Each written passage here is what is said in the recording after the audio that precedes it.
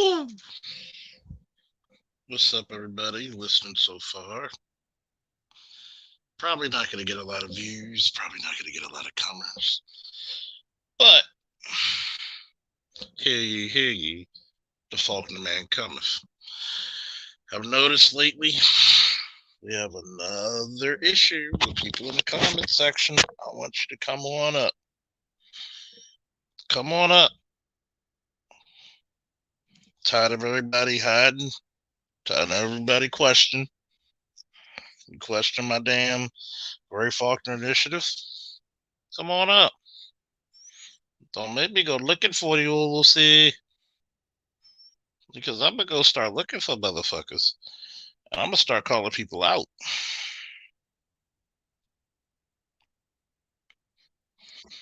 Where's Brother Man? I don't know. Where's Leonard Thompson?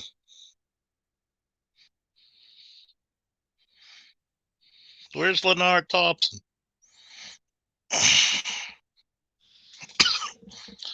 Where's Leonard Thompson? Where's all these feminists? Where's all these people who want to talk about Gray Faulkner Initiative, law enforcement, and all this other crap? You know? What's up, James? What's up, Life of King Wage? I'm interested. I'm getting tired, right? This is probably going to be a, as BGS puts it, an old Negro rant. Getting tired. And God knows I love my people, but sometimes my people get on my fucking nerves. Just like family. Family's usually the first to fuck you. But your people give you a special. They're very special.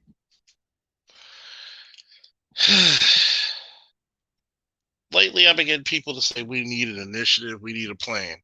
Boom, got one. Well, we need to make sure it works. Boom, it does. Well, we need to do something about law enforcement. You're speaking of one. Every damn excuse that you can conjure up in your brain. Every damn one. I want Leonard Thompson to come up here too. I know you're listening. Because if people want to debate, today's the debate. I don't give a damn if it's Cynthia G. I don't give a damn if it's Mr. Fantastic. I don't give a shit who comes under the damn rock which the Almighty God sat upon them. Because we're going to separate the sayers, the naysayers, the doers, the dirty walkers, and the shit talkers, please. See, what makes me sick of my people is that you want some mystical, pseudo-scientific bullshit to get you out of your bondage. Damn, I almost made it to the 5-minute mark, but excuse me. My videos aren't monetized anyway like that. As soon as I said this is a way to dig yourself up, you mean we got to do work? No, I can't be a part of the Gray Faulkner Initiative. As soon as you have to mentor, no, I can't mentor somebody else's kids. But you'd rather wait and play pussy politics with a bunch of bitches that don't respect you. That's what you're telling me? I get more pushback about a Goldman Sachs video from the little wannabe trolling lesbian feminist. But nobody wants to say, hey, these young men need help. I noticed that. This guy said, well, what about them two officers that the 2 times you were pulled over at gunpoint? So? And that's exactly the reason why you need more me than them on your streets as law enforcement officers. See, this is the day the Lord has made. Yeah, I'm going to rejoice and be glad in it, but I'm going to take a few heads off while I can. See, this is the perfect opportunity to try to debunk me. The perfect opportunity. If Cynthia G couldn't hold a candle to me, if stupid ass Mrs. Fantastic couldn't hold a candle to me, there ain't too many people in this fucking space that can even come close. Not too many. And that's not me bragging. You listened for years on multiple channels. So when a brother who's been in law enforcement for nearly, if you really counted, a decade and a half, 10 years in military service, sits down with a professor and says, hey, we're going to help our black young men. You know the reason why I don't like you sometimes is because you're the accomplices to your own destruction. Excuse me. You're praying for your enemies to save you. When the hell has that happened historically? We get idiots in here who are trying to do some Waco, Texas Ponzi scheme shit, who hasn't proved anything. Oh, I got $1 million. Yeah, put your money on the table. What have you done? Jamie Foxx is my cousin. So, what does that mean to black people? We're supposed to ooh ah and be an amazement to money you don't have?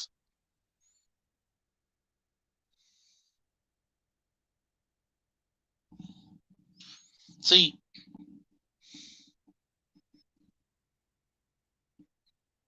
exactly. 13-year-old boy shot in Chicago, but we wasted time playing politics. I've said it. I'll say it again. Fuck the women. If the women don't care, fuck them. If they don't want to listen, fuck them. You're going to eventually fuck them anyway.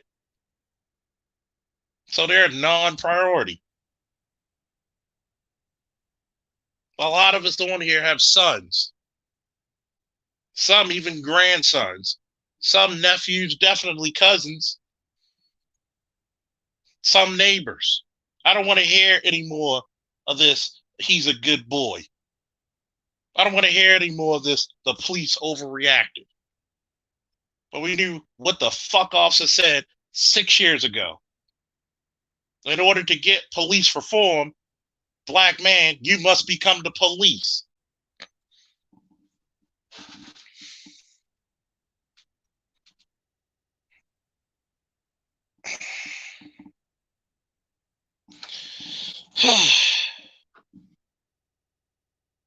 But it always fucking irritates me that you can't be the hero of your narrative. There it is. You got a young boy who's black. I don't give a damn if his mother's white. Guess how the country and everybody's going to treat him? Black. How the hell you mistake a goddamn taser for a handgun when your fucking taser is a cross draw? It's purposely a cross draw so you do not mistaken that weapon for the taser.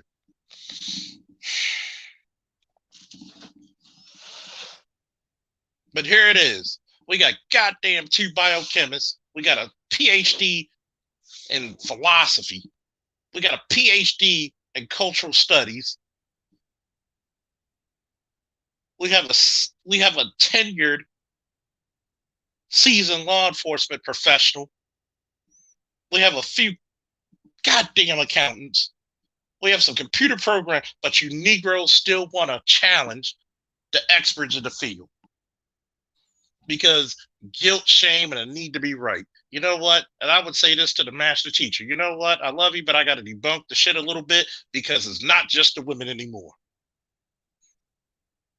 Because too many of our men went too far left, bitch.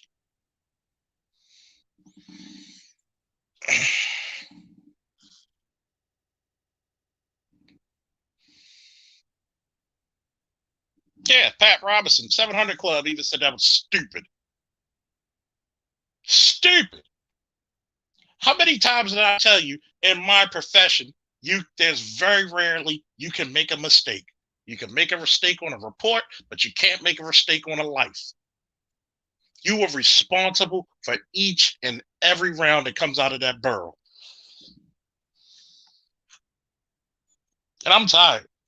And I'm sick and tired. I want a dumb motherfucker to come tell me something about law enforcement. I'm not being nice tonight. Oh, them ram horns are out, man. Them ram horns. It's funny how I could have 1,600 viewers and I can't even get over 100 people. I can't even get 100 people to share my shit. Fuck the money. Okay? This is something that could save your fucking son's life. This is something that could give your son a future.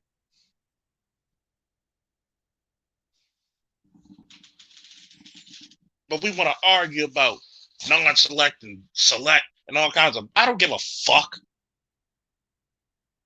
That's the problem with the black community. You're trying to discern your masculinity through feminine eyes, and you fail each and every time. You think if you die in a police custody or in a gang shootout, guess what? You think that chick ain't gonna morgue you, get the insurance money, and spend it on the next nigga? Wake up and smell the fucking coffee, man.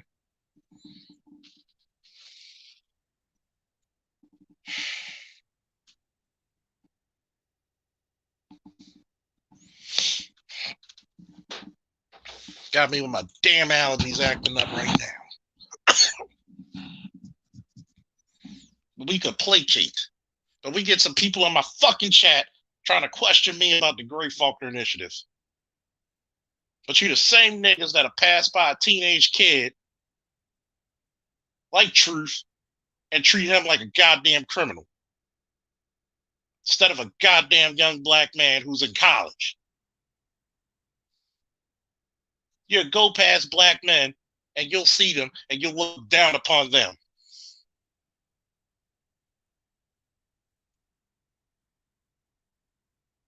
How many times? I want to see the proof of these niggas now.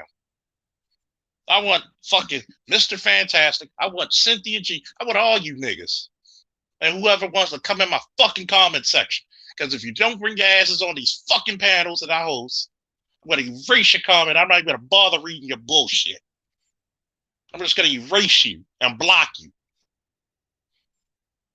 Because this is the time I want to hear the bullshit. We're not going to do old school fucking shit in the 21st fucking century. You want to debate me on some shit? Debate me on this. How many black boys did you send to college? How many black boys did you push past that fucking graduation in high school? How many black young men did you raise? I bet you if it's time to ante up and throw everything out your pockets, you're going to come up short each and every time. Bunch of damn hypocrites. Here it is.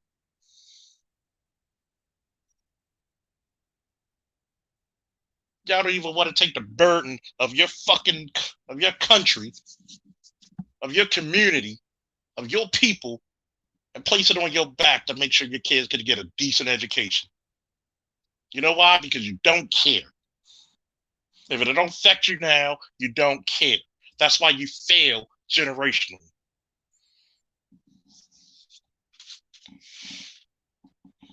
If that little motherfucker doesn't fucking entertain you, or you can't make them run 100 yards down a field or put a damn ball consistently through a hoop, you could give a fuck less.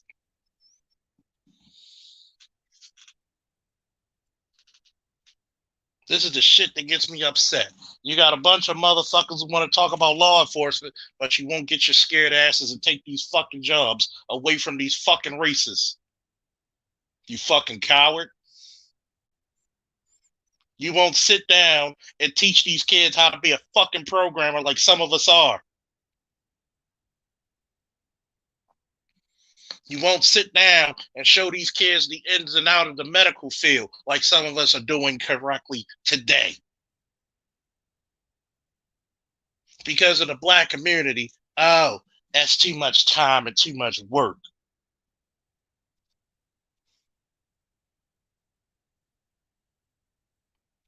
You know what? May God have mercy on your soul, because I will not.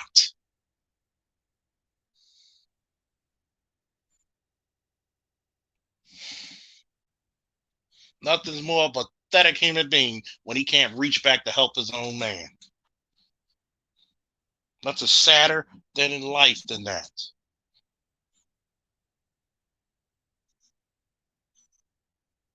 Here it is. A lot of you have been benefiting off the tits of somebody else's success. But when it's ready for you to pay it in full, you turn a blind eye. And then you wonder why you live such a foul life.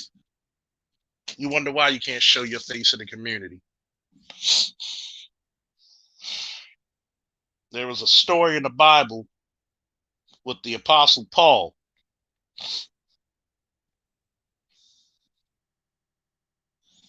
There were some guys going around trying to scheme people out of money, committing demonic exorcisms.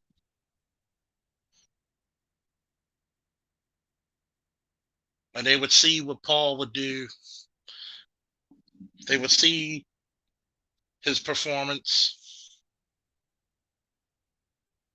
They would copy his prayers. They would study his words. They would emulate everything to the T because they thought it was profitable. They thought it was profitable to take advantage of their fellow man while they were down. So one day, these false prophets, or false apostles, if you will, went into a town and they rehearsed everything they learned from viewing Paul. Till that demon looked back at them and says, I know Jesus. I know David. I know Paul. But who are you? I know not of you.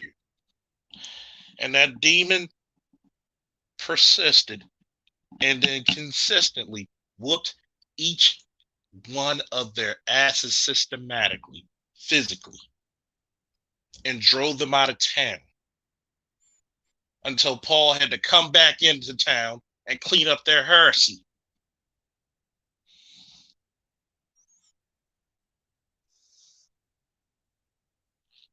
And this is what's going on now in the black community. Too many black people allow these shysters ass motherfuckers from BLM to shake them out of millions. And trust me, even get donated probably close to $1 billion. How is it that you love your people so much that you live near 88% of the enemy's territory? Not my logic, just hers. See, I know Valdez, I know Cerulean, I know AB, I know Truth, I know BGS. I know Dr. Dunbar, Dr. Ali, Dr. Tiasan, Dr. Green Gorilla, but I not know you. I want you to think of that. Think of that. We allow too many con artists to convince us we don't need to join the black man's army. We don't need to, excuse me, the white man's army. We don't need to join the white man's police department. But you consistently give all this authority to that same white man. No sense does it make. But we need an initiative. Here you go. Here you go. Here you go. See, why am I going to listen to you when you haven't done shit? But when you get mad and people don't listen, we some bitch ass niggas. We some bitches. We in our feelings. Boy, oh boy, oh boy. Social media makes heroes out of us, doesn't it? Oh yeah. I see BLM being, I'm a Madden player, man. You see Black Lives Matter all over fucking Madden. They getting paid for all these Madden and video games and all this bullshit, but not one damn dollar goes to the actual black people it needs to help.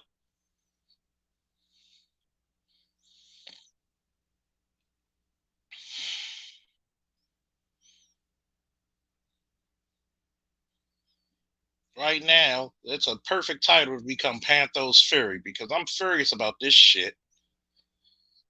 There it is. Where's all the fucking trolls? It's amazing how these are the same motherfuckers who would support such a fraud organization with a bunch of fraud ass lesbian Marxist women who don't want black men to be in charge. What did Dr. C say about it in his video earlier? The only way they see us, they see themselves as queens and they see us as warriors. Just a warrior drone to die for their causes. Chaos told me, why black men are being so docile? Because all you want us to do is fucking die. It's easy for you to talk shit because your ass never been in a fucking heat of shit. I have.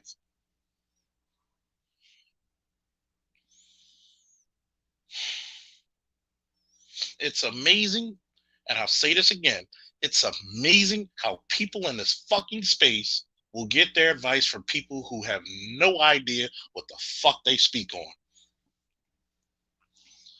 Why am I going to listen to Cynthia G about being a warrior? You sure didn't have your baby by one.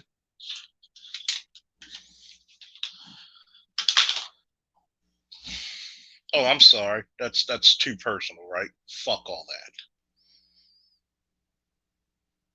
You wonder why black men are docile? Because you're not the one getting shot. Because you're not the one putting your ass on the line for your people. Because you know, like I know, that you know, that I know, there's a goddamn parachute for your fuck shit.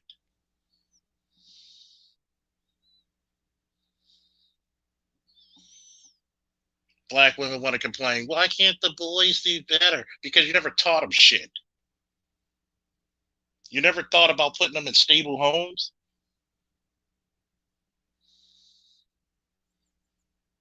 Just think about this. Half of you chicks can't even fucking fix a meal for your own damn kids. You hate it.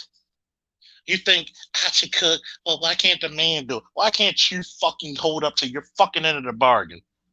You ungrateful bitch.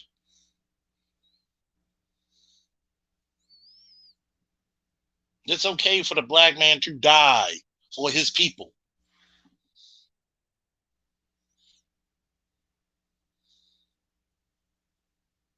Of course it's not. Because the children are fodder. If the goddamn children weren't worth shit, a lot of these babies would be fucking in dumpsters. And I know it. See, the protected, the protector really and rarely should ever get the advice of the protected. Because your ass is not on the line. Your ass never been on the line.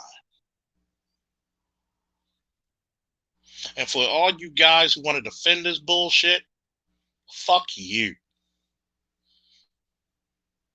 All you want to be, oh, they should have complied. Fuck you. From the deepest of the bottom of my black ass heart, fuck you.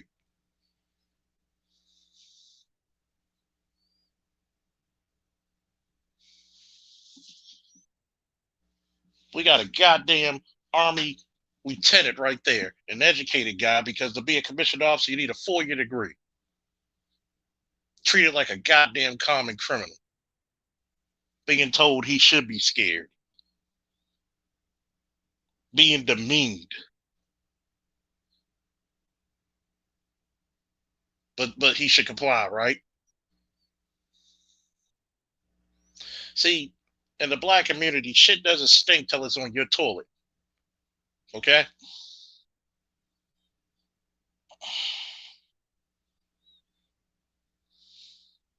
I'm gonna say it again for you niggas in the back who didn't hear me. Shit doesn't stink till it becomes your toilet and bathroom that stunk.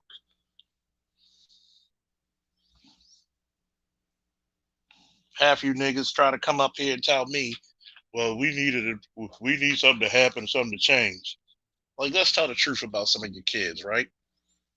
A lot of you didn't give a fuck about them until you put their face on a goddamn t-shirt. BGS says something in one of his damn recorded videos that I think every time a black male gets shot, I think a black woman raises her head like she saw the fucking contestant of The Price is Right. You know why? I never saw a creature that's so void of love. Can't even love her goddamn self. You think she gonna love her kids? Can't even hug her kids. The only time she even wants to see her kids is to see what those kids can do for her. What those kids can make her look like. What glory them kids could bring her. These women are about as dedicated to their children and the community as the slave master is looking at the slave. If you ain't bringing me money, why are you talking to me? That's all.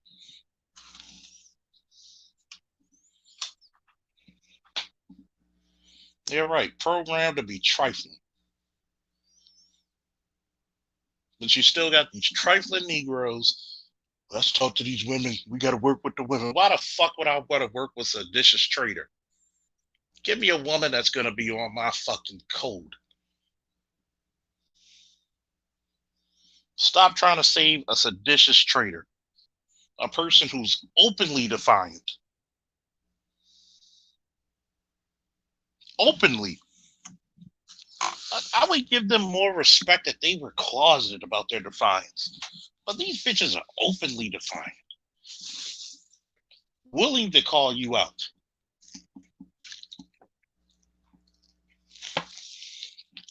Tell you to your face you ain't shit.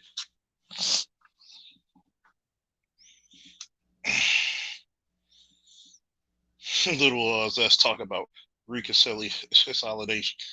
Man, fuck that motherfucker.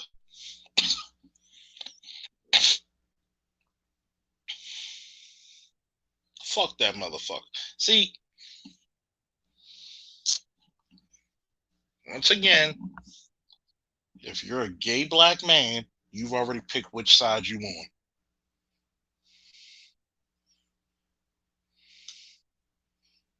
See, I can respect a black man that happens to be gay.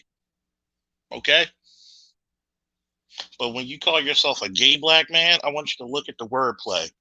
That gay is always in his mind going to come first. And he'll sell you out just as any trifling, overly liberal black woman or the liberal white person sell you out in the back end. At least the at least the racist white guy tells you where he stands first and foremost. At least he's got the decency to do that shit.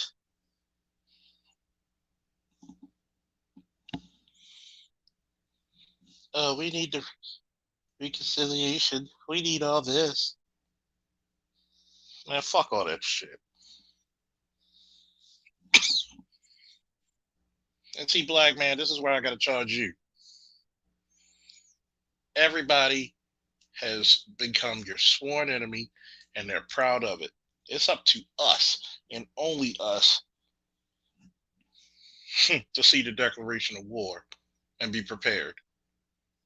If you got yourself a good woman, good for you, fella.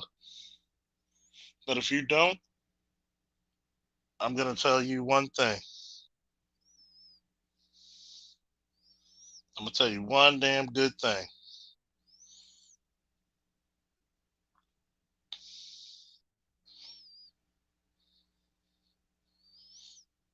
One damn good thing.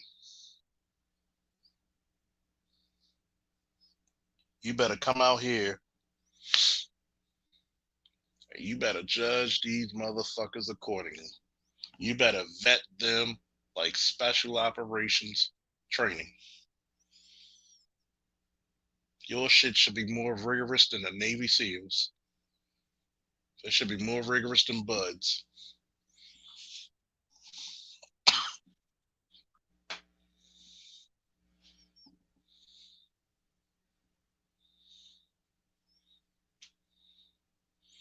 But we also have Art of It more here. You know, he makes his bread from his breast milk, by the way. It's full of yeast in one and Cambodian in the other.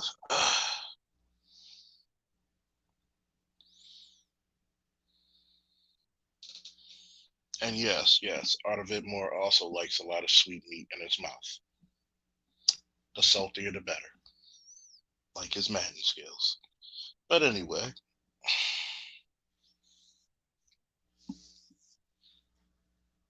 you got a bunch of these women out here who get to stand in front of network news saying Black Lives Matter. But once again, Black lives only matter when you pay for them.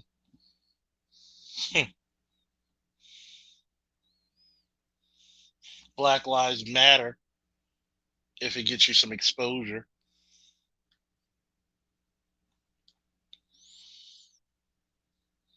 So much so. What is the old saying? If you want to see a man's true self, give them give them power.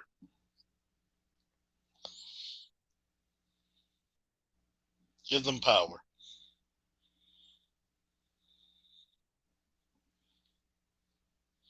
Thanks all a bit more for the cash app. Give that man power. You'll see the true them come out. You'll see the true what they stand for come out. $1.8 million house in a neighborhood that's 88% white. Only what? 1.6, 1.4% black live in that neighborhood. But this is the so-called enemy. That's the equivalent of of a Jew during during the during the Nazi control of Germany, living right next door to Hitler.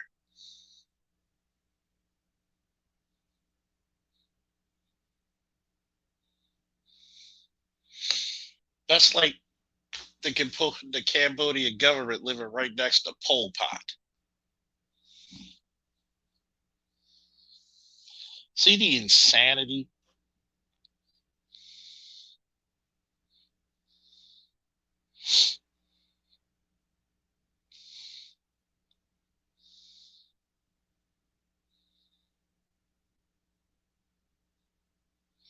Oh.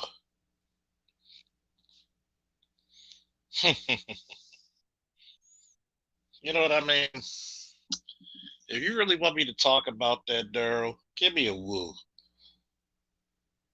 And a couple of cash apps won't hurt either. But definitely give me a woo. And I'll talk about that as well.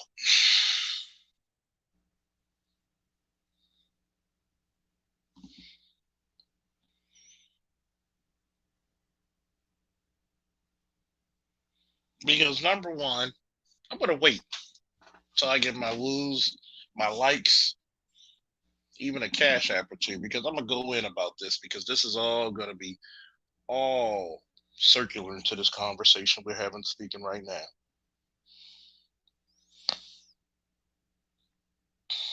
Few more, few more, few more. Need my likes up. Goddamn likes up, please.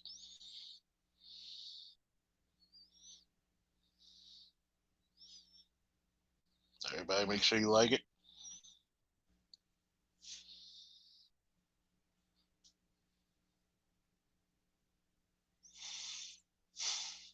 It's a goddamn saying that fucking media can outplay our fucking videos. Make sure we get the likes up as well, folks. Then I'm gonna go in about that goddamn sardine. You want a view? Guess what? I don't give a damn if you like it. Thumb it down. Oh no. Give me something. Number one, we're gonna light this up. That sergeant ought to be kicked out the fucking U.S. military because when your boy was in the U.S. military, my job was to liberate people, not harass and bully them. Okay? See, that's the fucking difference between the hero versus the bad guys. See, the bad guys use human shields and bully human shields. The good guys are the human shields. See, I'm going to say something to this shit. One, if he was of equal size or bigger, that sergeant would have nothing to say to that black man. And what was the reasoning? Oh, he was harassing women? Or whatever bullshit he came out of his mouth? Where's the witness? See, you want to take it upon yourself, but these are the same men who, if they were driving through Baltimore, they would be scared shitless.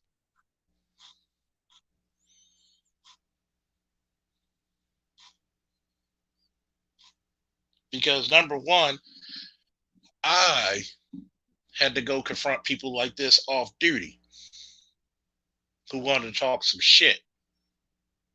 So you step out of a car or you get out your seat, everybody else wants to play nice.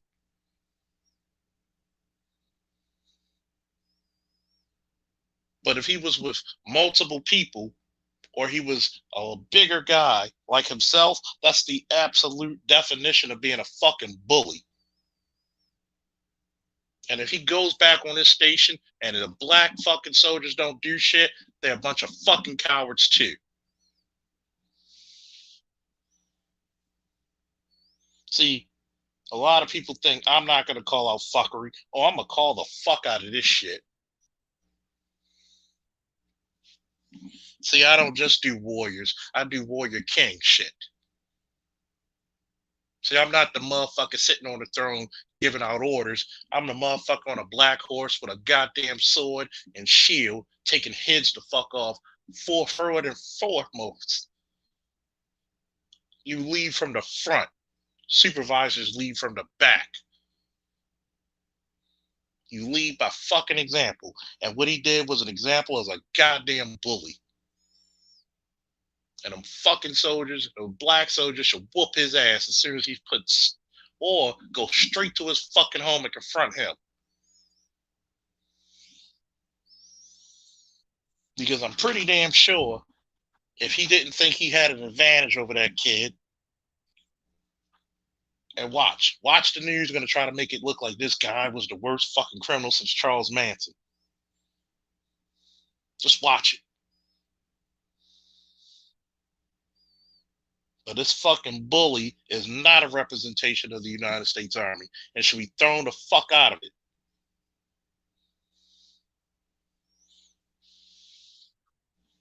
How many times have I told you? You can't. The government can't even trust these motherfuckers anymore. This is your time to take over those positions and gain your power, black man, and say fuck your woman. If your woman don't want to come along for the ride, guess what? Do like Lot what he did to his wife. He wanted not to look back, and guess what? She looked back because she wanted to be under suppression. She loved the house. She loved the debauchery. She loved the fuckery. She loved the bullshit. She loved the weave. Let her turn to a fucking pillar of salt.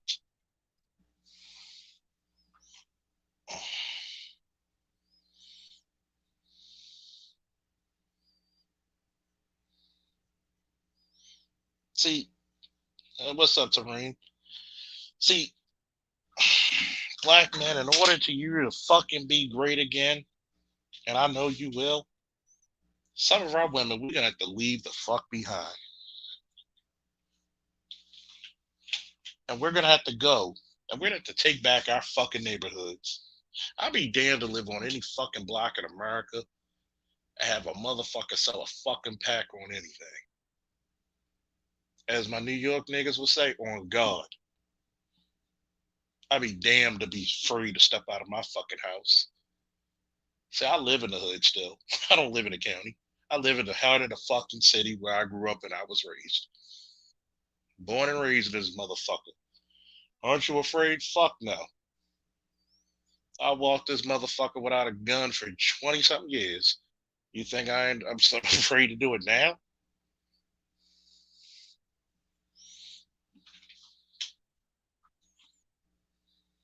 See, a lot of us need to just do the things that we need to do. Tell the women, shut the fuck up, take our neighborhoods back. And if they don't like it, they can get the fuck out of it. You got a goddamn bully. See, one thing I can't stand, and I'm gonna tell you this on a side note from a personal, I can't stand no fucking bully. I hated that shit when I was a child, and I 10 times, 100 times, 1,000 times over hate that shit as an adult.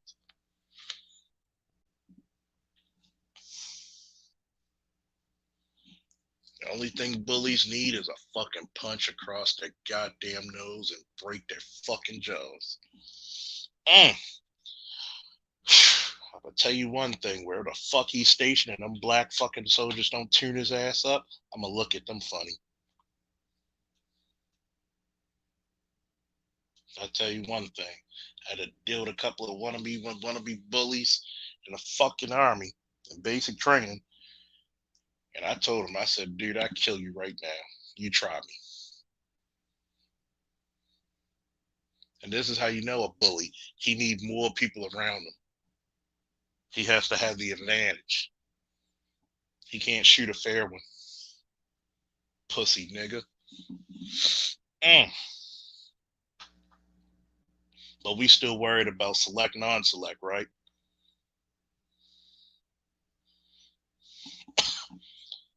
Serene said, you know, they escorted him and his Fiona-looking wife from Strut to safety after black folks went to his house in droves, and they embellished the story of his windows. Of course. First of all, number one, if you see a guy fighting barefoot coming to you and he's bigger, you stomp on his goddamn feet. You break his toes, then when he's hopping, you break his fucking face.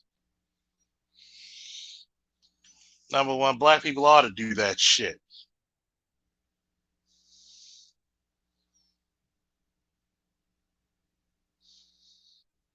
You ought to do that shit. See, people be like, "Well, Officer Falk, are you preaching violence?" No, I'm not. I'm preaching justice. Is Batman would say to Robin, justice, not vengeance.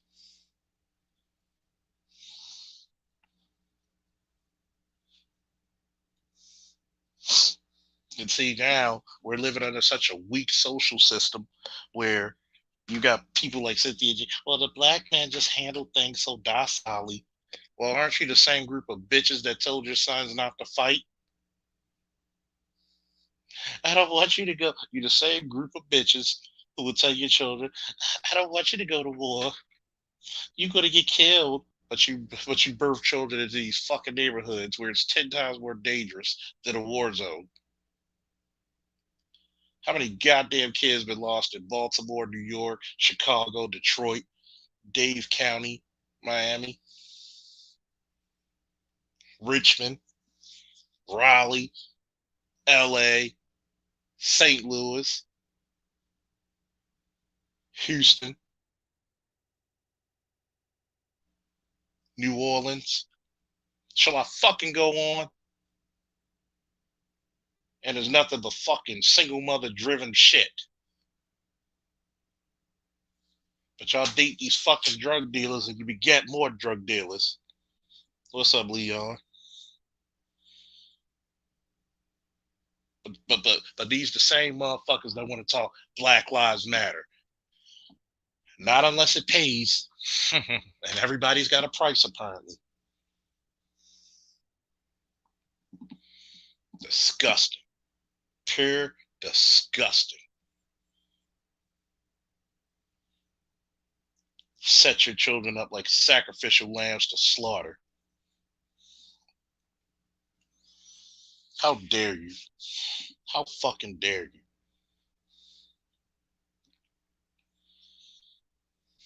And then talk about black men ain't doing nothing. You don't want us to do shit because you like the status quo. If you think I'm lying, go to my fucking Goldman Sachs video and look at all the fucking derogatory shit these bitches were saying. Come on, Leonard Thompson, where are you? I'm going to explain to you why it's black men who need the fucking Gray Faulkner Initiative to prevent people being harassed, to put more black people in authority. But you know what? You got too many of these people in this fucking community who are just seditious traitors and cowards.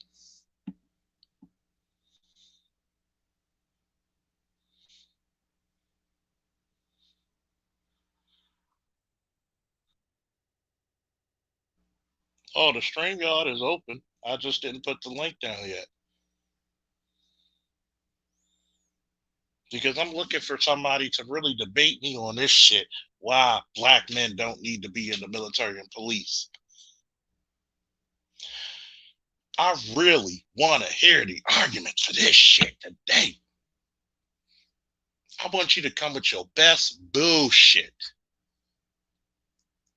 And I'm going to dissect you like a middle school science fair frog. I'm daring the first motherfucker to step up. I'm daring you.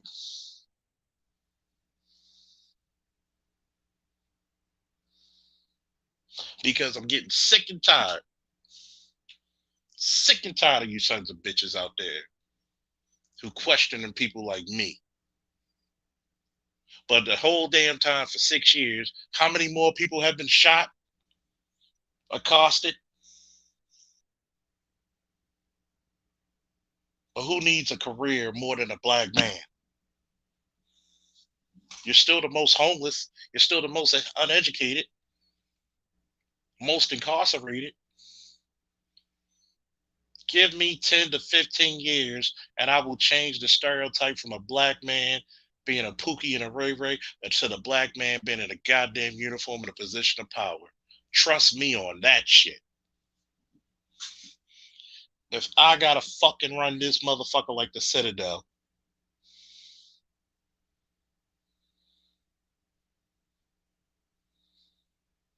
See, if the men ran it the way we supposed to, every goddamn fucking swinging dick that we got in the community will spend at least 2 to 3 years, maybe even 4, in the goddamn military, where he's guaranteed a fucking house to buy and guaranteed education. And then when he joins the department, he's guaranteed extra years towards his retirement so he could even retire early, like a couple of brothers did last month,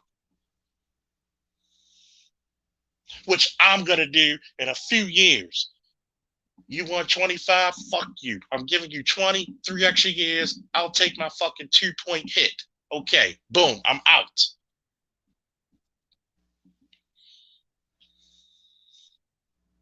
If it was up to me, if Charles Faulkner Jr. was the king of black people, 4 years so we could guarantee your ass an education. So number one, every black male, if he wanted to go to a trade, a 4-year college, or some type of technical school, he would be debt free. He would save his money up, buy a damn house so he can be out of the power of some skirt, including his mama. Now, how about that for some goddamn Black Lives Matter? How about let's talk about this black girl magic? I'm going to say it once and I'm going to say it again. Somebody write this shit down in the chat because we're trademarked, and I'm going to trademark and put it on the t-shirt. Black girls magic only persists because of black boy mediocrity, white boy interference, and white girl subterfuge.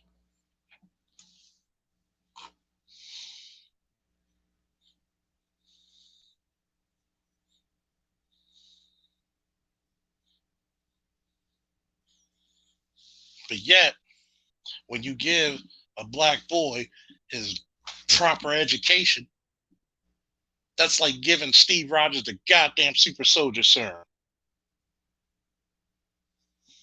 That's like giving Thanos the Infinity Gauntlet. The Infinity Gauntlet. That's like giving Darkseid the Omega Beams. That's like giving sunlight to a goddamn Kryptonian. Instead of worrying about black girl magic, why not worry about black boy superpower?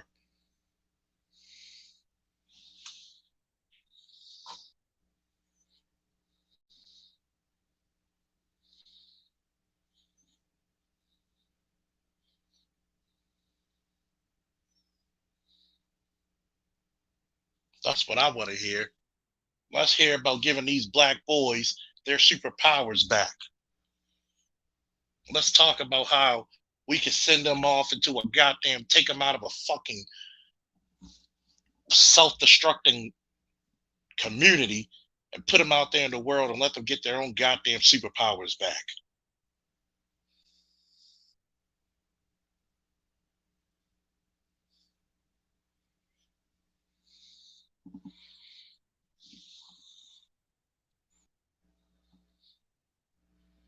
Oh yes, the anti-life equation, get them power over all in the universe.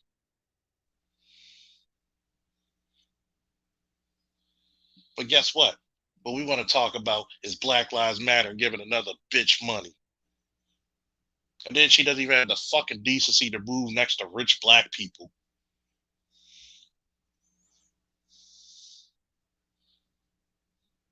Yes, he's more powerful than Thanos. Thank you.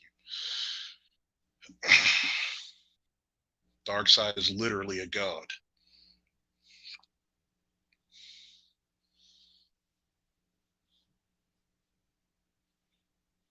But yet,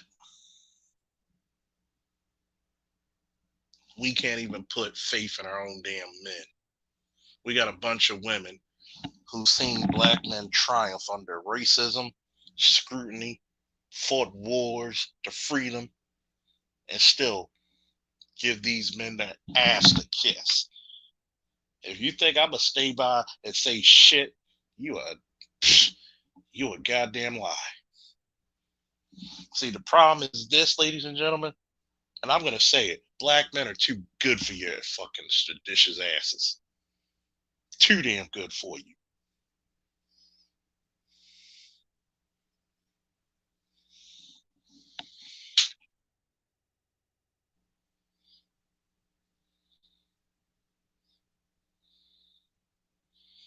The average black man is too good for the average black woman. That's the reason why she's going down dating Pookies and Ray Rays.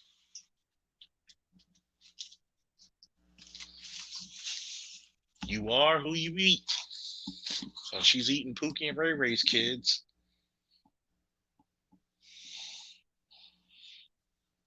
You cannibalize your own goddamn sons.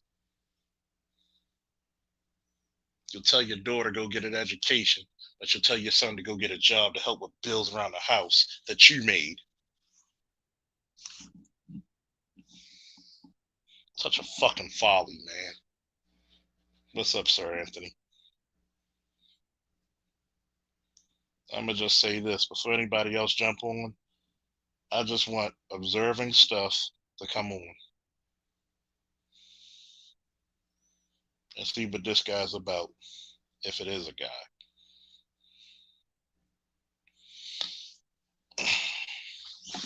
Since he wants to come up, come on up.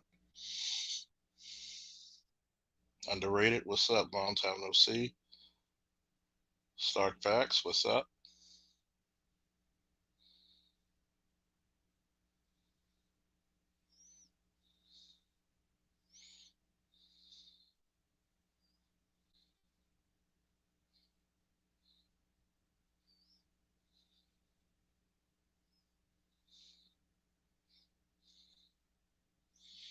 Because right now, I'm fucking upset.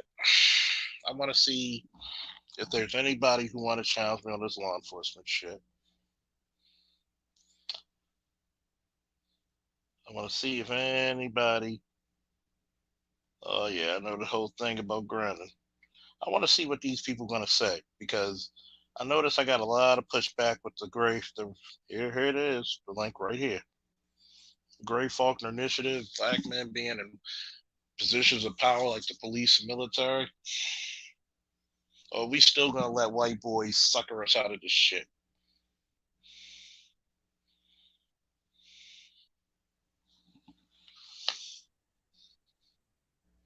What's up, observing? Hello? You can hear me. Can you hear me now? Yep, go ahead. Oh, you hear me? Yep, we can hear you. Oh yeah, man, bro. I ain't don't know weird shit like that. I mean, I don't know, but like it's like no, I was talking about what you was saying before. So And what what part? you was saying before? What you was saying before? That's it. What did I say before that you're in particular? I'm trying to scroll back now because I said a lot in the chat. I'm not gonna lie to you. I said a lot in the chat. I just wanted to let you know I was a real person. You know what I'm saying? Mm-hmm. What's your makeup? Black guy, white guy? Where you from? I am 26 years old. I'm from St. Louis. Yeah,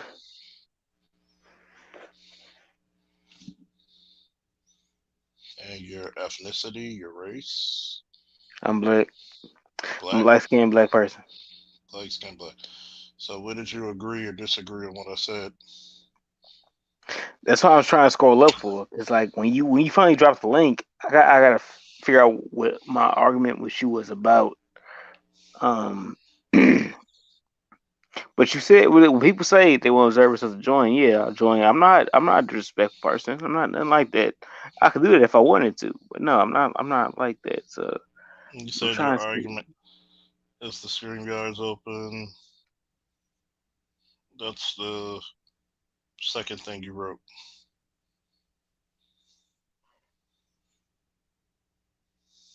Yeah, that's the second thing you wrote. When I talked Yeah, and about the then military. I said you from Baltimore. Well, I Yes. assumed you from Baltimore. Yeah, I Yes. heard the I heard the yeah, that's dope. Yeah, I'm from St. Louis. If you could have heard and nerd, that's where I come from. Where I come from. I did have an argument with you, but I'm trying to scroll back because I can't remember now. You know what I'm saying? When people say they got an open panel, it's like you gotta scroll back what the argument was before. So, Is it about the military, police, black men being in it? oh yeah, I did say something about that. Shit, I can't remember what I said about that. If you could say what you feel about that, I could probably remember what I was saying before. Well, actually, no, I will remember what I was saying before. That black men need to get into these organizations. The sooner, the better. The more, the merrier. Because I mean, to yeah, I'm saying you keep going with it. You know what I'm saying? that's the short end. Meaning, where does all that technology start first? You said, well, let's not start first. Who gets it first? Who gets it first? I would say Hmm. people who with money get it first, whether it's the military or the regular person with money. Military number one. People with money number two. So Hmm. if you want to be number one with state of the art technology, you go to the military. Shit, you want to be one of the ones state of the art styles. You want to have money and be above, and being black isn't Let me good let me in let me that ask you scenario. something. Let me Yes, sir. ask you something. Yes, sir. Who's the least educated You said who's least educated in this country? in America? I'm assuming you mean America. Um, See, I try to be asked, so who's least educated? Who's the least educated? Who they promote to be the least educated is black people, black men especially. Who is the least So educated is white men, no, no, no. But we're gonna stick with the black men. So who are the most homeless? black men, black people, black people. I'm sorry, black Black people. men. Black men. Hmm. Who are the most incarcerated? Who are the most wrongful? Okay, okay. I'm saying like this: who are the most incarcerated? White people because they are the majority, but who are the most wrongfully incarcerated is black men. Whether wrong or right, who's the most incarcerated? I say white people. Not black people. And I don't. My main thing is the wrongful incarceration. The wrongful incarceration. That's a big factor because the wrongful incarceration is black men. So in other words, right? If Does you it kill matter? 20 Does it people and you get, I'm sorry. Go ahead. I'm does sorry. so in other words, does it matter if you're in there because you should be or you shouldn't? It certainly matters. If you shouldn't In be other incarcerated, you should go ahead. in other words, if somebody's asking you a blank statement that says, "Who is the most?" Does it matter? Well, yeah. When you say who is the most, yeah, I did filter that. But if you say who No, was no, no, most no, no, no. incarcerated, We didn't repeat my question. yeah, I'm not saying what you're saying. I'm sorry. Go Repeat my ahead. question. Repeat my question. My last question to you. Who is the most incarcerated? I would say there is more white men than black men in America, to my knowledge. So I would say white men. Now, if you say No. wrongfully incarcerated, go ahead. So, no. As a matter of fact, let me give you some statistics, okay? Educate me. I like So, that shit. we'll go Educate to me. Mississippi. We'll go to Mississippi, right? 70% of Mississippi gangs are white, okay? Yes. But guess who's arrested for 90% of the gang-related crimes. Black men. So I feel like we have a correlation right now because you know what I said wrongfully incarcerated, and I said black men. Well, I said I want to say black people, but I did say black men. I want to say black people, but so I think you know where I'm coming from. You know what I'm saying? I think we have type of correlation. In other words, I want you to listen now because this is learning. Yes, sir. If I drop you off into a space that says number one, in this community, I want you to look for drugs in this community only, and we're gonna target heavily in this community only. Guess who they're gonna really focus their arrest on? In the black community. You know why? And Because many of those yeah, communities are what? poor, impoverished. And what are the criterias for crime? What are the causes? So I tell you like that, people who need something. If a nigga need money and he want to rob you, he gonna try to get that off you. Simple as that. So People who need something. so number one, I want you to listen to me. Proximity. Oh, damn right. Yeah, white people kill more white people than anybody. So in Asian people other kill more Asian words, people.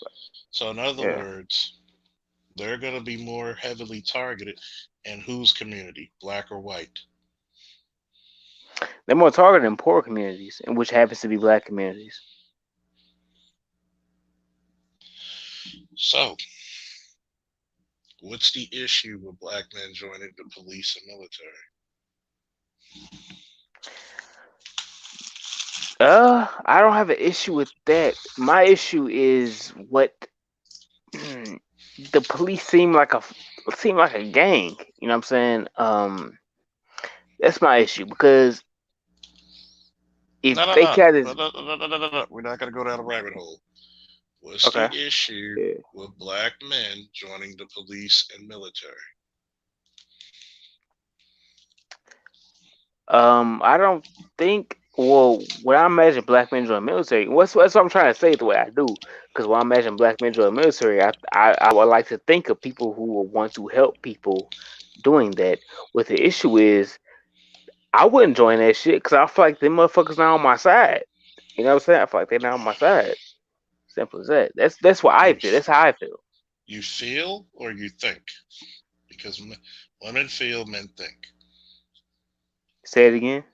Men men think, women feel. Women When go it comes by to their feelings. Women go by their feelings first. Men go by their logic first. yeah, God damn it, I hate the niggas like you. I like. I hate that. I like your.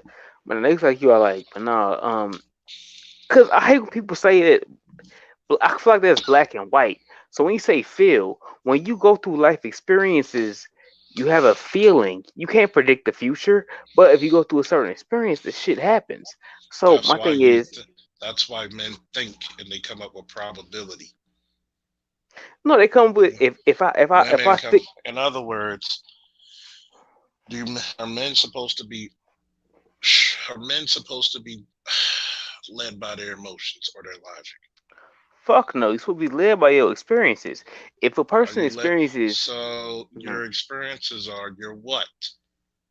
Is it your feeling or your logic? logic, I get my logic through what I physically experience. It's not that I feel. It's not that I looked at the media and thought, "Oh, this must be the way because the media says so." No, it's because So I lived through that shit. When it's like when you be seen a certain way because of something you can't control. so in other words, we think, we don't feel. We go. Feelings for us is in the background We all got because feelings, my nigga. We all got feelings, that's bro. in. What did I just repeat? What I just said. For men, feelings for us is where in the background, right? Yeah, feelings is weird for us. Not weird. They're in the background. See, we can't be emotional like women. You understand? Women can do all that dumb shit because people are gonna pity women. Men and women aren't looked upon the same. See, this is the reason why what happened to these young men and these situations is one, the issue of culture. Mm. Do you agree or disagree? So you said you got to indulge a little bit. So you say it happens of. I'm not saying I disagree. I'm not saying I really disagree. I say I need more information. Does that sound foreign Meaning, to you? meaning, is this a culture issue that we're going through with policing around the country? So when you brought up that young man, I want you to go back to that. So I like the way you say shit. I like the way you say shit. Yeah, I like the way you say shit. But we go about that. So you saying about that young man? Which young man are you talking about? Because it's been many. Pick one. Hell, I asked you the same question. I'm not being combative. I'm just saying, No, yeah, no, same no. I'm question. Yeah, asking be you to fine. pick one. I'm asking you to pick one. Just say don't say right. Was it an issue of culture? I don't know what that white lady was thinking in her head when she shot him. She claimed that she brought the taser. You know, it's things. I don't want to get to that. I try to bring things to a certain level where. No, no, no, no. We gotta stick on this one, right? Because Okay, yeah. you're telling me this white woman would have reacted to him the same way as a black man would. No, no, that's not what I'm telling you. That's why I said So that. is it That's an why issue? So is that an issue? Number one, with culture. it's an issue with culture. Okay, okay. Let me think. So you say issue with culture. Educate me. So what do you mean by that? It's an issue with culture because What is I culture? what is culture? What you were raised around, what you was born around. You can't control And what you was culture raised around and born around. and culture deals with how your environment is, right? Because your environment affects your culture, correct? Yes. So does that white woman have the same culture as that black man? I would assume different cultures. I'm assume she wasn't raised in a black environment. I don't know her. I'm assuming that because I don't know her. Because remember, your culture works two ways: how you view the world and how the world views you, correctly? yes, Right? sir. Yeah. So one of the biggest issues is what? What? How you are viewed? Yes. Yes, exactly. Yeah, I agree. Yeah, that's why I feel like we're not arguing. I feel like I agree with you. We just saying things in different ways. So in other words, what is your issue? So when somebody says, "I can tell he hasn't had too many talks with older black men," Charles educating them. No, we I don't. agree. We don't. He is educating me. No, no, no, no, no, We stop. don't read. No, no, no, no, don't tell me to stop on my panel now. Yes, sir. Okay, okay. I was Yes, agreeing with the yes, comment. yes, I was agreeing yes, with the comment. sir. I was like, I'm giving you you educate respect, me. so please give it back. Correct, sir? Notice I'm calling you sir, so what would be the proper thing to say? As I called you, sir. So Thank you. yeah, I will do that. So in other words, if the host is speaking, don't cut the host off. Yes, sir. I know I cut you off, And but you, yeah, okay. your response is No, my response is I didn't know I was cutting you off, your but yeah, response is yes, sir. yeah, I've been calling you, sir. I didn't say you have it, but that's your response. Number one of the biggest issues is this: is culture. Hmm. I've spoken to many higher ups in police departments before. Hell, I've spoken to Brett the Hitman Hart about this shit. Okay, for an Wait, hour literally? long, I'm literally sorry, I'm gonna face to interrupt you. literally face Oh, to face damn.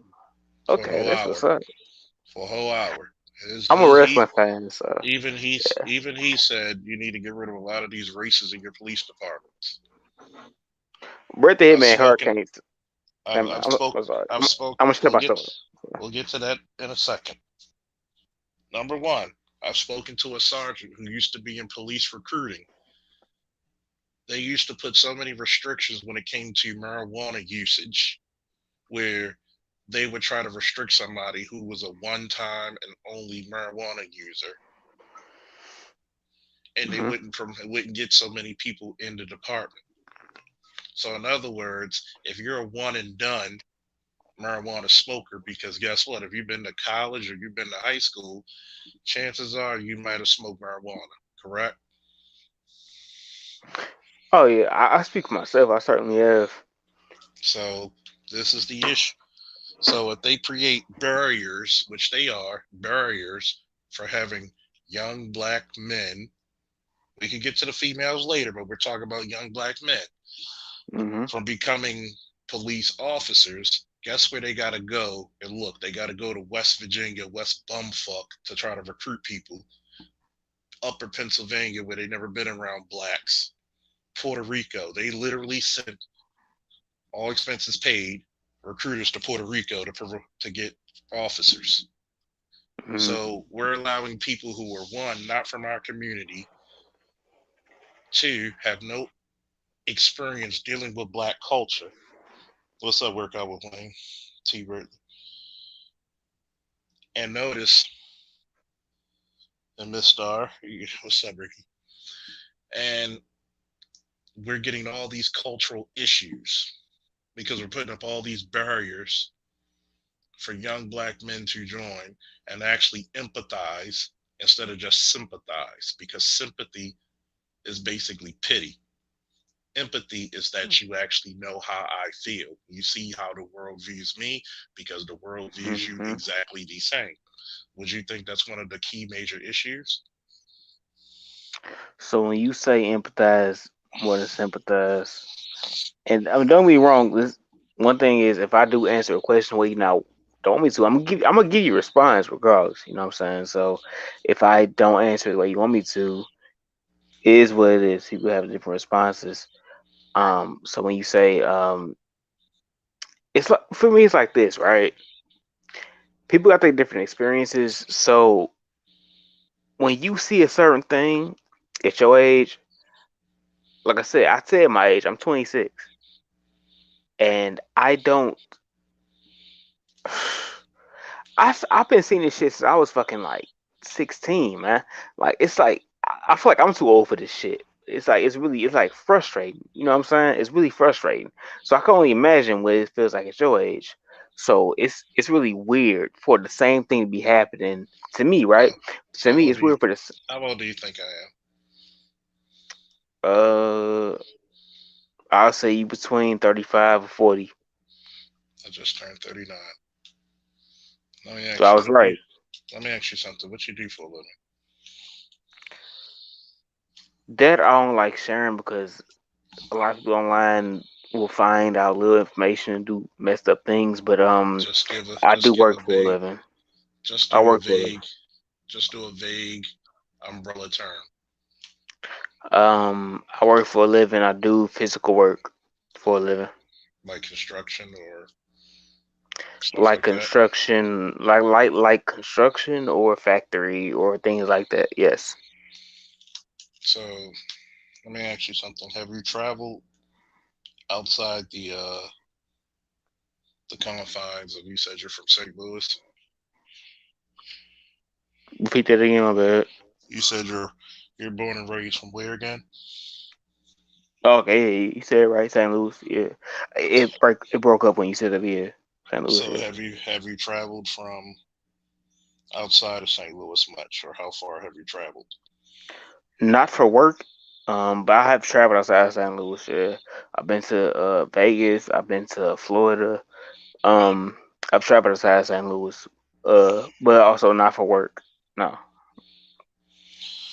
So in other words, Somebody said no way he's my. No, get me wrong. I read the chat because I respect the chat. Somebody don't do said no that. way he's my age. When My nigga. we up here, don't read the chat. You speak to me, not the chat. Okay. The reason It's why I gonna be bring up difficult, but I ain't gonna lie. It's just gonna be difficult because some just don't niggas even talking. I'm like, just don't. mm. People gonna talk.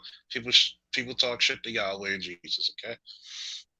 No, I want it. I want it because I No, handle no, the no, no, smoke. no, I no, don't no, give a no, fuck. no, no, no, no, no, no, no. The only smoke you got to worry about is Chief Slapper Hoe right here. That's it. You ain't got to worry about the chat. Alright, alright, That's it. alright. That's it. That's the only person you got to worry about because we're trying to get down to one. Do you believe that a lot of these positions will be better kept and better managed by black men, especially in black communities and urban environments than other people would?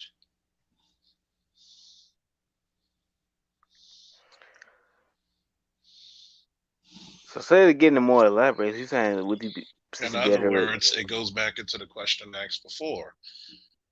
Do you think the empathy would be greater if a black male was a police officer in a community such as me being born and raised from Baltimore? Do you think the empathy I would have for the people of Baltimore be greater and understanding would be greater than someone who was not?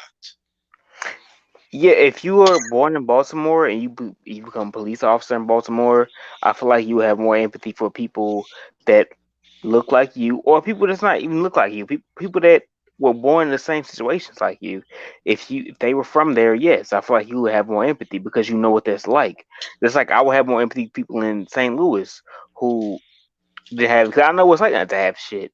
I know what it's like to have shit. It's fucked up feeling. You know what I'm saying?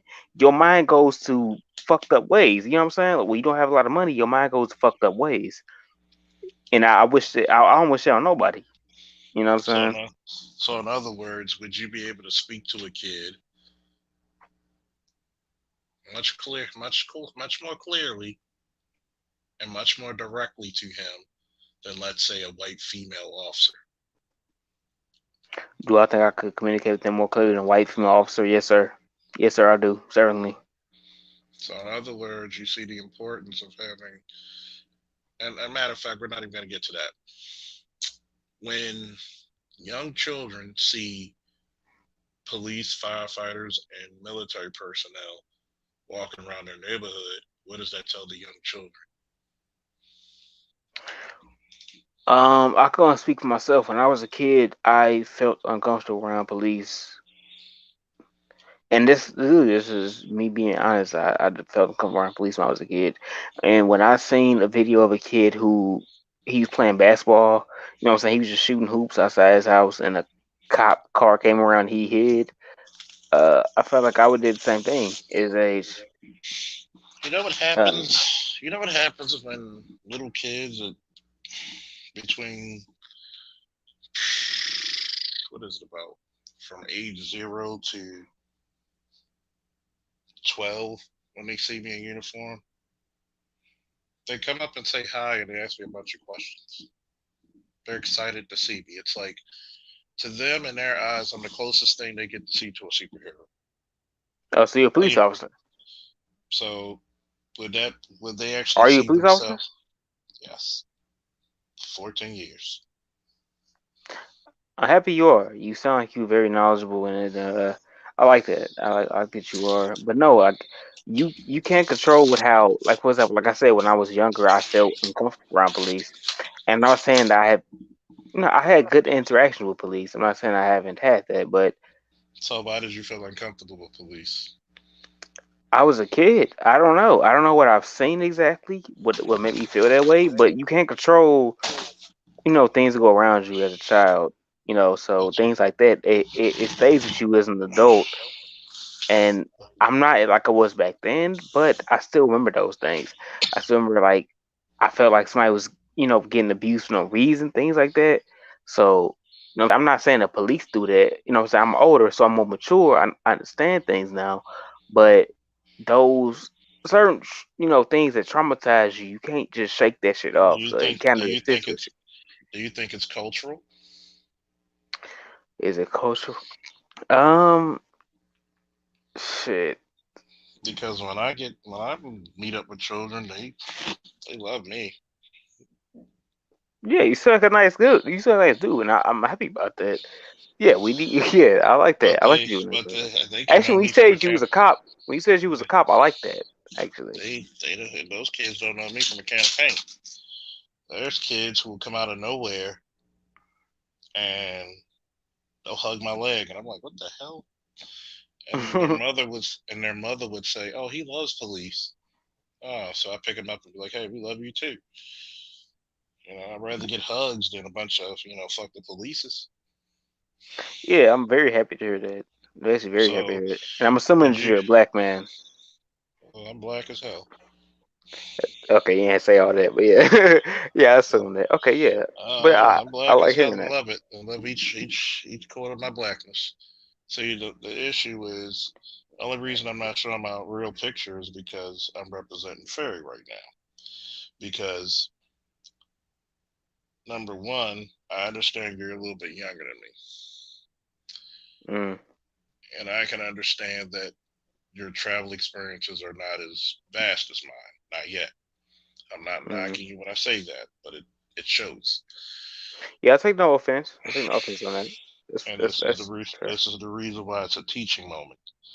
Because the reason why we have so many of these incidents that are going on around the country is because no one's. I'm probably in the black manosphere. I'm the only cop in the black manosphere, really. If you You have to think about explain it, what the manosphere is later. But go ahead. we'll get to that much later. Hmm. You're not going to have too many black cops openly speak about their experiences dealing with the black community and dealing with the white community and dealing with the community as a whole.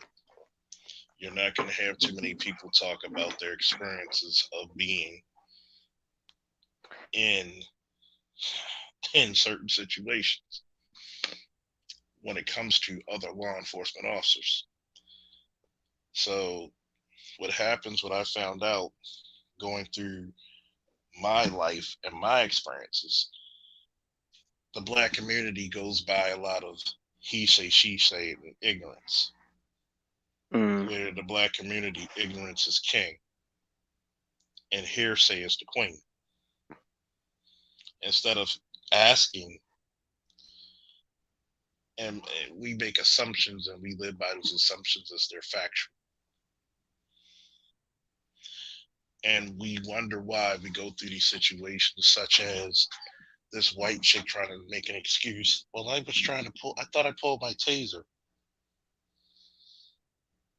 Hmm.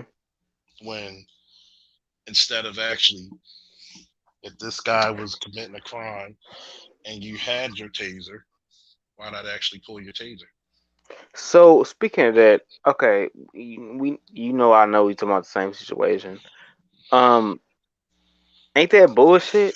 You do something for 26 years, ain't that bullshit? And I'm not the type person that will say like people don't have, what I'm saying, everybody can make flaws, but that's bullshit. You know what the weapon is you had to kill somebody, and also if you don't want to answer that, I ain't trying to hold you to that. You know what I'm saying? I don't want to hold anybody to that. Everybody's in the chat gonna laugh at you because they're like, you must be new because I'm they reading the tell you chat, but you told me not to. God damn it! I want to no, respond no, to all these no, they're motherfuckers. gonna laugh at you because of they know me and they're like, he's not gonna be afraid to answer your question. Number one, No. I ain't say you number afraid of shit. Yeah, you uh, definitely ain't because seem afraid of nothing. because number one, your taser or the electronic stun device or whatever the fuck they call it, because taser is actually a trademark name. So number one, your taser is a cross draw. Do I have a taser on my gun belt? No, I don't want one. I have my Coca Cola nightstick and I've been doing fine with it for the last 14 years. Fuck that shit. It's just more to go. Number one, I mean, I feel bad to ask you that because I know the way you say it like I done said this 50 million times. All goddamn ready. I'm in educator road right now. That's why I haven't brought anybody up. They're listening, but I haven't brought anybody up. Mm, Number one, your taser's a cross draw, meaning you have to literally go across your gun belt to pull your taser. Compared to if you're like me, a right-handed person, your gun is going to be on your right hip. So one, mm. I'm going to know that if I'm grabbing my taser and it's too damn quick, oh, that's my gun. Put it back in the holster. I gotta go across, boom, and get the taser. Shoot. I didn't see the video. I don't know if they have a video out. I might have to do some more research on that one. You If saying you're the same exact thing I would think. if Yeah, you're go if you're ahead. rumbling if you're rumbling and wrestling with a guy, I don't know if she was by herself, which if she's with a suspect and she's doing a stop like that and you're by yourself, you's a damn fool. It was two men and she was the only woman, and she pulled out a gun and said taser, taser, taser as she shot him. Yeah, I don't know about tasers, but I do know what Glocks feel like. I picked up a Glock. I've shot a Glock before. Um, yeah, they don't look like tasers whatsoever. Glocks are black. They you pick them up. They call it a 9 pounder in some neighborhoods, or not 9 pounder. I forgot what they call it. But anyway, but yeah, it's not like a taser at all. I've never held a taser. I will be honest. I never held a taser. Never shot a taser. But it's not bright and yellow and bubbly like tasers are. You know what I'm saying?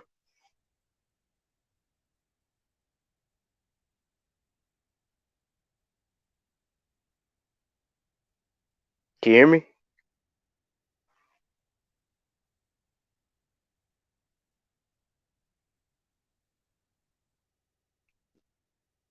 Oh shit, that was all too much. And he blocked me. God damn it. People be trying to bring it, man. Can people hear me in the chat? Okay, I think he trying to leave and come back. Okay.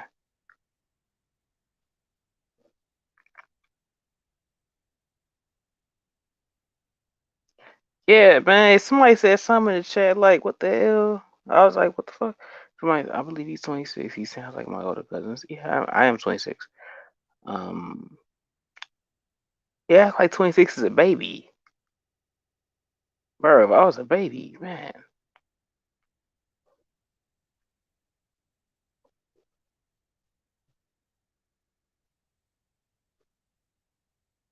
I am intimately familiar with the with my weapon. Yeah, if I had a stun gun, I wouldn't confuse the two. Exactly. Yeah, I feel the same way, Sir Anthony. I feel the same way.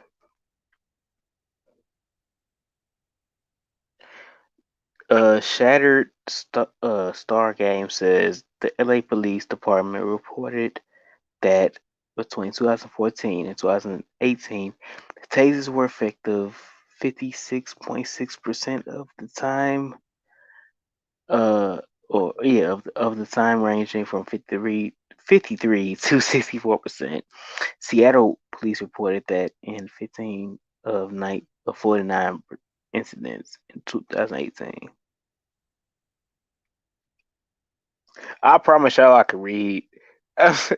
It's just I ain't never been in a situation like this. So yeah, can y'all still hear me? I'm gonna try to, be respectful to the channel holder. I don't know if y'all can still hear me or not.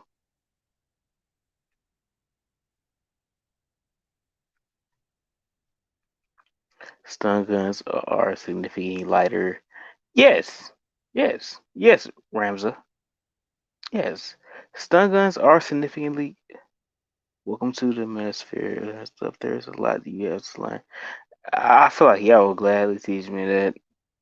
But some things I ain't gonna lie. Don't get me wrong. Certain things I ain't just gonna absorb everything. Don't get me wrong. Certain things I don't mess with. Or I ain't say I don't mess with, but certain things I will reject. You know what I'm saying? I do have my own mind.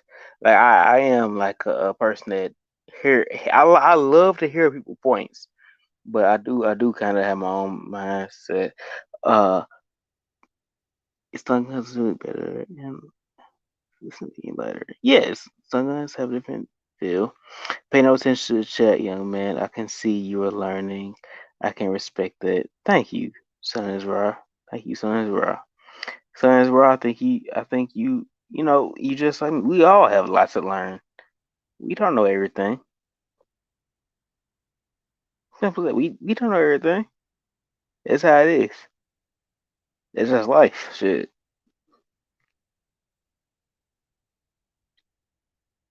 Shit. If I knew everything, I'd probably be an asshole.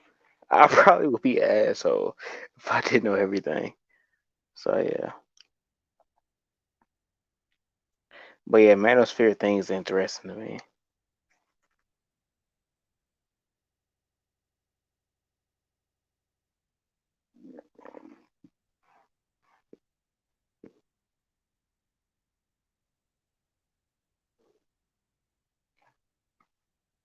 Come on, y'all, keep typing. I'm not used to being a host. I'm not used to being the main person talking. Somebody say something.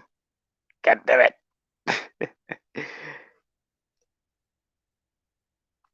Especially with a new channel, I expect to be the main person talking in a new channel. Oh man, this is new to me. If I, you know, if you knew everything, then there's no need for you to be here. Exactly, exactly. I don't know everything. I don't know everything. So actually, you know what I hate? When a person sees somebody my age and treat me like I'm a fucking 9-year-old. I hate that shit. The chat used to do the same thing. Treat me like I'm a 9-year-old. I don't know everything. You know what I'm saying? If I'm 26, even if I was fucking 35, I don't know everything.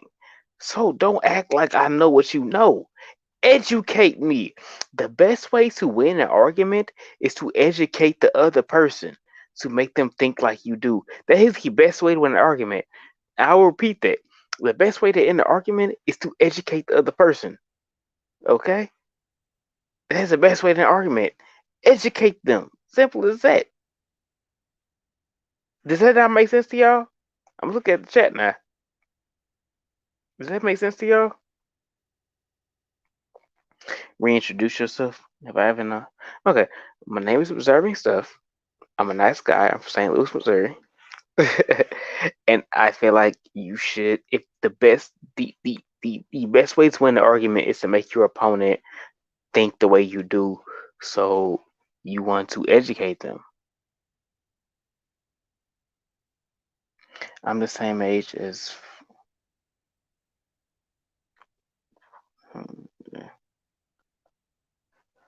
Okay, well, so he's liking stuff. Is you back? I can't hear you. Can y'all hear him?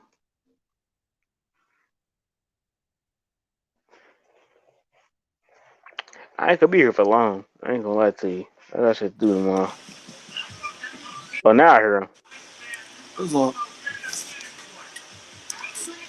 Yeah, can you hear me? Yeah. Oh, okay. I wasn't talking too crazy, was I? No, Okay. no, you was learning. Yeah, Yes, sir. I appreciate that. Yeah. Yeah, I try to be transparent. I tell niggas, I tell people what I'm on. You know what I'm saying? Like I ain't no mysterious person. I tell people exactly what I came here for.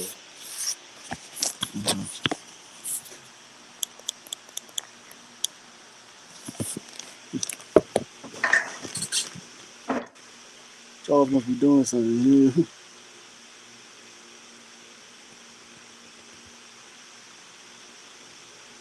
So now he ain't back yet. I can still like this is a random host moment. Usually people like know me before I make a host.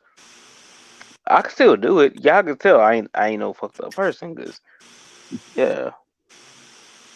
You know how this is weird, bruh? I know you hear me right now, right? Yeah, I hear you, man. I'm talking to people and shit. But yeah. Also, the thing, if it's anything I said before that you have a, you know, argument, disagreement about, you know what I'm saying, let me know. I'm not a mean person. I'm not, you know what Back I'm on saying. here. Oh, he finally back. Okay. Got some technical difficulties, but That's let everybody understandable. else up here. Now, now, I'm If gonna y'all want to say tell it me how like trash this. of a host I was, I understand. It's fine. No, I'm just gonna say. But how did you find your way here, though? That's a good question. How'd I find my way here? I don't know if I found you from boxing or um because I follow random channels and sometimes people pop up. I can't tell you how I found you. Like, do you follow boxing? Some. Maybe it was from there. It was Or from you there. was just on the suggestions when you found y'all's channel? No. I know what suggestion things is like. No, I follow. I know I follow people most of the time from Yeah. like boxing, uh, and like other shit. So Oh, so like on the side panel when you're looking at the boxing video, on the side panel it has like different YouTube channels. You found them through there? So I know maybe I was gonna say this question about. So when you had experiences of seeing a child run and hide, right? Was it because you were directly affected, or just because you saw other kids do it? are you talking to me? Hmm. Okay, say it again, please. I'm sorry. Were you, when you said the example of you when you were younger, you saw other kids run and hide? Was it because you were directly affected, or Running high because of what? Uh,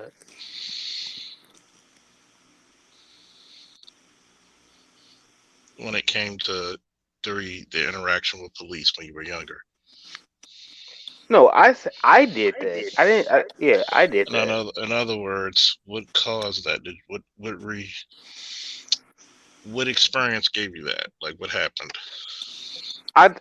Yeah. Okay, now I understand what you're saying. I don't know exactly what experience made me feel that way, but maybe because when I was younger, I felt my parents feel nervous around police. So whenever they came around, they felt nervous. And don't get me wrong, I'm not saying my parents were like criminals. That's like that. No, but they were black people, and it makes sense why black people feel nervous around police because I noticed that. So when I was younger, I felt that. So I also like even now to this day, when police come around and they're investigating, I feel nervous. So yeah, that carries on. So yeah, both my parents. Oh well, I can say both. Sorry, one of my parents are definitely college educated, uh, s- smart person. They did what they had to do. But yeah, they things happen, and they can control how they was born. Like I can control how I was born. So yeah, So, in other words, are your parents still together? no, They were married, right? yes, So, did they fight? Was there anything, nothing physical. They nothing didn't physically physical? fight. So, in other Yeah. words, in other words, did you have what was the most negative interaction you had with police?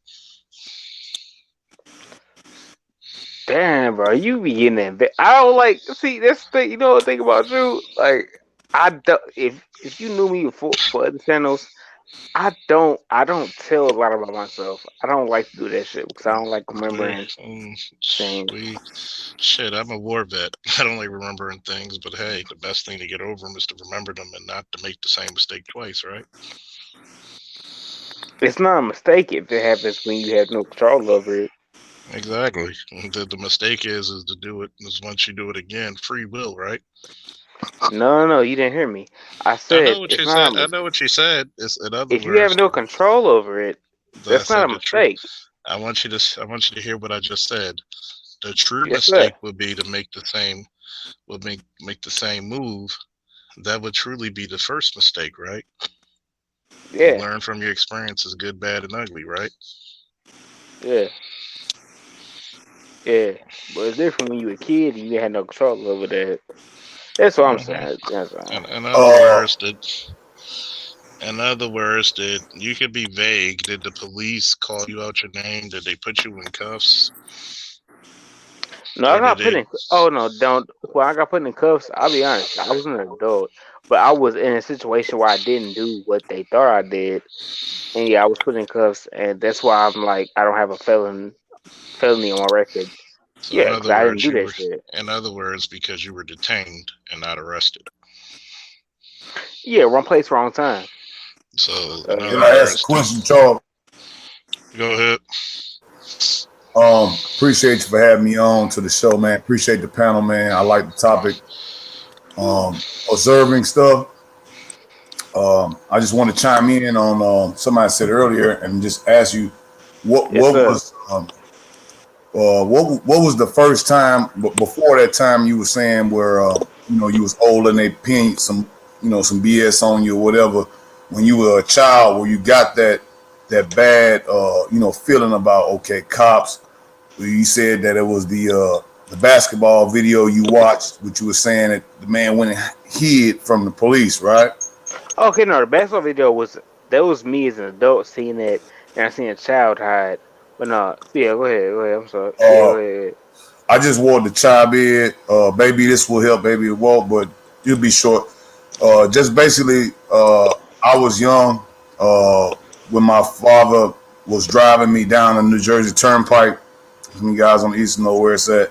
We were stopped. This was back in, man, had to been late 80s, early 90s. And Yes, sir. I was immediately crying. Now, I didn't have any interaction with the police at all. Definitely You said Facebook and shot Instagram or stop? stopped Stop. by the Okay. police. Okay. And there was no Instagram then, there was no Facebook, no social media, pretty much like that. I mean, you had cops, and you had certain shows that was out there like that. But I immediately, as a child, I couldn't have been no more than about 5 or 6 years old, maybe 7, 8 max. I started crying because in my idea of what I thought of the police at that time was we're going to go to jail because they're stopping us because we're going to jail, and that may have been some of the negative connotation that why a person would feel like, oh, police bad interaction. And no, what you said, it makes sense why you think that. It makes sense why you thought that. You said you've seen things before when you were younger, and then you was in a situation, and that's the way I felt the way I did because I didn't feel safe around police. You know what I'm saying? It makes sense. You know what I'm saying? And I'm not saying like that's okay because it's not okay to feel that way, but it is what it is. And I hate that. I hate that. I hate that it's what it is, but it is what it is. People don't feel safe. I don't. I didn't feel safe around police. I don't feel. For me to learn it at a younger age to not feel safe around police says something. When they should be the ones protecting us. You know what I'm saying? And I'm really happy he said what he said. Really happy he said what he said. So Well, when brother, you all I was saying to say that as well, I'm gonna just chop this last piece to add on to that. As I got older, my uncle told me military service was basically required, and I just, I was like, military service, what the hell? What do I need to go to the military for? And over time, you know what I mean? I was able to understand why. Because number one, the camaraderie. Number two, the benefits. And number three, if you got any children or anything like that, the military takes care of all of that. And that was a plus for me. And I understood that that was a protection as well, where I swore to the brothers in my unit and to my country that I would defend at all costs, foreign and domestic. So, I mean, when you get to that unit, like what you were saying earlier, Yes, basically sir. saying why would I join the military? But I know a lot of the Facebook, and if you listen to a lot of the social media, black man ain't nothing for a black man in the military. But I bet you, bro, if you went to basic, man, and when you come out and you get with your unit, bro, and then you actually get deployed, those people around you would defend you with their lives, and no question about it, bro. Everybody in my unit was like that, and sometimes it takes a team to see that, man, this person will put their life on the line for me and protect me, and we part of the same unit. And sometimes when you don't see that, people hear about it, it's movies and all this, people see that that's not involved, they might not understand it to the point when someone actually does it, and you're like, man, damn, where does that loyalty come from, man? It becomes from people in the same shit, you know what I'm saying, that you in, and will protect you and will die for you just the same. Yeah, I appreciate that, man. Cause like, literally, I ain't gonna lie to you. Like, no, that I get, I know, which I know y'all couldn't tell, but like, no, I keep like, I do things a certain way, a different way, but no, I appreciate people like you who say things like that because I know, like I got things to learn, and even when I get, even if I get 35, I still got things to learn. So This is the learning space, man. yeah, The first motherfucker who and said you ain't got shit. from what he said, literally, I ain't gonna lie, like I'm sorry to interrupt you, but like what he said, I ain't gonna lie, I feel like a whole dumbass, like. Cause the way he said it very politely, I feel like damn, I ain't mean to like come off like that. So, In other words, the first thing you got to realize is that you're truly a dumbass when you think there ain't shit to learn. oh yeah, yeah. And Which I you know, never did that. I'm not gonna, I'm not gonna beat you over the head about it because trust me, if you came on here like some people have came on my channel before and thought they could do things, I'm gonna beat you over the head about it. But you're being a cool dude, so we're not gonna beat you over the head over it. But also, I want to say, like, if I was 45, I still, if let's say somebody is 45 years old or 50 years old with the same mindset that I have, I don't want you to be mean to them. I don't want you to be like, you know what I'm saying, unkind to them. I'm somewhat new here, so I want you to also like, help them out too as No, well, no, no. because not everybody. The only time we're rough with them is when they're rough with us. If you're nice to me, I'm nice to you. Did we disrespect you in any way? Hello? He must have dropped off. He'll come back on. See, the craziest part, like, what's up, everybody? And we have everybody on the panel. Yo, what up with you, Chalk? Shit talking and dirty walking, you know me, styling and profiling. It's funny because when I think this was a real good teaching moment for him, so hopefully everybody appreciate the teaching. Though, I was going through my technical difficulty. I'm not trying to convince everybody, to be, hey, let's forgive the police of everything that they did. No. Right. Look, I'm the first person who will bring up the injustice that police have caused black people in this country first. And I've actually had to bring that shit up many a times. Definitely. And I'm probably the first, one of the few. I'm probably the only black person, not black person, but the black officer you have in the black manosphere. I mean, the No, only other you were person. definitely right on that, brother, because I haven't heard anybody in the black manosphere, black officer. I've heard a couple of other black officers. They're not the black manosphere, and they don't share the same opinions that we do. And I've heard them, but I've never heard someone in the black manosphere with the points that you have, bro. You're definitely right. And what I've noticed is that number one, when you take your, like I was telling Observing, hopefully, he sticks around the channel for a minute. Oh, y'all can't get rid of me, shit. Fuck that. Y'all can't get rid of me. The least you can do is the least you can do is subscribe and make sure you click the bell twice. I already did that. Ain't worried about that. Because y'all can't get rid of me. Yeah, you're definitely gonna laugh. You're gonna laugh and you're gonna talk some shit, but you're definitely gonna learn. Who was speaking? Oh, sorry. I was trying to see if my mic was working. A little low, but it's working. Sir. Yes, sir, it is.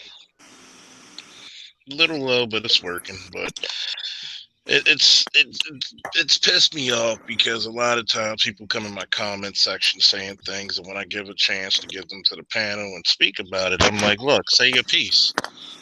Because we're not gonna go by this. I don't want to go up in the panel. No, that's cowardly.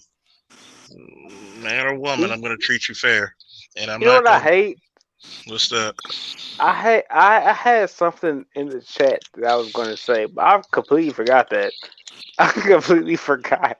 We got a whole different subject now. I completely forgot what I was talking about. I was about comic book shit. Mm-hmm. And I forgot that. We get to that eventually. We are multifaceted, as everybody says. We're getting the T-shirts printed out one day, so we're definitely multifaceted. But the reason why we talk about these things is because these are iffy issues for black people and black men in particular.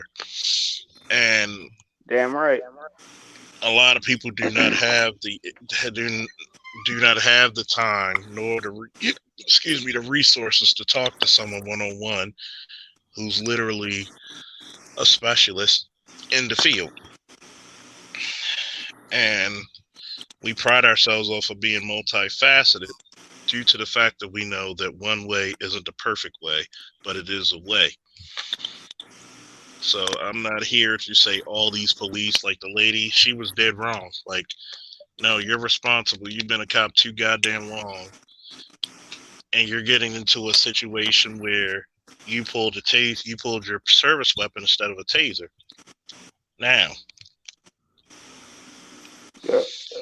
when you had plenty of ample time to correct the situation, you refused to.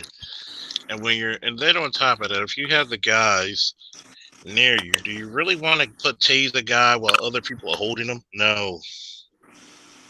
But then you fired upon him. You could have shot your partners as well. You could have made this a total fucking cluster, more so than the cluster it was already. And now I'm assuming you're a black man. If I pull out a gun and say taser, taser, taser, as I shoot you to fucking death, do you think I'm gonna get like I'm probably gonna get charged the worst, right? If I record me killing you, saying taser, taser, taser, as I shoot you to death, as I've been doing this job for 26 years. 26 years. You know, Ricky? You know 26 years. I'm sorry, 26 years. I don't know why she's still. I'm going to say this. Some people are still physically able to do the job after 26 years, but 26 years, why the fuck are you on the street? Unless you're the closest backup, I understand. No, I'm not saying 26 years is the age. I'm saying 26 years is doing the same job. No, that's what I'm saying. Okay, Give me a second. Give me a second. I'm explaining. I'm sorry, I got too excited. I'm sorry. I know. It's the 20-year-old, you know. Gotta slow down. I know you got the heart on, you know. You don't want to blow your load yet. I want to blow your load yet. 20 and I'm not that excited, damn. How old you say you was? I'm 20. You 20? Fuck you. Alright, go ahead. And it's like you gotta realize 26 years. Let's say she came in the department at 25. She's 51. Why the fuck are you on the street at 51? Let's say, hell, you're in your late 40s if you came as a cadet at 18. So, and on patrol. And I'm like, do we have people similar age? And yeah, but I don't. Give me your youthful. Give me your capable. And I know shit happens. You know what, y'all? I think that was her fucking initiation to get into the KKK. Ooh. Possibly. Just straight possibly. up. And where did this? And what location did this happen? This one occurred. Probably a part of a KKK in the South, but still worked in the city in Minneapolis. So she's in Minneapolis, which I don't know if you guys have been to Minneapolis any time lately, but to me, the city is very liberal. One, number two, that doesn't mean that you can't have racists on the police force, but at the same time, usually, this chick is definitely an exception because she shot the man, right? So, usually these people are liberals. They are and they are usually not the type that you would think would, pledge their total life allegiance to the KKK, but I could be wrong.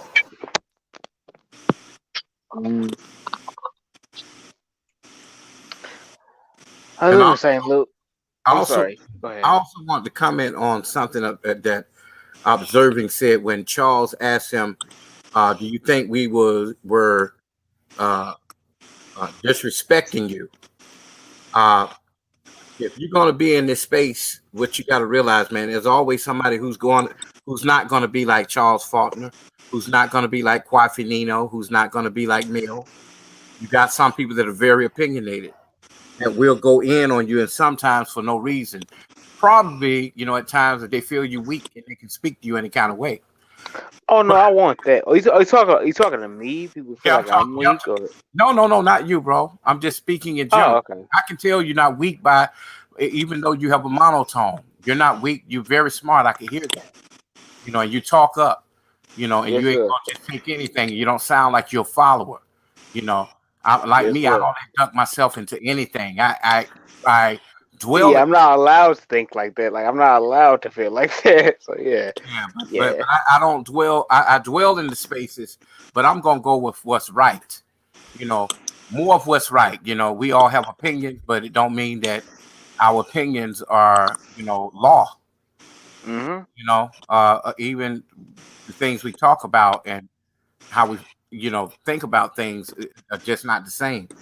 But yeah, I'm just letting you know. If you want other people panels, you probably just go in on you like really hard. So and it's no nice. Sometimes you're gonna get the hard facts. You're gonna get the hard lessons. Some people And gonna talk. If you wrong, they're gonna if they really like you, they may correct you. But you got others that are just totally disrespectful. oh no, man, I perfectly understand that. I've been on YouTube. Literally, for example, I don't have kids. I've had people trash my quote unquote daughter. Like I said, I don't have kids. People have trashed an imaginary daughter I've had. And I don't have kids. Like it's crazy. So I'm used to that. These people saying crazy things. Like no, I'm not no stranger to this YouTube stuff. And honestly, what's the craziest thing? A lot of people are actually nice to me, including y'all. Like y'all might be like worrying me, but people hear me when I say what I say. Like people are actually nice to me when they actually hear what I have to say. They see what I'm about. You know what I'm saying? I ain't on no hidden agenda. I ain't on no They crazy try to. shit. It's like this. At least you have my respect coming up here because most cowards don't. And Yeah, I'll tell you, when somebody say observing stuff, join the panel, nigga, I'm joining the fucking panel unless I'm at work. If I ain't at work, yeah, I join the panel. You know what it's I'm like I tell a lot of people. I'd rather you ask than assume because here, what's the motto, Nino? Multifaceted, Multifaceted, man, and I mean right? that to the core. And And each saying? one it of ain't Hmm. just us, and everybody and on the he panel will tell you. Go ahead. and it's not just multifaceted. This man has wrote some bylaws that make sense. The Charles Faulkner Initiative. That's something that I think a lot of these guys should read.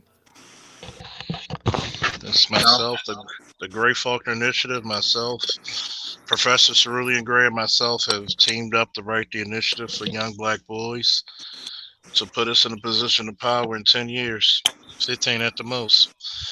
And right now, I've said it once and I'll say it again, black men can take over a lot of this law enforcement, military, and public safety arena because number one, they can't trust white people anymore to do it. They've literally handed the keys to the kingdom over to the black man. You have brothers who's been in corrections. You have one of my brothers, Leon, in corrections. You have Nino, who's former correctional officer. You have a couple of brothers of mine, Mike and Josh, who were police officers, and some It's the other reason I was people. here. It's the reason I was Uh, here. I'm sorry. I mean Thursday. I would say it's the reason I was here. It makes mm, sense. My bad. Go ahead, please, sir. and there's a lot of times we'll have a black law enforcement conference, which I think we do for one. Been a while, hasn't it? Everybody loves those, so it's one of those learning spaces. But go ahead, what you were about to say. No, I was going to interrupt you. I was just actually enjoying what you were saying. I didn't know you was a cop. It's also dope as hell to me that you was a cop. Um, I guess what I can say now is I guess it'd be somewhat of an interview if you have the time. So like, what do you think of when? Okay, for example, I'm from St. Louis, Missouri. So when the Mike Brown shit happened, we had that one cop who, not like him, he tried to protest for people who went through that shit. So when a when a cop kills somebody unjustly, how does it happen to you? So I don't know. I'm not in that. You know what I'm saying? I don't know. How do other cops feel about it? How do you specifically How feel do I about it? how do I Let's say if I specifically was feel a about it? if I was a white One, person, oh, you okay, I'm just sorry. made one.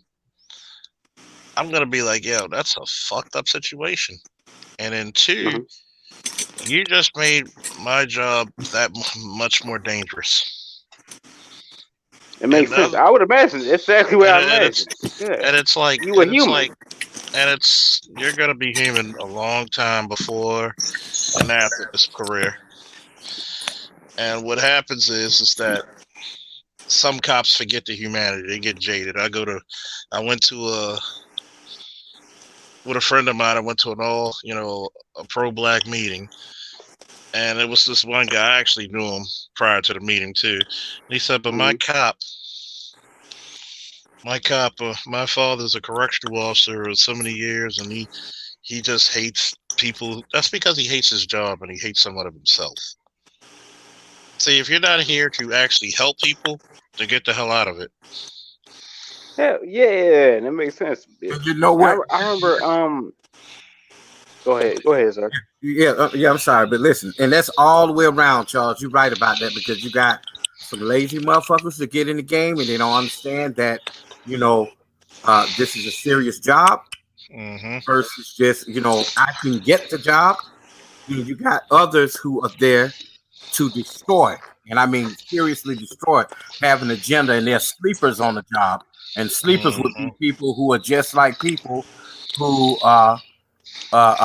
did the 9/11. So you gotta be careful. Like I said where I'm from a reason. For a reason, I live in Missouri.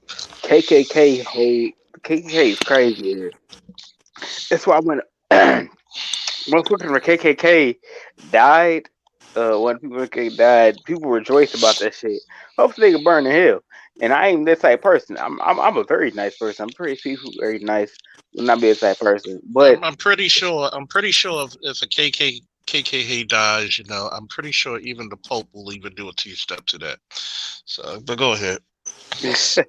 nah, yeah, but that individual who died, yeah, hope he died slowest, most painful death.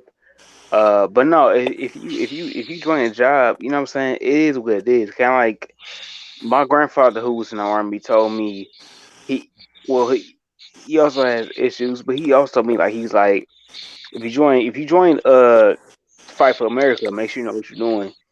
You know, which is true. Make sure you know what you're doing. I never served for the country. I never served for the country though. I didn't feel wouldn't serve me, but that's perfectly fine. You know what I'm saying? But yeah, To I ain't gonna forget segue, it. to Go segue ahead. back to what you were saying earlier, Charles. Mm-hmm.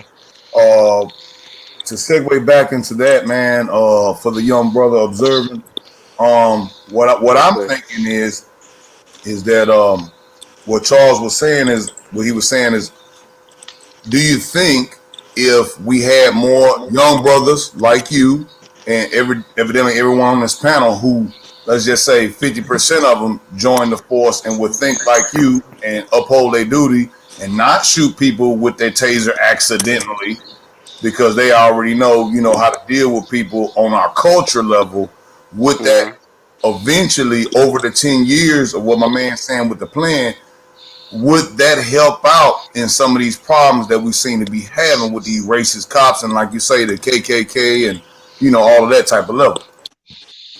I love that question. I love that question. The thing is, I don't know, and the reason I don't know, I could say is because some people get power hungry, so they have a gun in their hand and do this and that. And I would say people who think like me, who I think would think like me, would act better. But also, we don't know. Like I said before, I'm 26. I know more than I did back when I was 20. But also, like when you were pressured in a certain situation, I don't know what you would do. I like to think I know what I would do in that situation, but it takes a lot of training. And one thing I hate is that America, we don't have a lot of training for police. We don't have we do not have a good training for You police. say you from St. Louis, right? Yes, sir. What Yes, sir. part of I am St. Louis? South St. Louis. Okay. Do you know a lot of black brothers that are in the police force that are from South St. Louis? I do not. I do not know. They could be. I do not know. Okay. But I'm gonna give you some homework. Your homework is to find at least 2 cool brothers who are in the police department where you live, and hold a dialogue with them if they want to. Or you could always come back here to me and talk shit. Because number one, I'm one of these people who I'm gonna leave you educated. If I can't answer your question, I'm gonna make you think. Because sometimes I'm not That's gonna what I answer want. your question. That's what I want. Because sometimes I'm not gonna answer your questions directly because I want you to think. And the reason why I say this is, remember when I told you about culture and how the culture created because of the years of what we went through with police and the issues with racism? Remember what happened now with police culture, because a lot of police think that, well, I don't know, these black people out here, they just committing crimes. And I'm like, nigga, I'm black. What you trying to say? Man, it's, you know what you got. Mhm. How old are you? How old are you? Just turned 39 April 1st. 39. I thought she was older. So you already. I thought she was more mature than you was. Well, no, I'm not too mature, but no, you definitely seem older than you are. No, but the thing is, I hate when I'll take that as a compliment. it certainly is. It certainly So, is. Charles, and I say the same thing about me, because when people see me, they see that I am younger. You know, we just have mature voices. You know. Yeah, it is just our demeanors are just Oh mature. yeah, definitely. You also other dude. Yeah, you definitely seem like you you have more mature voice. But you gotta. seem like. Go ahead. But you, No, but you got. go ahead. Go, Go ahead. but this is what you got to realize is that there's a culture in the police department, because when you have people from other places other than, let's say, where you grow in St. Louis, Missouri, similar to Baltimore, you know how it is growing up black. I don't care if you're light, medium, or dark, your ass is black. Exactly. None of that shit matter. I could probably live very comfortably in your neighborhood being a black man. I may sound differently because I have a more mid-Atlantic accent, even though we believe we don't have one at all, compared to a more Midwestern. But and if also you grew, your upbringing too, your parents, your upbringing. Yeah, and then you got to remember is that there's an old saying we live by: wherever there's a hood, there's a home. Hell, if I see a corner store, I'm kind of happy, sometimes, because I don't forget where I come from. But at the same time, you also have a dangerous type of black out there. We like to call them the Mrs. Fantastics. Oh damn! I'm supposed to disguise that better, but shit. Mr. Who? That was an inside joke. That's an inside joke. Yeah, I'm new to that. Oh, trust me, stick around the channel, you'll get all the jokes, and you'll get a lot of these guys. Like, you might even have a couple of Brandon Tatums. I know everybody's waiting for that debate, aren't they? Yeah, I didn't want to say the name. I didn't want to say the name. I would love to have you and him on my show. Seriously, because I think sorry, I will promise you that I can't promise you that I'll be like, the words "nigga please" won't come out my mouth so quick. Look, bro, I listen to what he says, and it's like, man, I don't hear. I just hear. And I'm not a police officer, but I hear him say stuff that is instantly false, and I'm like, ooh wee. I just wish we had that Black Manosphere component so we could put the counter argument on his ass. You know what, Shadow? I think the thing is with him, man, he's caping for money, and he telling all the white people on his channel what they want.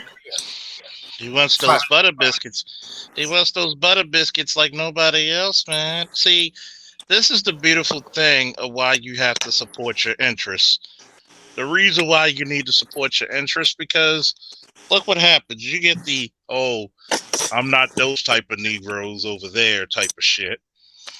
And I'm gonna tell you, don't come to me saying that you're not those type of Negroes when you go. Well, guess what? If they were collecting black people and putting them in fucking internment camps, your black ass is going to. For sure. I mean, this is some of the things that he said.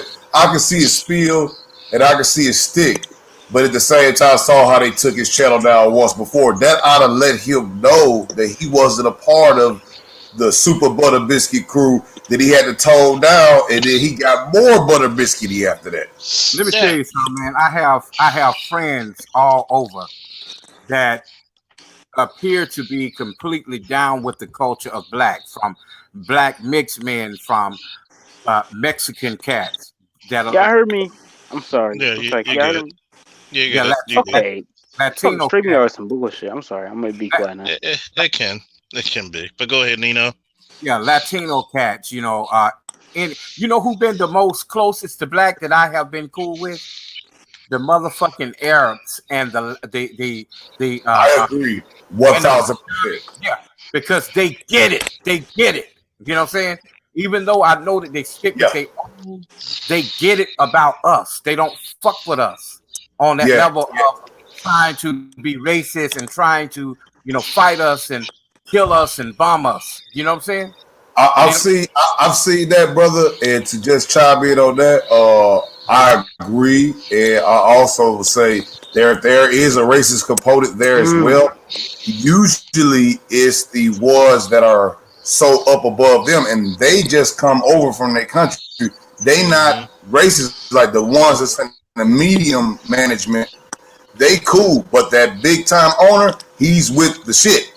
He's with the shit. But then, like you say, some of the middle management, they'll look out. They're like, no, you're going to hire him instead of hiring these other cats because he's part of the struggle. And I've gotten jobs like that. But it's the ones that want to be white is what you're talking about. They're looking for a white husband. Don't complain about Arab. A white husband, Arab. a white wife. But if you see, and I get where they come from, sometimes, you come in a store, they think you're going to steal some shit from them or rock. And there's that few black people that will go in there and do that shit. These people work hard, for their money. But the ones I don't like are the ones that you leave 5 or 10 pennies inside the thing, because you don't want to change.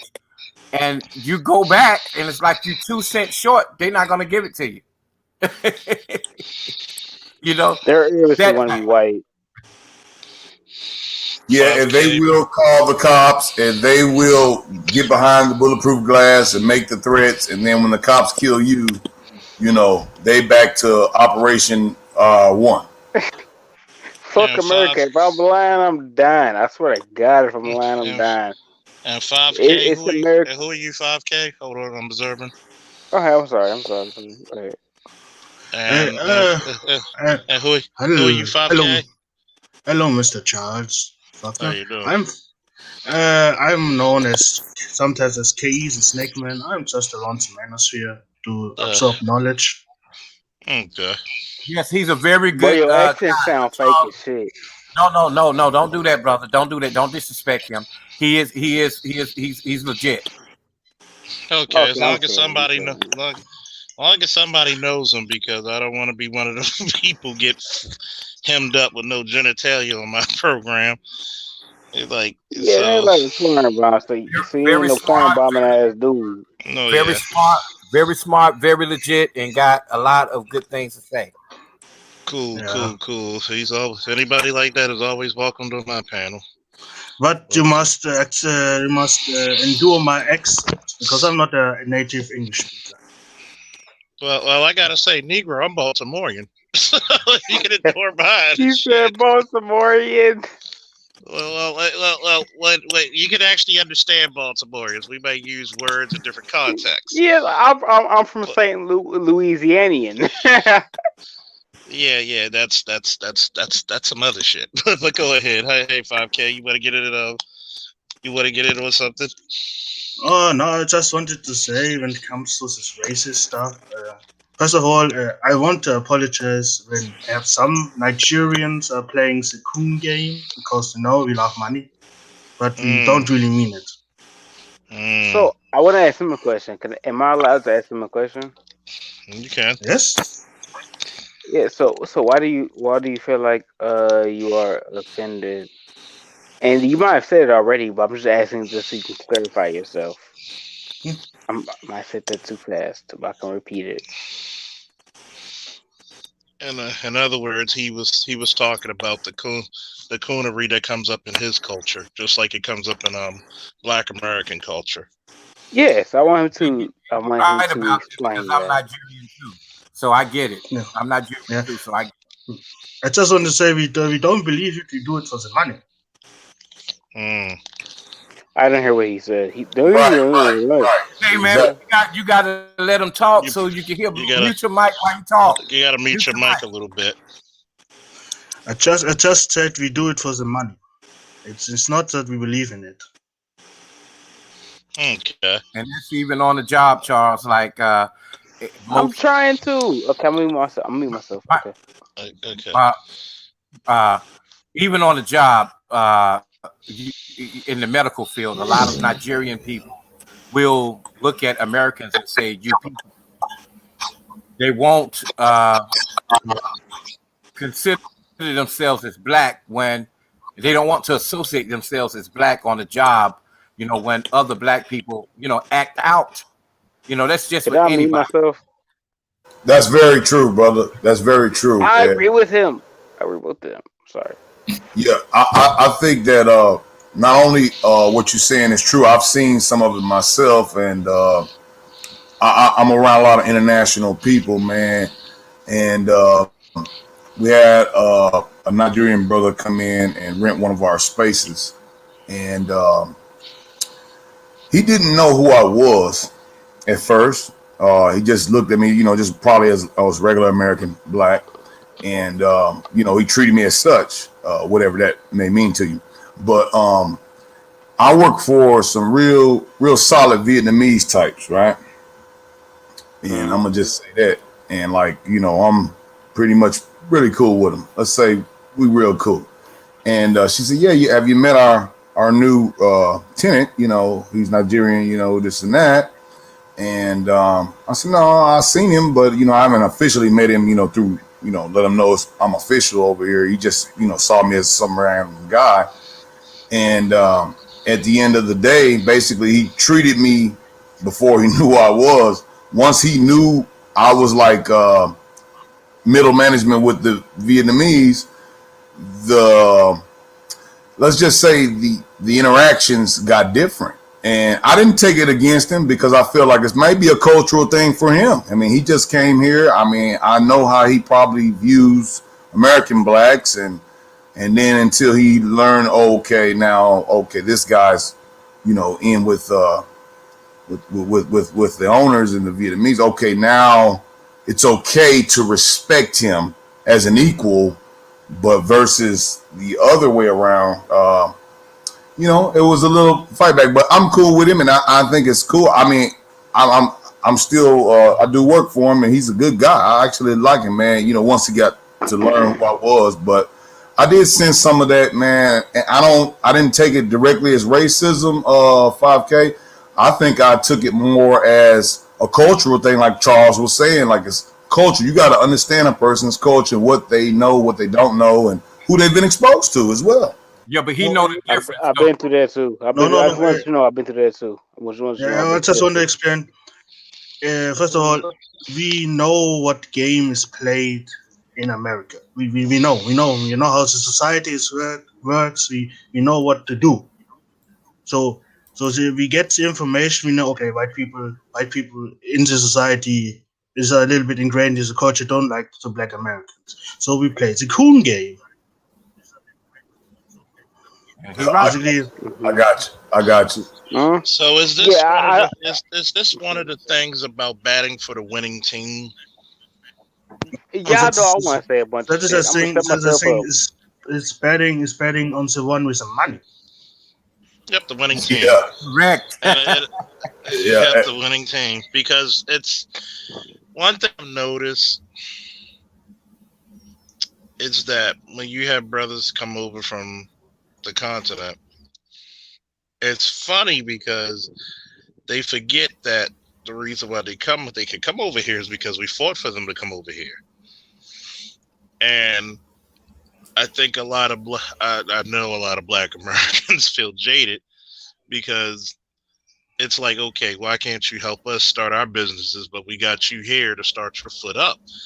And that's where the hard feelings start. And that's because they're associating all of American people, American Black people, as with what they see on TV and the project. Yeah. Social media is definitely one of the main reasons, because if you were a person who had never been to South St. Louis or never been to Baltimore or never been to Houston, Texas on the South Side, you would only know the Black interaction by what the American media is leaking out to you in Nigeria, and you're seeing probably the most exaggerated forms of Black people. Technisch gesehen, we don't care. When we are in Nigeria, we don't care. It's only when we must interact with other people that are not from our quote-unquote tribes. We see, okay, what information are they putting out? And also, I do respect. You're not from my tribe.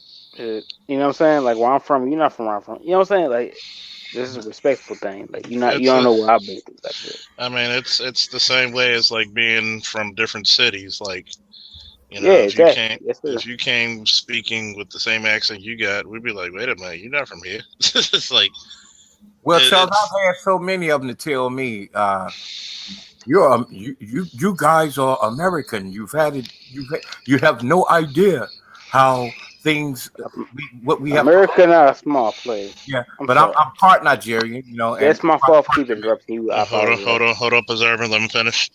I apologize. Yeah, I'm apologizing. It's my fault for interrupting him. Okay, we get it, bro. Just you know, Charles, calm down. Just calm down. I know what you sipping on tonight, man. Because a drinker knows when a person's been drinking. See, I ain't drank like 2 hours. Like, it's been 2 hours ago. So you're talking to me? Hey, man. He's asked me out. Look, an online sobriety test, Charles. The whole sobriety test. That's what I'm doing. I like y'all. Hey, can I interrupt to say salute to the panel? Oh, man, what's up? We have all really interrupted, man. The distinguished Eric Ingram. Long time no see. How's it been? Yeah, man. Well, you know, I've been over listening to Gigi. You know, the G with the PhD. You know, he goes into that.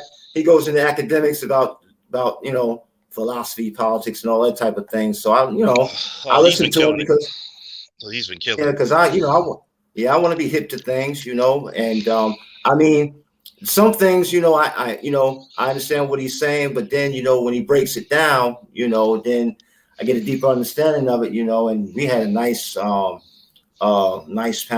last night, man. It lasted for a couple of hours, man. We went to everything from the so-called social contract / racial contract in the words of Charles Mills, you know, and he was talking about, you know, European history as far as the advancement of human civilization in their eyes, how they see themselves in comparison to Black folk. Well, you got to realize one thing about it, as my grandfather said, the only thing them motherfuckers invented was the patent office so they could steal your shit.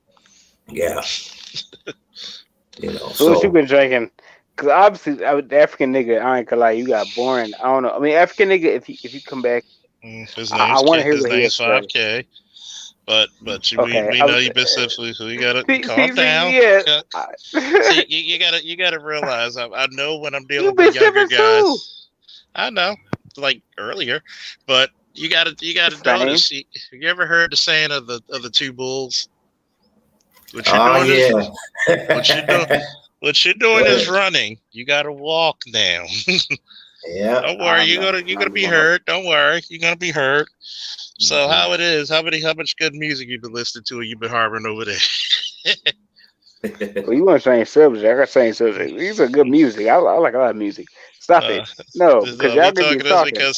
because trust me, one of our biggest subjects when we hold our all night longs is when we talk about music, comics, and every goddamn thing. Because when we mean multifaceted, we fucking mean it. You said Yeah. music and the comics. God Oh, damn I it! mean, Why haven't I been here before? Like you said, music and the comics. God God But damn you it! know, but you know, off the Faulkner, when it Cut. comes to music, excuse me for interrupting again, but when it comes to music, I mean, listen, if it's 1980 and back, I'm good. 1980s and forward, I got a problem. You hear me? Hey, Yeah, speaking of that, hey, look, your boy Charles, what's that dog? I don't know if you saw it, Charles. It was Usher went into the strip club down there in Atlanta. He had all the money with his face on it, throw it into the strip club. All right, look, Ronald Isley got Usher. on fucking Instagram or whatever and like posted that shit with a meme on there and with oh girl, what's her name from that fucking Disney show, man? What was it Raven Simone? I think that's her name. And she was like doing something, but look, like it was like wow because I'm like Ronald Isley is commenting on Usher. Man, this Yeah. is epic. yeah, and it's funny because I don't know if that is the most pimping shit I ever heard or the most comical. Because I'm looking at it like number one, Raven Simone's gonna comment because Raven Simone is not the prettiest girl out there, and she's one of them chicks who had to go lesbian. So My It God. was funny because I know this hell is Oh, gonna like let's it. go. He gonna like it because Angry Man had a good I'm thing sorry. with it. We looked at the money. Angry Man actually found the money and blew it up because there's obviously a stripper whole union, Facebook or Instagram group or some shit or a clubhouse. I don't know what the fuck they got. They got something. you know their union. You know what their union is And called? they It's called IHO. Idaho? IHO. yeah, they're releasing a coin. Damn. IHO coin. I But would look, rather no, be like, myself than. I'm sorry. Go ahead. You know now they got look, they got Bitcoin. it. We I got just wanted to look, they I got could've it. Oh, they got porn Go coin. ahead. They got porn coin. But what I was saying I was, would have called. yeah, I would have called look, it Bitcoin. I want that past the SEC. But look, man, what I was thinking was when Angry Man he brought it up, man, it was funny because Angry Man said, "Let me look at this shit," and he brought it up, man. He had like ones, I think, and like some fives, some 20s, and some hundreds. And man, dude, besides the U in the Federal Reserve stamp and if you zoom in real close, you'll see it says, this is this is not a private, instrument of the Federal Reserve for private debts or whatnot. So it was promotional. And I said, okay, but the blue streak, like the new anti-counterfeit thing for the Treasury, that blue streak where it's like shiny, dude, it looks good. Like I'm like, I don't know who his guy is, but I would probably not hand those out anymore. Yeah, because you might have the Secret Service knocking at your door. Hey, let me see them Usher coins. Yeah, but then you got the business. So what Angry was saying was actually right because he was saying is they're probably hating because it said that Usher actually paid for everything in the club and he just handed that out as promotional work. And then they just got it, and then they're making a big deal saying that he was tipping them in that, which would cause a problem. You know what I mean? I can see the representatives of IHO. Or what guys, is it? guys. Is it? Go ahead. And Oh yeah, Charles. By the way, man, I just started reading the Great Faulkner Initiative, man. I like it, What you man. think of it? Look, I like it so far. I've only read 9 pages of it. I just started reading it today, and from the 9 pages that I've read, man, yeah, it makes a lot of sense, man. It's a hell of a plan. No, trust me. You would be surprised some of the conversations Sabrina and I would have after BGS's hangouts, so you're like talking about hangouts that last 8 hours or more, Yeah, and I we know would speak BGS. for, and we would speak for another 4 or 5 hours sometimes. Mhm. For BGS, I think my favorite stream was like 11 hours. Like the one the History Come Back stream, and then like 2019. That Oh was yeah, wild. That was wild. those are some classics, man. Those were some good goddamn classics. But you wanted to get in 5K? I just wanted to say this room are just mad because basically they didn't get the cut. Yeah, That's they're all. mad. They're mad that they didn't get the cut. Oh yeah, Because the because business, in Idaho they said you got to get gratuity when you strip. Twerk where you work. That's what it is. You said where? We're gonna give them the name. I'm thinking about either Idaho or Twerk Works. For their union or whatever. Twerk Works or Idaho. Are they But hiring? Cause I could give me a 6-pack. I think I can. Hey, I'm I trying to knew make you. that dollar. I know a beer man when I hear one. He's I'm gonna not a beer gonna man. Not a beer man. You're a beer man, shit. I'm a I'm not. cognac guy, so No, I'm you, bro. I'm a cognac guy. Cognac. finally. Yeah. Did we just become best friends? Shit. Yeah, also, I'm not drunk. Well, No, you would hate me when I'm drunk. You would hate me when I'm drunk. I'm not. 5K. Are you currently in Nigeria or are you in America? I am in America. no, I'm not in Nigeria and I'm Oh. not in America. I'm in Germany. You're German. I'm in Germany because a big part of my life, because I live with my father and with my stepmother, and a big part of my life I actually grew up in Germany because better education. So, what language do you speak? Was glaubst du? Ist es Deutsch, Englisch und ein bisschen Nigerianisch? You said Dutch, English. Okay, so you don't speak French. Cause I knew somebody was from where you. Well, they were from the area, and I am being an ignorant American. Sorry, but yeah, I thought you'd be the person to speak French. I'm sorry. No, we speak English because we are a protectorate of the English Empire. Yeah, You speak more language. What year did you leave Nigeria? What? What year did you leave Nigeria? What do you mean leave? It's a little bit complicated. Like, do you say you're in Germany? When did you go to Germany? Is what I'm saying. I didn't go. My father took me there, and he took me when I was 6, 8. So I go to elementary school because it's very important that to start early because of the education process.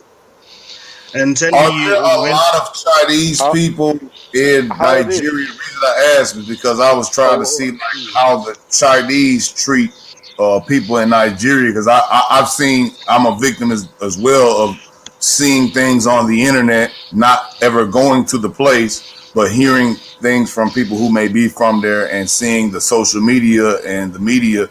I saw one where it was I think it was Nigeria. I don't think it was South Africa. I think it was Nigeria, where it was a Chinese restaurant where they were in a black neighborhood, obviously in Nigeria, and they were not serving, or they were being very disrespectful to black patrons.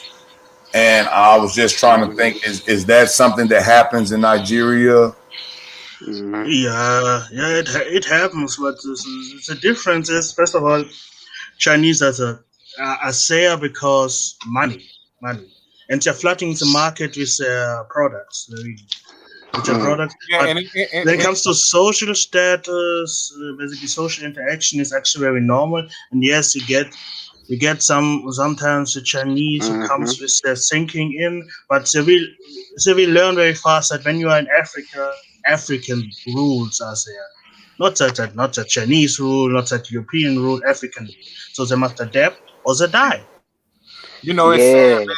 I have a video that will be coming up, featured in my lineup on my show that's coming up soon. Okay, post the channel in the chat as well, Nino. Yeah, I'll tell you about it, Charles. But I'm gonna say this to them here. I am doing a video based on Asian hate, but from a black person's perspective.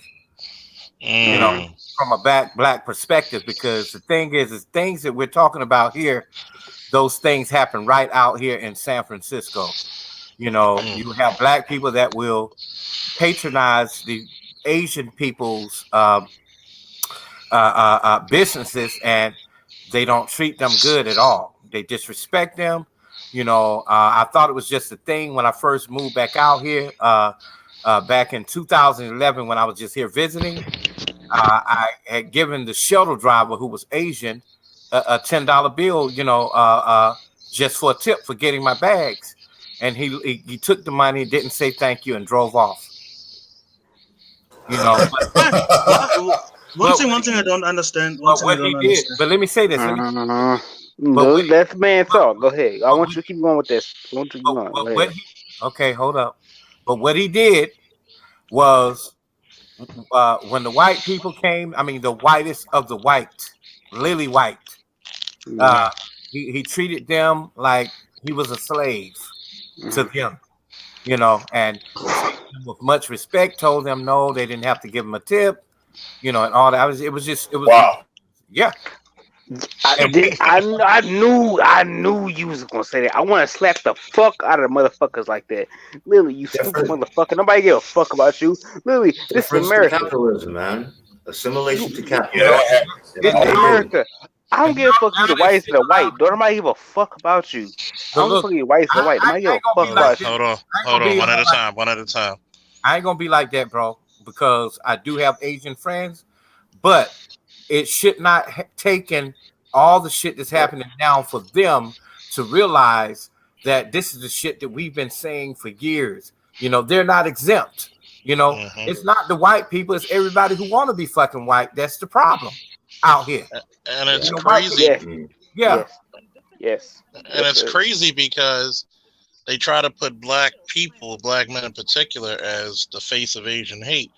I said, excuse me, how the fuck do we hate Asian people if we patronize your businesses, but you send your fucking kids to Ivy League schools off our backs? Right. But yet, when we patronize your schools, I mean, I bet you I could show you more videos of them assaulting and accosting us than we of them. And if we do get into fisticuffs with them, it's because we're tired of their shit. You know what? I'll be y'all. It's more I ain't than gotta mirror. say shit. Y'all said everything. Y'all said everything I want to say. To chime in, Charles. To be fair, just to chime in on this one. To be fair to the point you just made, and I don't like how they do Asian hate because Asian people. That's why I had to stop calling them Orientals because that became a bad word. But there are a lot of different people. And if I was to just put up a draft, like remember when Chappelle did the draft, if it was the Asian countries that was going to draft niggas and put them as their number one starter to start with, is the South Vietnamese and the Filipinos. They fuck with us. I'm telling you, they fuck with us. They don't like the Chinese. He's not wrong. Them niggas is tan as shit. No, he said when he say South Vietnamese, them niggas is tan. Them niggas dark. That's not the point we making, bro. We understand. No. I'm not. Over there. We're talking about human relations, man. I'm not saying that because they skin color. What I'm saying is, besides the color, what I feel like that, Charles, to chime in, why it means something is because it's culture, right? Okay. Now the South Vietnamese I'm talking about was Arvin. You know, so you already know who Arvin is, right? So when the fall of Saigon happened, who had to leave? Because once the North came in and found out who was collaborators as they were raiding the embassy, our last fucking stand. Which we were basically evacuating at that point. We weren't even trying to really defend it, and we let them take it over. Those families who were working with us, those military officers, their families, because they couldn't just leave themselves, they had to leave and come with us. America saved them, put them over here, and gave them big money, and they brought their gold untaxed. They had gold over there. They brought their gold untaxed, okay, and they gave them that. They love America, and they don't like China because they hear what the Chinese people was trying to do. And if they was to take, they don't like communists. They don't like them with a passion.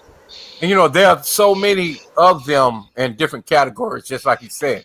every Asian person is not the same. You know, plenty of people always identify Asian people as just Chinese, and you're right. The Filipinos out here, they fuck with us. They real deal. They cool. They date us. You know, they feed us. They do a lot of good stuff. They down with us.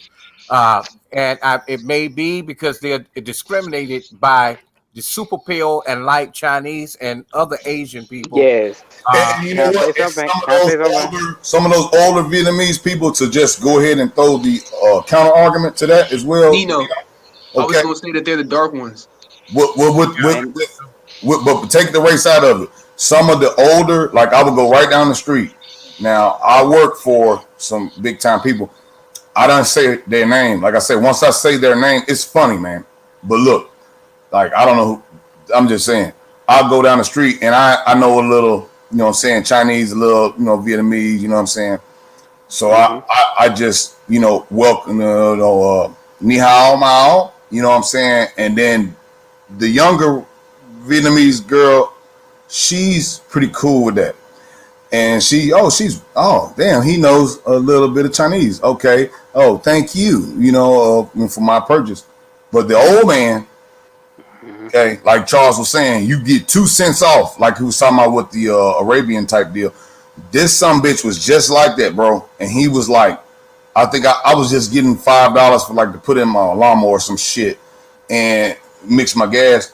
And he was just like, oh yeah, you know, if you're buying on a card, you got to get $20. I was like, well, man, I'm like, dude, well, your niece, she let me get $3 the other day. You know, what the hell are you talking about? And then I spoke, I said, well, Shin Shin and Camel Ba. I got really, because Camel Ba, that's Vietnamese, right? Thank you. Like, thank you. I thanked you for that. And he looked at me. He didn't even respond. He looked at me with the scowl of soul hatred. And I said, man, and that's the same people, but see, everybody ain't like that. But like you say, that element exists. You're right, you know, 100%. Yeah, man, they really do, and it's pretty sad. And the truth, he's out here too, so he kind of know. But you know, he's a little bit younger, but he kind of know. It's pretty sad right now, man. But the video I'm doing, y'all gonna really like it, you know, because I'm after I put the video out, I'll be doing a review on it in a live, and I'll have selected people on the panel to talk about this. Yeah, because If I can ask a question, how old are you? If I can ask a question, how old are you? I'm old. I'm old. Man, I'm old everybody old. Y'all think Men don't worry about age out here. We don't worry about age. That's something that women do. We don't worry about another man. Man, don't get up about that shit. No, women hide the age. Women hide the age. Women, men take pride. Okay. Calm down. That liquor is strong. I'm about to tell you how old I am. Now my experience with Chinese people. Okay, now we going back to the 70s now in Brooklyn, New York, right? I remember going to visit and celebrate Chinese New Year's in the Chinese enclave there, Chinatown. I remember going several times, many times over the years to the same Chinese restaurant on the same corner, small, respectful place. You know, they had a small little place where you could eat inside. And I used to go get takeout there and whatnot. And, you know, I mean, my experience at that time, granted, I was a young boy, but at that time, you know, I mean, I was cool. It wasn't like I lived in the same neighborhood, you know, with a lot of, you know, Chinese people or Asian people in general. But, you know, in my dealings with them, my personal dealings with them, I haven't had any bad experiences. But of course, people have different experiences with different people. I mean, in my neighborhood, for example, our family dinners was Jewish. You know, we had the Spanish store on the corner there, right? Mexican dudes ran the store in the corner, and then right next to that shop there, we had a brother from Georgia. He opened a fruit stand right next to them. You know, go up the block, the opposite way, go halfway up the block, You got the guy, he's selling Jamaican beef patties, right? Go a couple of doors up. Yeah. You got another West Indian brother, and he's a shoe repairman. I remember when I was a young boy, I was going to school, and because I went to a private school with all West Indian teachers, all black West Indian teachers, women and men. I love those teachers. I'm going to tell you, I really love those teachers. They cared. They gave a damn about what you learned. Okay, and if you weren't learning, I love hearing shit like that. Yeah, I love hearing shit like that. Yeah, they'll tell you straight up and down, hey, Mr. Ingram, what is this? This is nonsense. I know you can do this work. What are your problem? Are you having a problem? Well, I tell you what, I'm going to call your parents this afternoon, and you're going to have to explain to them. And she would do it. She'd call them up that afternoon, you know, and later on in the evening, mom and pop's like, hey, Eric, what's going on in school? Miss Jackman called me today. You know Miss Jackman, you know how she is. Why are you not doing your work in school? Well, what's going on? But then one time I suffered the wrath of corporal punishment from our principal of that school, St. Augustine School, Father Jacobs. Ooh.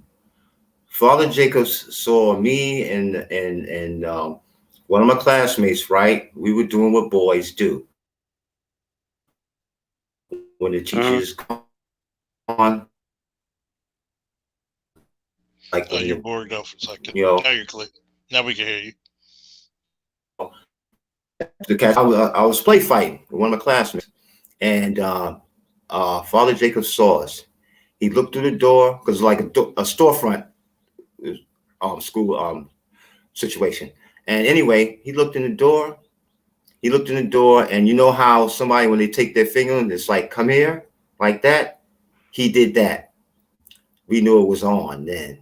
We went there to Father Jacobs' office. You get expelled? No, listen. We went to the back of the office.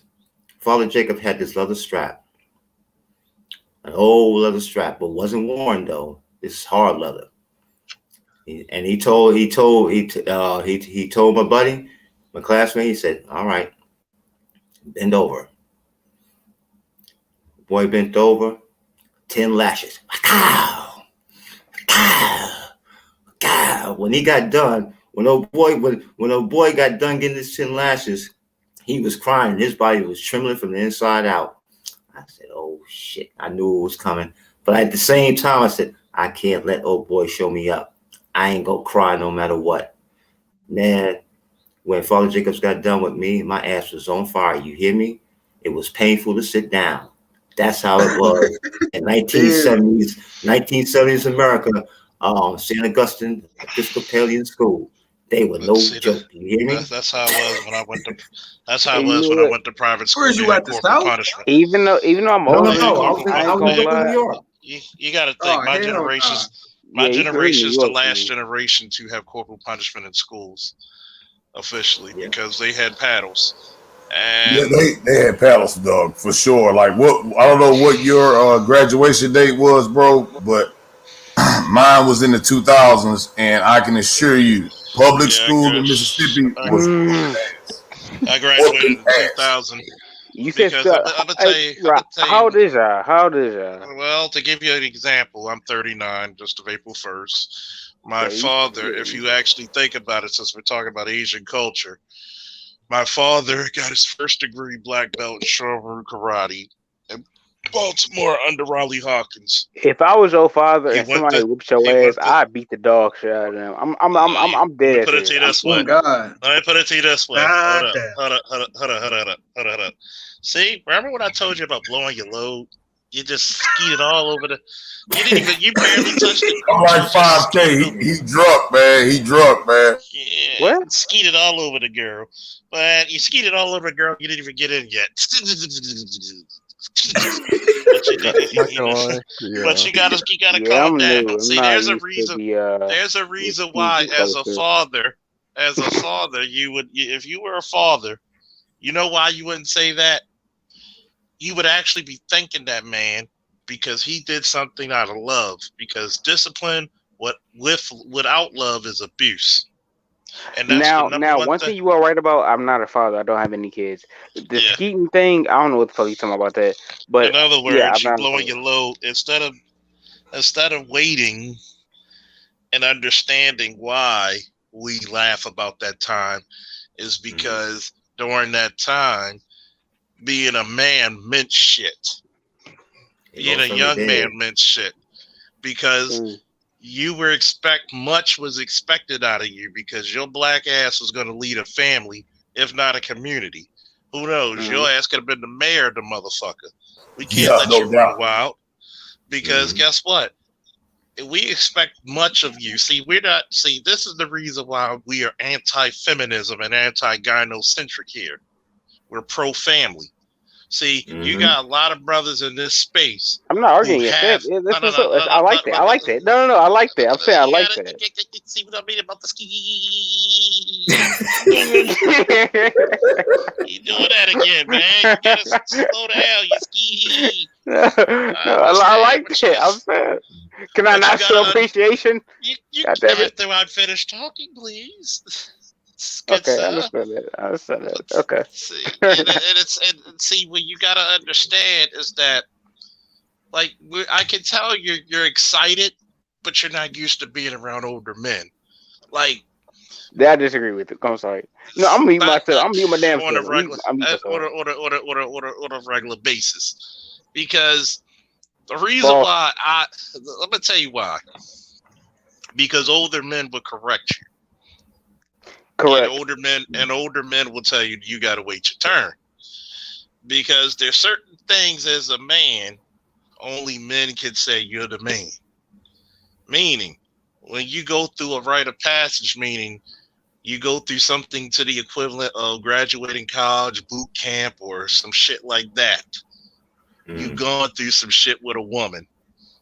You know why? Because a lot of guys be giving younger guys advice on women, and we laugh because we can tell if you took the advice or you skied around the advice.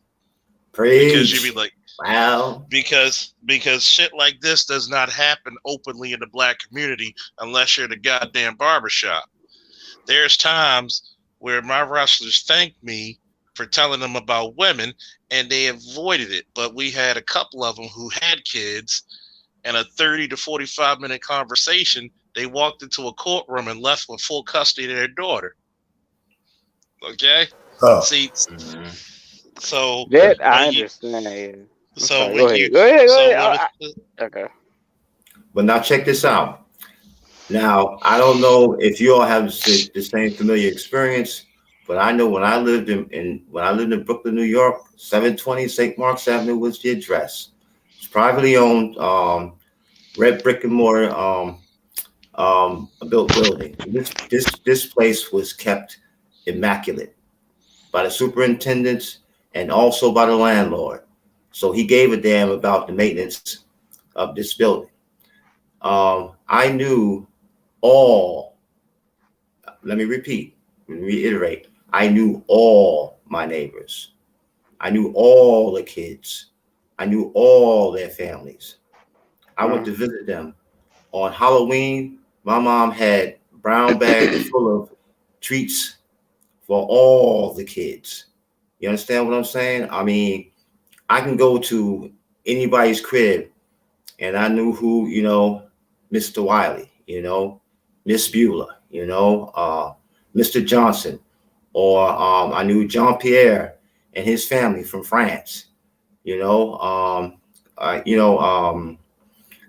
I mean, about that building itself, I can go on and on, but I ain't got time for that. A whole lot of people want to speak, and I understand that. But I'm just saying, it takes a village to raise a child mentality. I have that even now because of the closeness of relationships, personal relationships I had with my neighbors.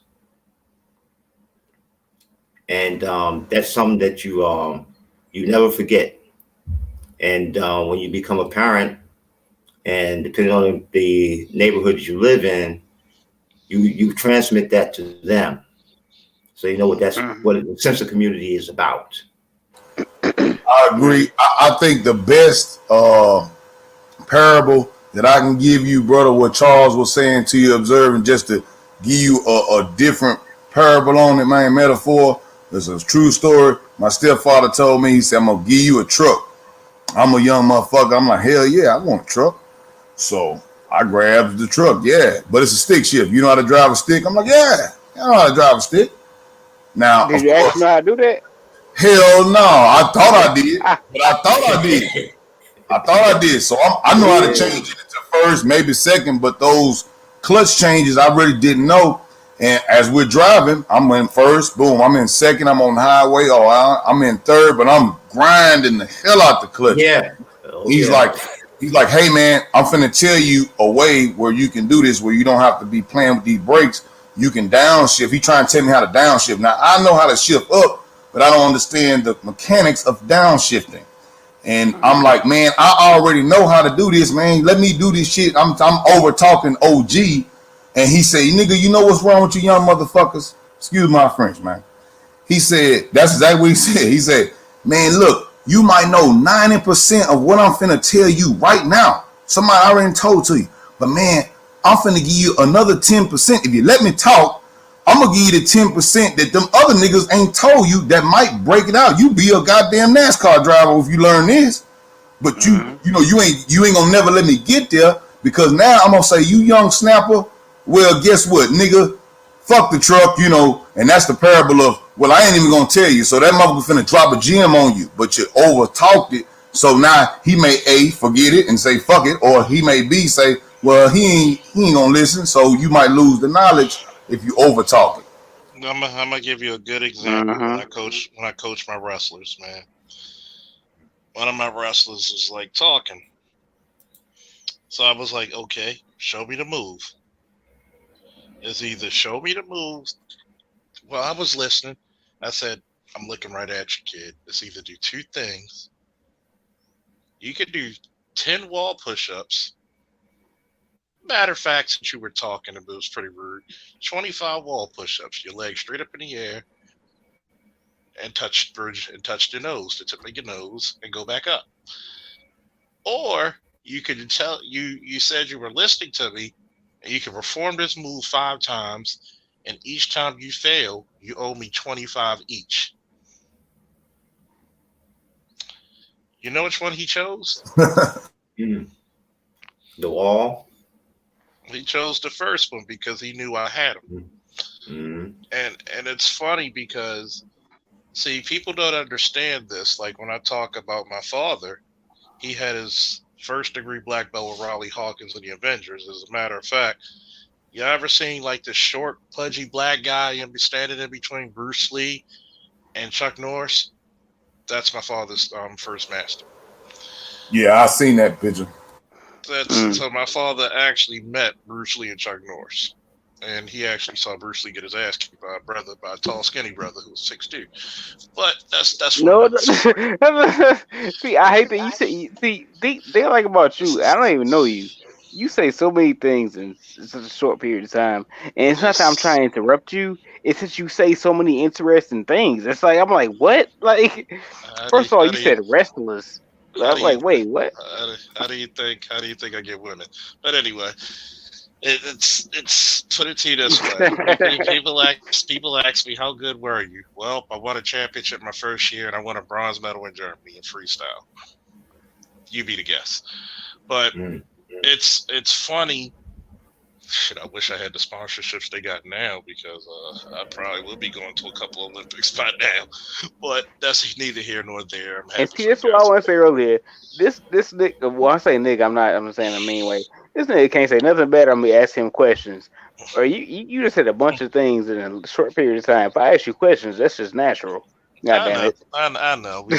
But there's time and a place you don't want to splooge it out. But it's funny because when my father went to Okinawa to get his second and third with them when he was in the Marine Corps, do you know what kind of hell he got for being a gaijin? Think about that. You're not looked at as just black. You American too.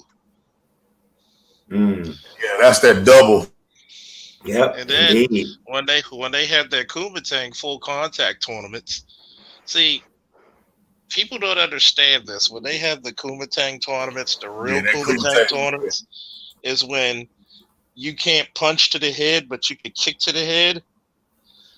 But is that the what from the, the neck, punch the crown? I'm no, sorry. you can't punch to the head at all. You Okay. can only from the neck, from the shoulders down, you can punch. From the waist down, from head to toe, you can kick. So imagine getting somebody standing toe to toe, punching your fucking chest in. Damn. And I mean, as my father would tell you, never fight a nigga with flat fists. They got sledgehammers. Because they would go up the temple steps on their knuckles, and you see all that compacted bone, and it's like, boom, when they hit you. I mean, even just their ridge hand punches will come out so quick and so hard because they're compacted bone. So one guy, he wanted to try to show my dad up from the stories he was telling me, and also a buddy of his also confirmed it. He said, man, your father was whooping his ass. He was kicking the shit out of him, punching him. Dude did a dirty tactic, try to kick him in the nuts. He said, your dad, when he said he shocked him a little bit, he recovered. He said he came back from fucking Baltimore, and I mean, he hit that nigga with the force of the civil rights movement. Well, I hate a nut puncher, man. I hate a nut puncher. Boy, he said he hit that nigga so hard he went parallel, and he disqualified your father. Hey, I told you, he said he hated nut puncher. I ain't gonna lie. If a person 2 times your size, literally fighting dirty is fair fighting because them. Yeah, but this a sanctioned bout. A sanctioned bout, dog. That's wrong. Oh yeah, if it's sanctioned, yeah, I ain't gonna. You gotta think of when it's a sanctioned bout, you hitting somebody in the testicles. That's even that's shit. lowbrow. That's still applied. That's still applied. Even in Japan and Okinawa, that's considered lowbrow. No. Early UFC nut shots. Well, didn't matter. That's within the rules, but it's lowbrow. Why do you think Shamrock had a Muay Thai cup? Muay Thai cups are made of steel. You hit him in the wrong, guess what? Bing! You're gonna break your hand. Yeah, I don't know who your dad is, so I'm like, he could have been UFC in the early times.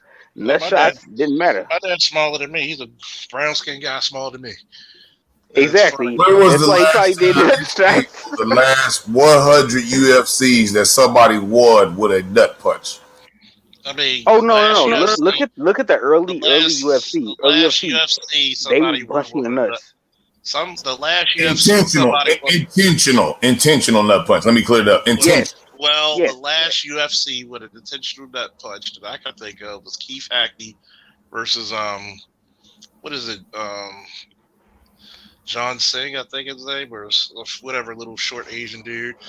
And Keith Hackney actually kept hitting him in the nuts. Made him tap out. So Dana White sanctions nut punches as winning.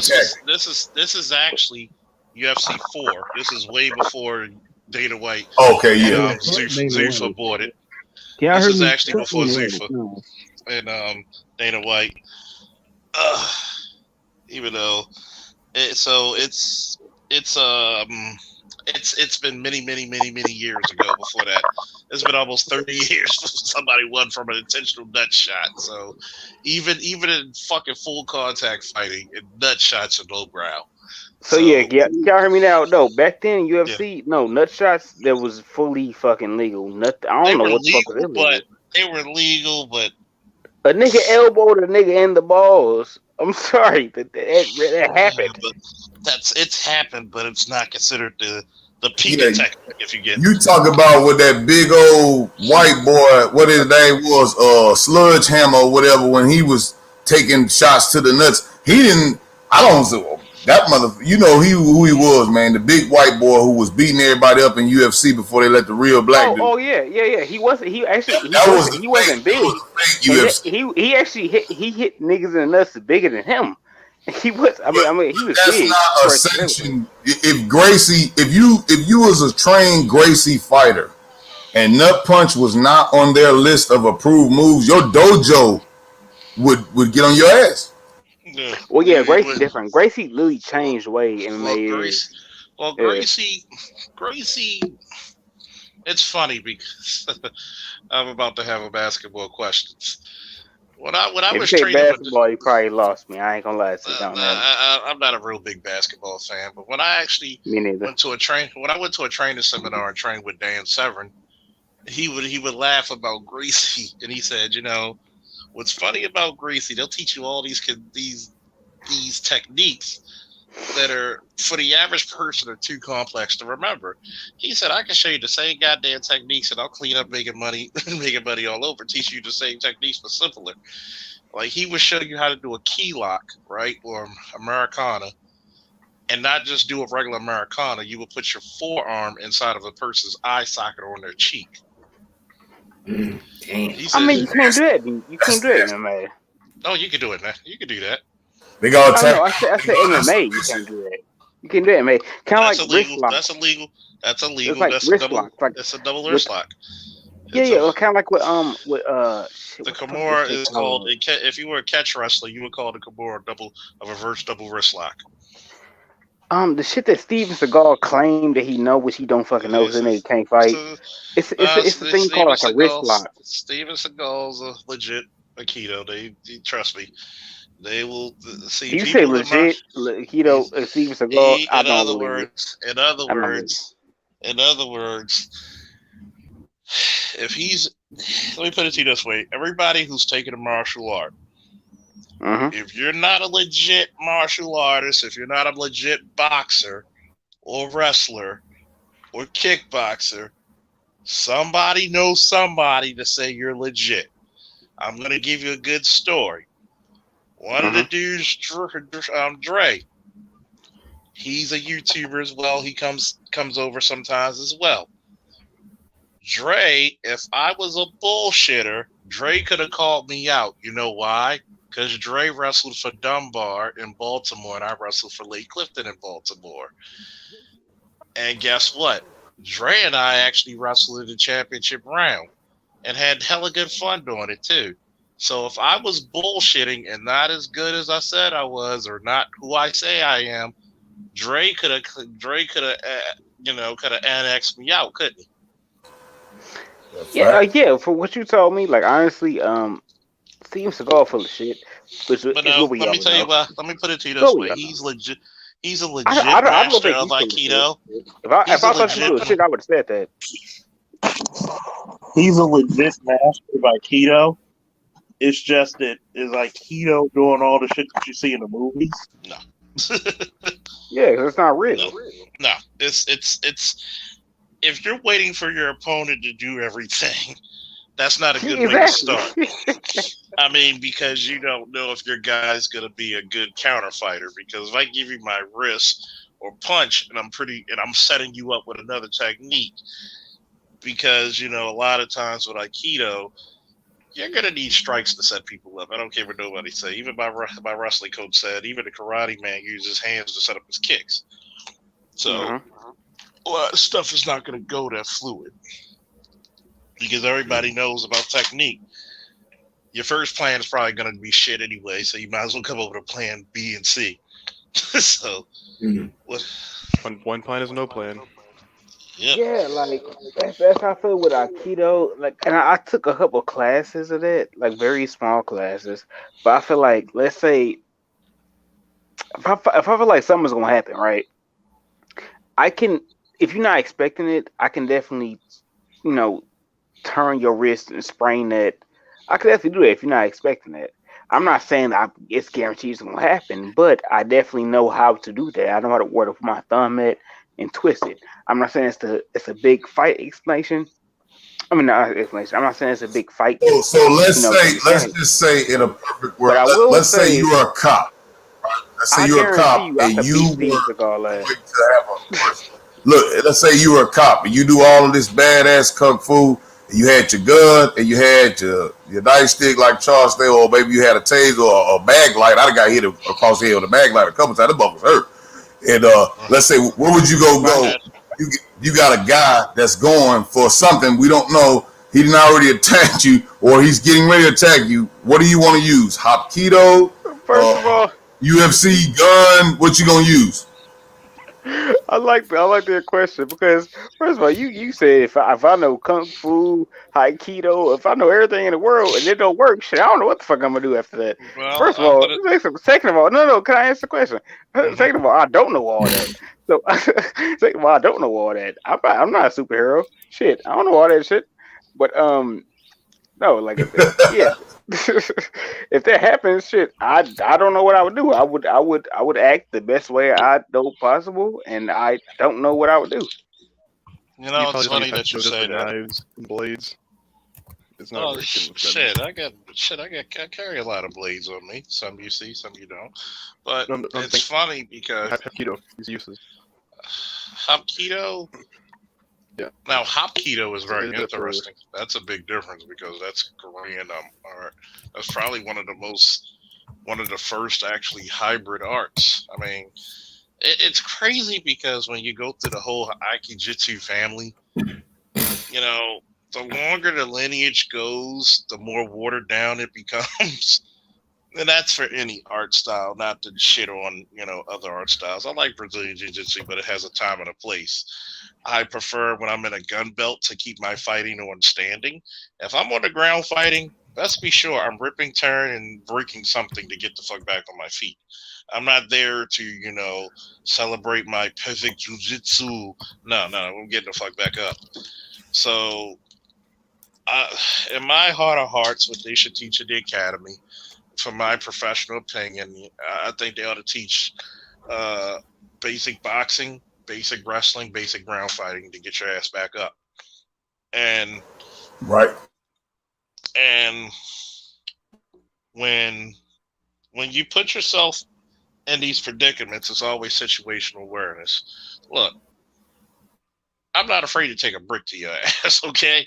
If I got to take a brick and my life's on the line, I'm gonna do it. Like, like many people heard the story that was told about the guy who had to break both his arms in a Kimura lock. For all you catch wrestling fans, a reverse double wrist lock. And if I wasn't as strong, as fit, shit, at least at that time, shit, I'm still recovering from his goddamn surgery. But, you know, if I wasn't as knowledgeable about combat as I was at that moment, this guy could have took my gun away from me, and we probably wouldn't be having this conversation right now. Right. So, you know, I forgot you was a police officer. Yeah. I know I'm too niggerish to be a police officer. Oh, the shit. No, you're not. Don't say that. Don't say that. No, you're not. Nah, I'm like the Goldilocks. I'm just right.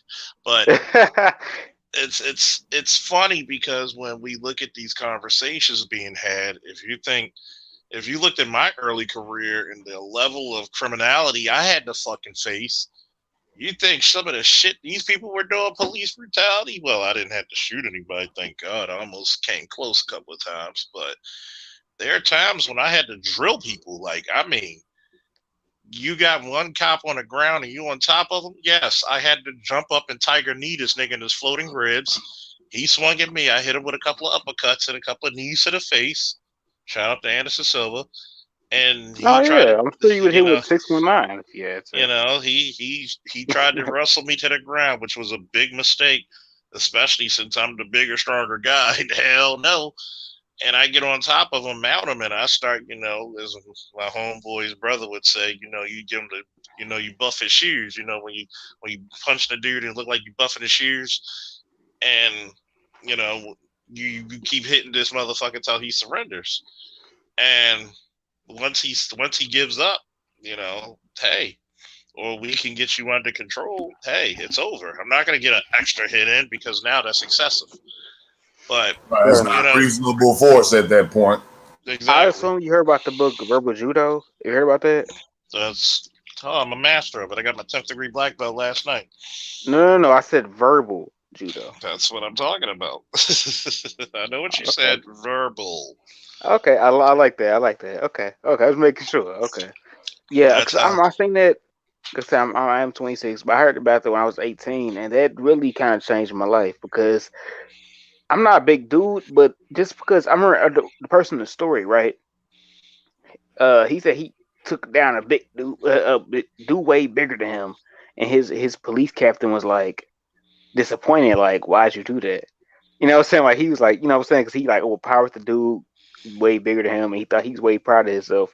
And his police captain was like, why would you do that? So it was very interesting to me because it's like it's way you can solve things with words. And don't get me wrong, sometimes you can't. Sometimes you flat out can't. So solve problems with words. There's very few times you can't. But that definitely taught me. That definitely taught me something at an early age that carried on later on in life. I'll give you a good example. Summertime, most cops don't want to chase you down. Like, fuck. Like, damn, can we talk about this nigga? Like, shit, I don't feel like yeah. like, can we talk about this shit? God damn, like, I don't feel like fighting you. Right, it's like, I don't want to arrest you. God damn it. I want to go home, man. I got pussy waiting in the wings. Don't let it be like this girl you wanted for like months, man. And she finally about, God damn, she's so wet. She's wetter than the Inner Harbor. God damn. Like, exactly. You know, it's like, and she cooked too. Oh God. You crying and you screaming like Phil Perry when he sings Forever. You're like, shit, God damn it. So a lot of times you talk to people and you avoid a lot of shit. And see, this is the point where no doubt a lot of these, I'm gonna say it because you know what is that? No, it just sound personal. He went through this personally. I can tell. Yes. And I feel it. I can feel it. I feel what he's talking about. And well, especially when you like 26 years old and you coming out the academy, your dick's harder than a Rubik's Cube doing prison sentence. I mean, nothing's harder than that shit. And with a calculus paper, with a calculus in the back, shit, that's hard. I mean, and it's damn. I'm glad she still came over, man. I wanted her since high school, but anyway, that's another story. That's another one of Uncle Charles's stories. But it was like you don't want to get into these situations because you keep fighting. And there's only but so many situations where you can end up hurt or you can end up doing excessive force. And even if you're in the right, people are still going to be like, well, how many complaints this person has? Well, you got to understand, ma'am or sir, I'm in the business where if nobody's complaining about you, you're probably not doing your job. Because if you're doing what you're supposed to do and you're treating people respectfully, a lot of people are going to be like, I don't like him. He's not. Did he treat you fairly like everybody else? Yeah, but I didn't like his tone. What did he say? He told me I can't go down the street. Did he cuss you out? No. He just told me, man, you can't go down the street. Did he say it firm or was he disrespectful? Well, he was real firm. Okay. Like just bullshit, just saying stupid shit now. No, dude, yeah. I feel you. I was a security guard, bro, at a well-known establishment, bro. Shout out to security because a lot of them come out to help a lot of cops. Bro, I'm gonna tell you straight up, bro. I'm gonna tell you straight up. Now, I wasn't supposed to be having my heat, but man, it's deadly in there. So I had a couple other security guards work with me anyway. Man, I've been working there for about a good 3 weeks, and I said, well, man, it's just easy money cleaning up. But there was that one time, and like these super cop people, I don't know who they is because I'm not trying to get into these people. If they smoking weed in the parking lot, I don't care. As long as you ain't selling the weed directly in front of me, but I gotta get up and say something about it, or you shooting somebody to get it, or stealing their money, do what you gotta damn do. I'm not finna mess with them people. Is you crazy? Cause now, if I do something and shoot you, man, my people that I work for, they gonna cancel me immediately. They gonna say, "Oh no, we didn't sanction that. What? He had a gun on him. We didn't tell him he could have that. That's not on our fucking bond." Huh, please, we didn't know anything. They gonna disavow. And man, look, and in the state of Texas, you gotta take a test where it says the DPS test to become a security guard or Pacific like agent or whatever, or even bounty hunters and shit. It's like almost the same thing where it's like reasonable force. It's like, okay, if they're coming with you a knife what would you come with them with? Should you shoot them? All these on the questions of the test. And it's like, okay, you bring a knife now. It's like, okay, now it's getting ambiguous. Like they're coming with you with fists, but he's trying to get for your gun. What do you do? Do you beat him up? Do you grab? It's very ambiguous. And I liken it to the concealed carry as a civilian thing, tying back into the civilians from servicemen. It's on the test, the concealed test here in Texas. I don't know if they're still putting this question on there, but it may be in there in some form. It's basically like this. It's a multiple choice question. It's like, okay, you have your CCP, you conceal carry. You're about to go into a bar. What do you do? And it's like A, finish drinking your beer and and just throw it in the trash, and then put your gun on your holster and go into the club and drink more beer.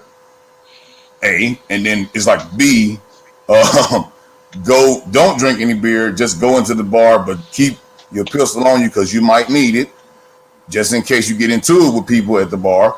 And then it's say like C is like leave your gun in the car loaded. And then D is like secure your weapon, put it in a safe spot, lock your vehicle, and make sure it's not one in the chain, make sure unloaded. And obviously, okay, that would be the answer, right? And people, that's an auto fail question on the test, okay? So even if you got everything else right, if you got that question wrong, you fail. And we had to pay for extra tests for people who work with us because we kind of figure out what question are they failing, and it's that one. And I was like, damn it, did you not know? That's pretty fucking easy. How do you fail that? It's basically still carry. That's people who don't read. Like what the Grinch say? Niggas don't read. So can I ask you a question? Yeah.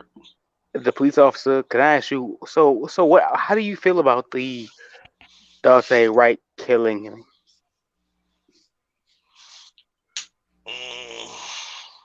I might have answered this earlier, but I feel as though sometimes I answer. I'm sorry. Wait, no, let's do drinking. But we know. And plus, it's the youthful exuberance. We understand. No. I want to have a. It's a dialogue. It's the fact that one.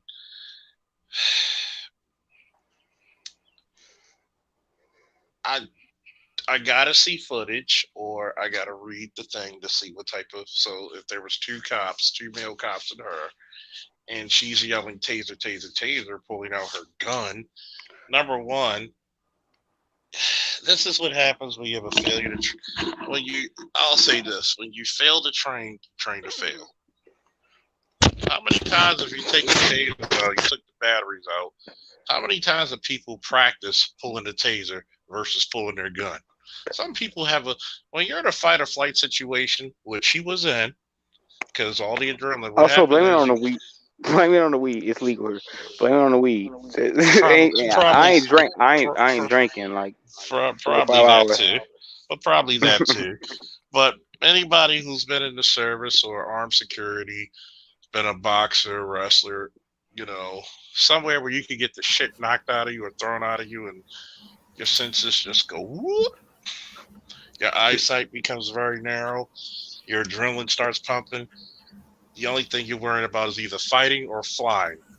And you know what, Charles? And you know what? Even if you're a correction officer and you get some shit and piss thrown at you that's been mixed up by an inmate and thrown on you and thrown in your face. Mm-hmm.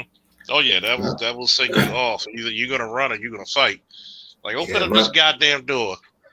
I've heard about that because I had a friend who's he's a National Guard person, and he got pissed thrown at him. Mm-hmm. Yeah. Because, I remember transport before I was a cop. I transported prisoners in Baltimore County and Anne Arundel County, and there was some guys who, my partner. I was handling some other guys, and it was this one black guy who was giving him problems. So I don't know. It must have been just common sense and good training from the Army. So I pushed the other guys into a closed cell. and locked the cell. Pushed my back and locked them in the cell so they couldn't escape. So I go into the cell with my partner where this guy was resisting. So this guy's fighting. He's coming towards me now. So I hit him square drag in the jaw, bink. And if you're in that cell, this dude rolled up into the cell, into the wall. He was like, oh my God, did you kill him? No. And he was so rowdy that we refused to take him to go see the, who was it? What did they call those motherfuckers? I'm starting to forget my job. God damn. The court commissioners. So we, instead of taking him to see the court commissioners because we denied and said he's too dangerous, the police took him. It took 4 cops to hog tie his ass, put shackles, handcuffs around him, and the cops were fucking with him. They said either calm down, like I ain't doing shit. Do you want him to come back out? Talk about me. He's like, I'll be good. So it's there's shit. I'm not gonna lie to you. There's some guys who when I'm chasing them, like there's some guys, shit, I didn't catch them because them niggas had the speed force behind their asses. I'm like, fuck that nigga fast. Shit. God damn, that nigga, all you see was the blur of his colors. Like, God damn. Like Tron and shit. Motherfucker was moving so fast, it looked like Tron and shit. You just see the God damn that nigga. I was like, damn. One time I was chasing a nigga so fast, I was like, damn.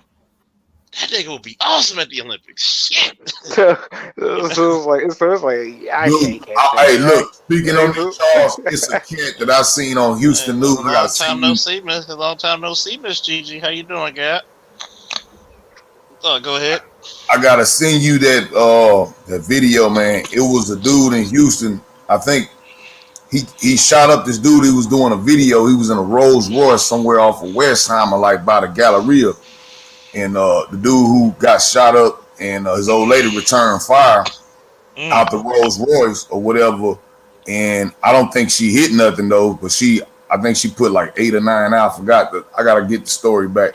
But the guy is caught on the neighborhood's posh neighborhood Galleria, so everybody got cameras, in front of their house.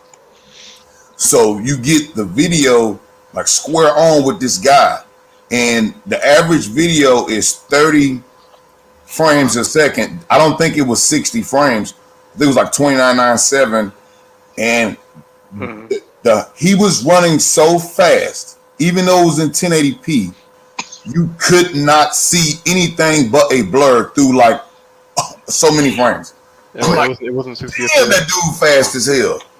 Yeah, it wasn't 60 frames per second. Dude, the news slowed it down. Like, how you slow a video down to extrapolate something that's fast? They slowed it down, and he was like Flash. I equated to Flash. Like, you can't even see him. I was like, God damn.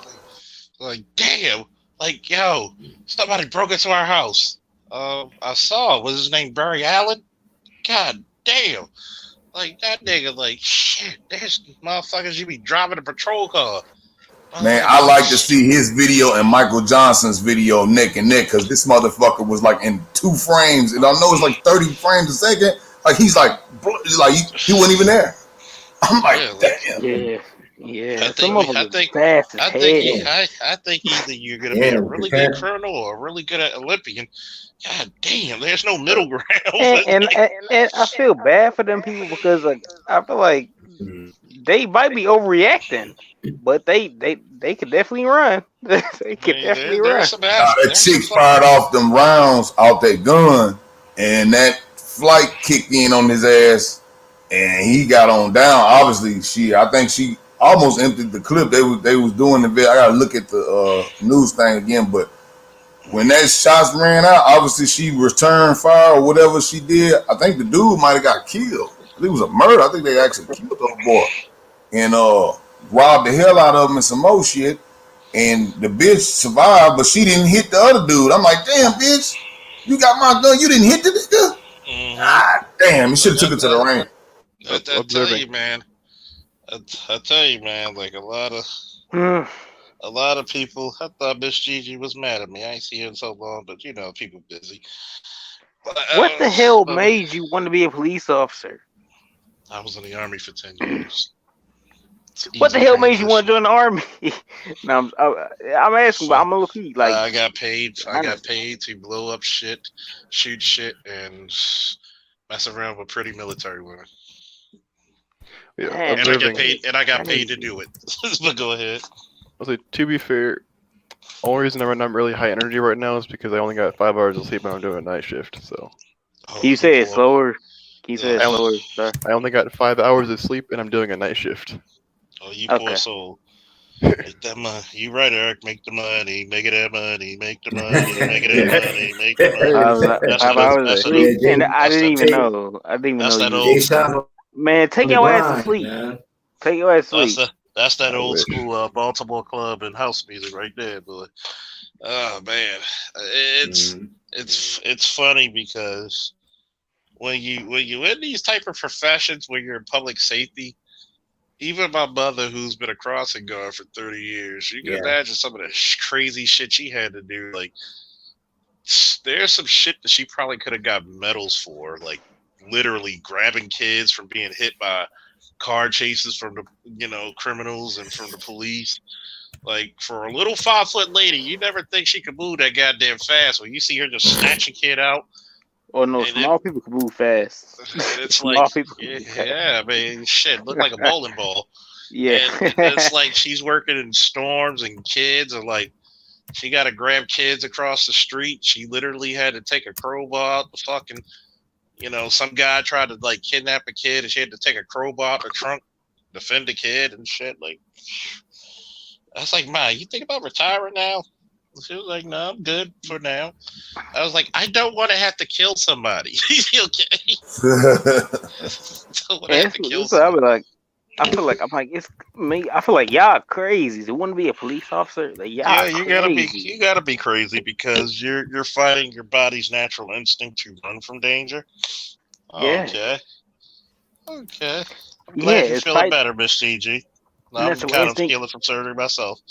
And then one thing I like that you said what I thought when it, like for example, a taser. Well, I've never shot a taser before, but I've shot a Glock before. That's different. That's way different. So when it comes to the, go ahead. I'm sorry. It's one of those things where you can't make a mistake. You almost have to be perfect. Like, let's say if it was a report, But that's not or you perfect. forgot- 26 years. I'm 26 years old. 26 years. Just of doing every the same cop ever since job. you've been alive. Once again, you gotta be perfect because you never know. Sorry.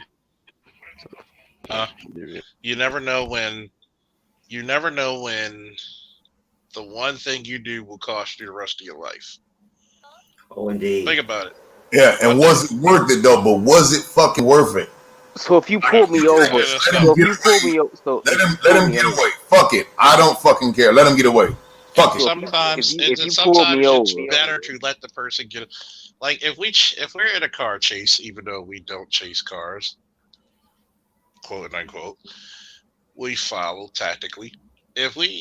Unless that person did a drive by, kidnapped a kid or did something, or just robbed a fucking McDonald's where it's like a felony, fresh pursuit. Okay. But if you try to say something for drugs, cut it off. What did they stop him for, by the way? Anybody Oh, they knows? stopped him. Well, he had warrants because he was caught with a joint at 17, which A could have been joint- me. You mean a blunt? Yeah. Well, pretty much same thing. I don't think it's a different charge, but yeah. No, yeah. I mean that's because terminology for people, joint, blunt. Some people might think the joint, got a gat. They talk about a gun, but Yeah. it's- It was so weed. let Yeah. me put it to you this way, right? Is that charge for weed? Is that worth hog tying a motherfucker with? If Hell the guy no. gets away, in the car, he gets away. Yeah, just let him get Yeah. away. I mean, it's not worth your life, man. That weed. My thing is, I'm sorry. Go ahead. Because I think dude was like what 120 pounds. They could have overpowered him and just pulled him out the car. That's what I think. I think they could have overpowered Number him. And pulled him out one, the car. I'm starting to think that this is the reason why I said it's culture. Remember when I told you about culture? I really do believe that white people have this sublime culture towards black people that they really think that we're some superhuman threat. Like you can only subdue a black person with a weapon. Like, Right. Yeah, they had to be the whole whipped. super It's like, predator. yeah, they had to be whipped because that's the only way niggas could ever be contained. Like, you know, like motherfuckers, like this is how they view niggas and shit. Like this is how niggas come to your block. Huh? I mean, I that can is argue how with blockbusting was started. Like, Stop shit. it. That's Like, exactly the difference. You go and tell white people that black people are gonna move in, so they sell their houses, and then you sell it to the black people. Yep. Like niggas move this fast when they run. Like they like for God's sake. Like but yet. Hey, look, that video, man, it was faster than that shit you just put. I'm talking about you couldn't even see her, like it was just like a blur. I said, God damn, this nigga faster than the Flash. Like, God damn, this nigga just skateboarding. And it's funny because I'm looking at it, they treat black kids the same way. Like, think about it, that army sergeant, he's twice the size of the black guy. You really think that guy will be just as brave if he walked up on a guy who's equal in size? No. No way. Not saying what he said. But that dude was smaller. That dude was smaller. And what did that white guy say?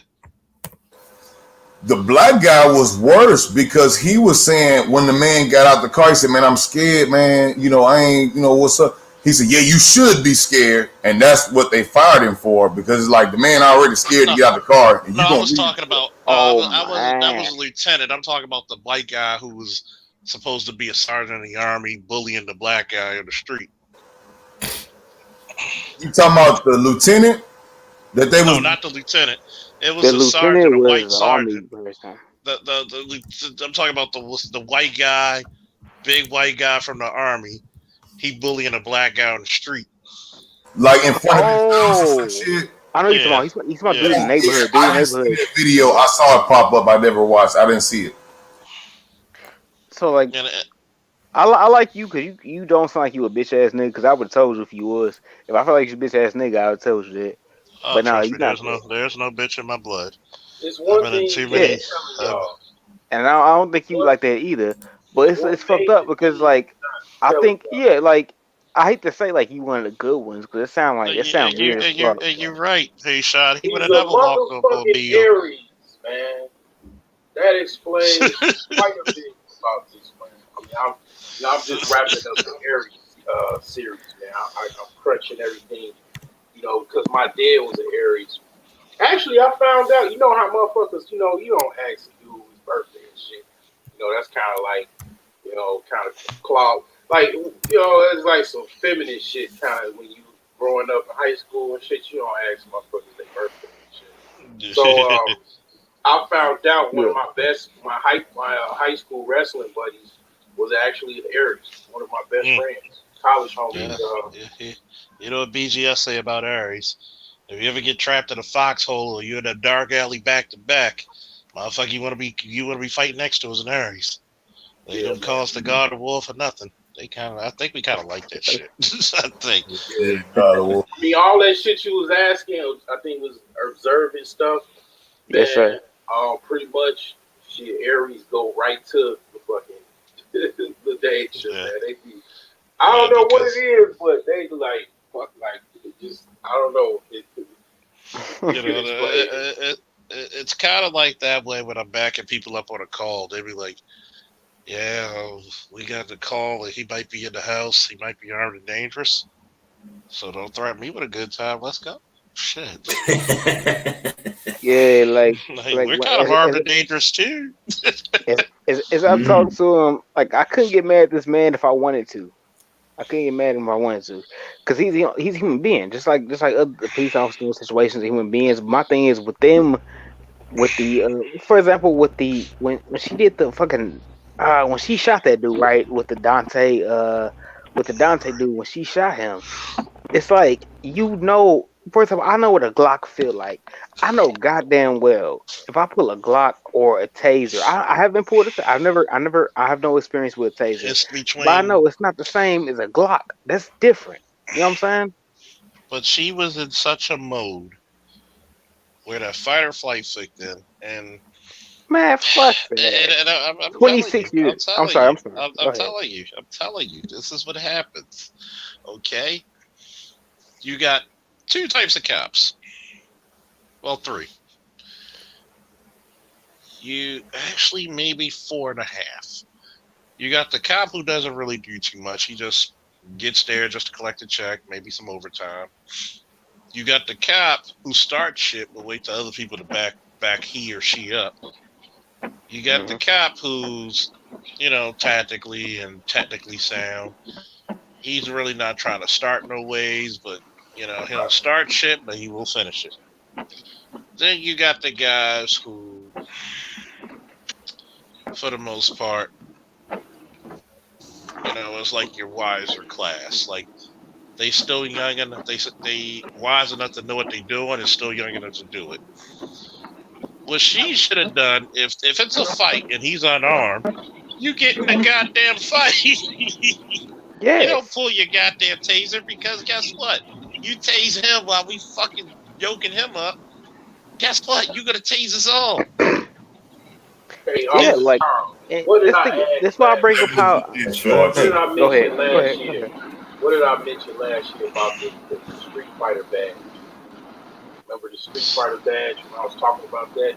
Where like they should have. I mean, I know they probably do that at the academy, but I literally legit think that they should have it where you kind of have to be sort of Billy Badass. You got to get your Billy Badass badge in order to be a patrol cop. I'm gonna put it to you. But the thing is, she did for 26 years. She did for 26 years. This is what you got to think. This is what I try to tell Mrs. Fantastic's dumbass. 26 years of doing what? This might be one of the few times the motherfucker seen the street. And I'm not picking on her because she's a female, because there are some female cops I'd rather have back me up than some male cops. I'm going to just put that out there. 26 years, and guess what? There's people who, in some departments, they've been cops for 26 years and never pulled their gun out once. I bet you if you actually did an inspection of their gun, it's probably rusted. So I need to be a cop then. If you go 26 years where I have to pull your gun, well, don't be a cop. Don't be a cop in Baltimore. You're gonna pull that shit out of their fucking field training. But it's the fact of the matter, right? Where I love the gun ho shit when I first came in.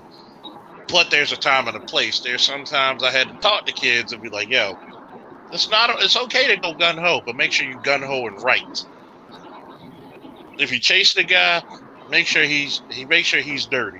Don't plant shit. Don't make up shit. If he ain't got shit on him, let him go. But make sure you check his ass properly.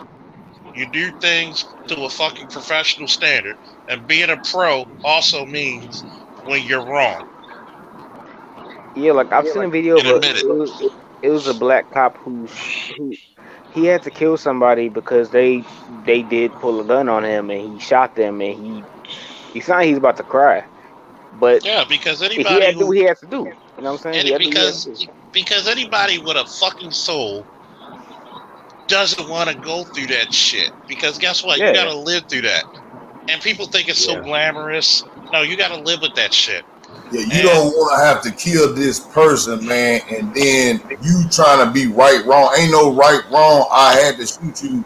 That shit is not like people think. It's glamorized, but you can't take that back. You killed that man. For right or wrong, it does not fucking matter. It's ways to try to do that without it. Yeah, and I mean it's a way coping. You know, and guess what? I may be the guy who could cope with it better. I may not be. But you try your best not to put yourself in those situations. But you got a lot of people who try to glorify this shit. And I'm gonna tell you one thing about police work.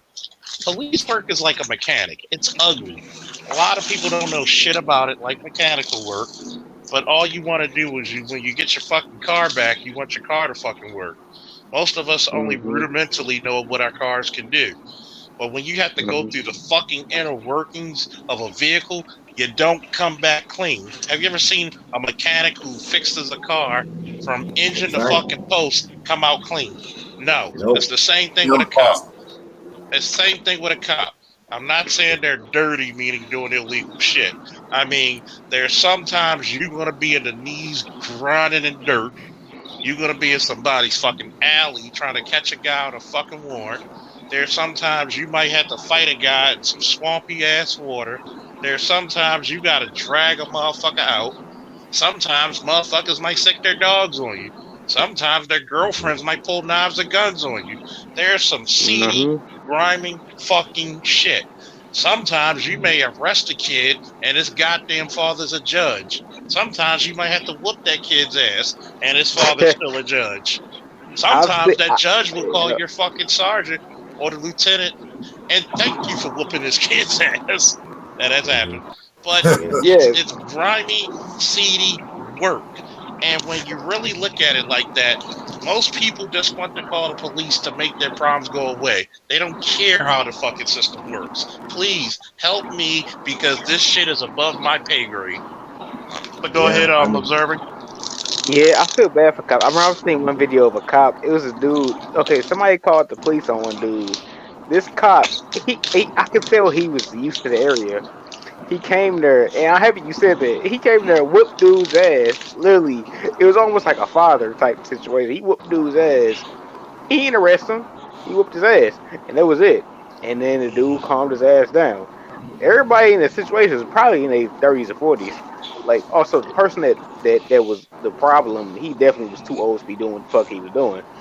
But it happens. I'm like, damn. But it was also kind of funny to see. The cop came, whooped his ass, and left. He served his community. I respect that cop. He ain't arrest him. None of that.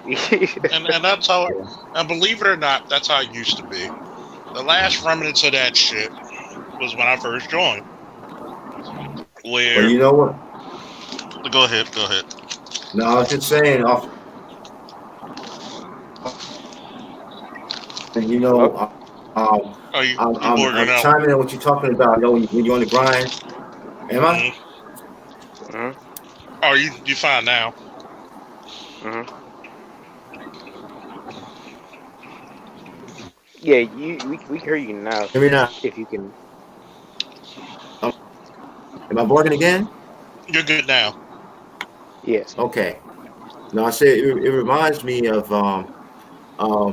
my early days in the Marine Corps and realizing that when Marines have to police themselves, you understand? When the Marines have to police Marines and sailors, say for example, when we went on the med float, right? Okay, we hit France, we hit Israel, we hit Spain right around Christmas time and whatnot. So of course guys wanted to go out and party, right? But the thing about it is that when you go out and party and you go in these people's clubs, okay, nightclubs and whatnot, and first of all, they don't want you there because you got a reputation of being rowdy and rude and getting drunk and stupid, right? So you already know that attitudes towards you when you walk up in there, you know, if you're Marines or sailors. And sometimes you got to go in there, you got to snatch up a fellow Marine or snatch up a fellow sailor and say, you know, hey, what the fuck are you doing? You lost your mind. You know, you do realize we overseas in another man's country, right? Yeah, we got the Navy and the Marine Corps backing us up, but they ain't gonna back you up over you doing stupid shit. Because you get drunk in the club, you try, you know, you try girl trying to get locked. Calm the fuck down. If you got to, walk out the club. It's as simple as that. And I've been in these situations like that. That's real. And I've been in situations stateside like that. You know, where you out with brothers, y'all out partying, and you know he's rapping with the girl, this, that, and the other, and she may say something out of line. And you gotta snatch that motherfucker up. Hey, yo, let me put your coat. Come here. You snatch him up. Yo, man, nah, you can't do that, man. You in this uniform 24/7, okay? You in your civvies now, and guess what? If she decides to charge you, you got a court date.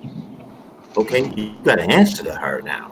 Okay, so calm the fuck down, and if anything, let's roll out. We go somewhere else.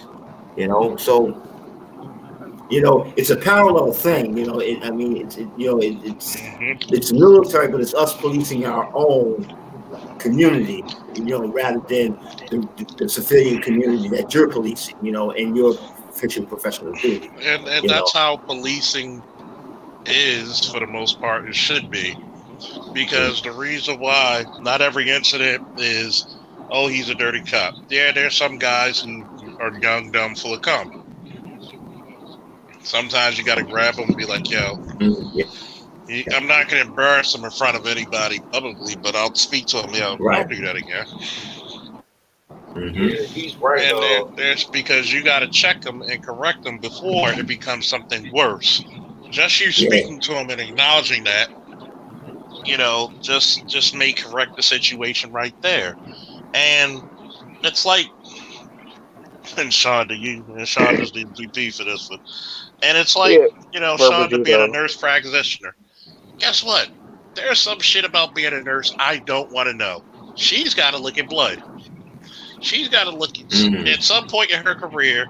She had to hold some part of the human body that was not supposed to be seen by human eyes. At some point. Yeah, and dead body. You guys are saying, you got certain careers and professions like firefighters. I'm ex-military. I was in the Navy as well. And what you're saying about people trying to go to the military, thinking they could behave a certain way and not be held accountable. It's true, because I had a couple of cats that on my ship, they had to go to the Japanese jail basically, and they didn't they ain't like in America. They fed them Japanese food, so it's like fish head soup with bread, water. You know what I'm saying? But you got certain professions like the nurses, police officers, firefighters. They get paid because they got to deal with the worst in society. I can agree with you on the whole nursing thing, because I never wanted to be really a nurse or a doctor, because I don't want to have to take an axe out of somebody's head that's already implanted. Just, I could probably see that on a horror movie, but actually taking the axe or actually trying to, give the person that coming in the hospital with an axe in his head some insurance and stuff like that without throwing up, I don't know. I might have a problem with it. Oh yeah, trust me. Guess what one of the requirements are for the academy? You have to sit through a fucking autopsy or 3. The dead bodies. And sometimes you might have to sit through the autopsy of a burn victim. That's nasty. And I'm gonna tell you what it is and what it ain't. A lot of people, and that's what I keep talking about. See, this is the reason why I don't get a Brandon fucking Tatum and they won't get a Charles Faulkner to speak on shit like this. Because I'm going to tell you the nasty, bare bones truth about policing. And I said it, it's the best analogy is being a mechanic.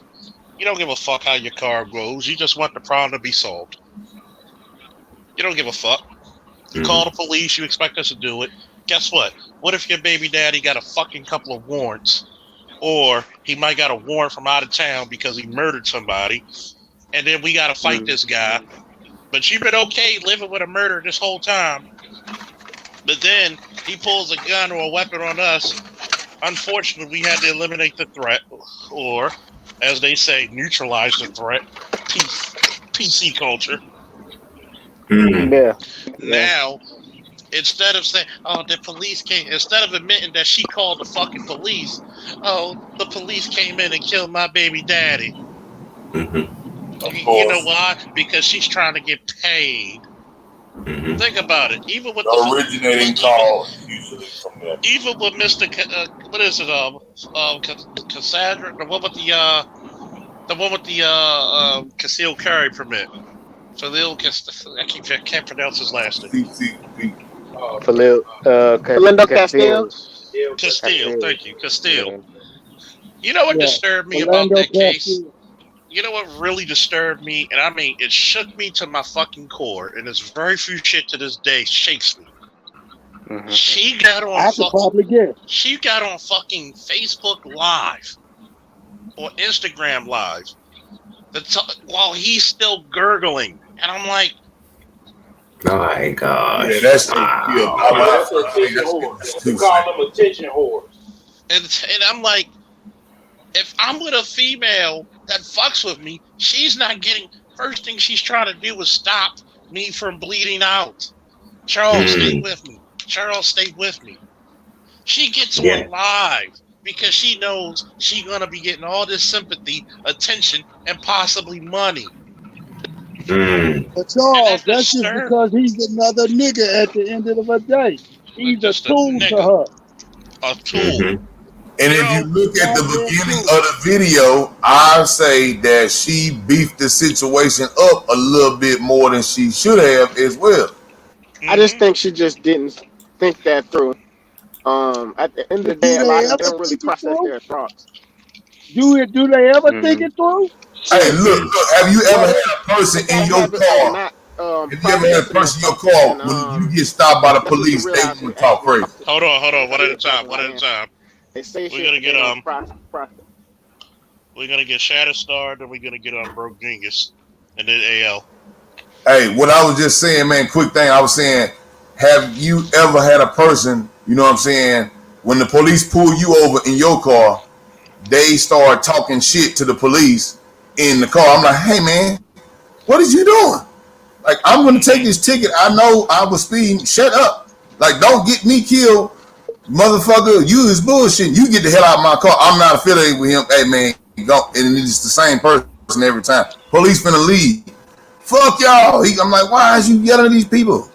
Why, man, that's going to make them come down on us, man. What? It's the same person. Well, man, you got 10 warrants. Now everybody going to jail. And I'm like, damn, man, just shut the hell up. It's like, I have to say this. This is very difficult, and it's one of the reasons why kind of being kind of like a lone playboy is a lot of times the way to go in America, because the woman that just shut her fucking mouth and speak when only spoken to, when it comes to men's affairs, that's a prize woman, because really, to be honest, I'm gonna ask Charles. If you ain't capable of helping get out that situation, why the fuck are you opening your mouth? I look at people when I have a bill to pay. Are you gonna give me money? No. Then shut the fuck up about it. Yeah. And it's sad, because even thinking about that shit disturbed me.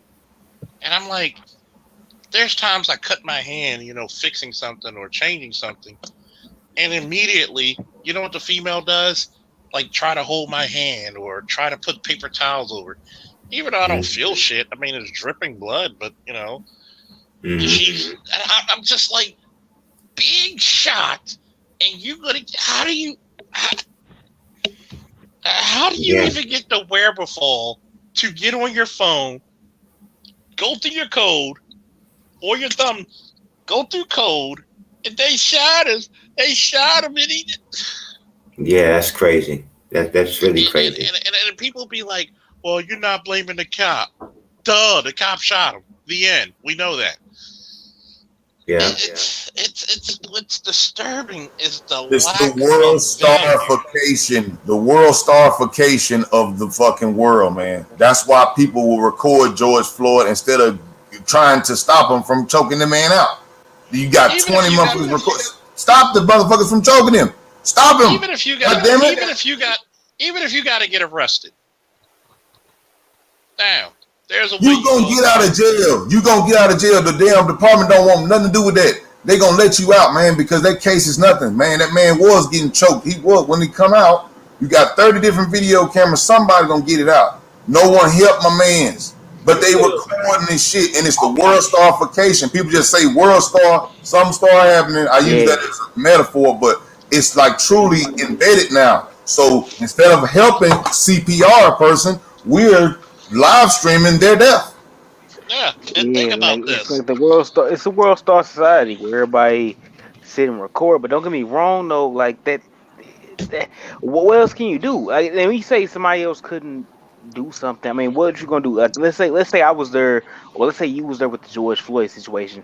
If you intervene, the only thing you gonna do is you get your ass whooped and get arrested. Simple as that. Well, at least you're And living. as he gets choked out, At so least you're living. Because me personally, I'll be like, yo, you killing him. Even if you got to push the officer, like, look. First of all, it was dude there. Tell him they was killing him.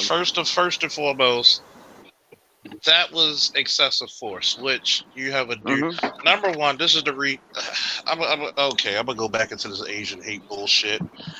Nobody claimed Asian hate when that fucking Asian motherfucker was right there watching George Floyd die. Exactly, and I see, can't that's argue the with point. that. If they would have rushed him because he was the one going after the people with the cameras, right? So if they would have rushed him just right then, that would have turned Chauvin's weak ass head around and maybe took some force off his knee. Like, look, we got crowd interaction. He can't just sit there because that becomes more of a threat because now these people are coming towards you. So what's your name? What's your name, sir? No, I want to ask you. What's your name, sir? Who was just talking? Shatter. So if I was to work on let's say I was let's say I work in the medical field. If I give you the wrong thing, guess what? I'm gonna get charged. They're gonna charge my black ass for giving you the wrong shit. So why can a police officer not get charged for the same thing? You know what I'm saying? I'm not asking you as in you disagree. All right. Somebody fall down some steps. Y'all good? You good? Somebody fall down some steps. I don't know. I'm looking at it like. Go ahead, Chatter. But yeah, you know what I'm saying. Like, I say what they really get it, and I'm sure Charles can line in on that. They have a blue line at the I'm DA. not questioning you whatsoever. They got the grand jury, right? Normally, most of those cases with their grand jury is going to go in the favor of the law enforcement officer versus the so-called criminal, whatever the DA put on your back. So you already know that. Very rarely do they ever get anything more than manslaughter.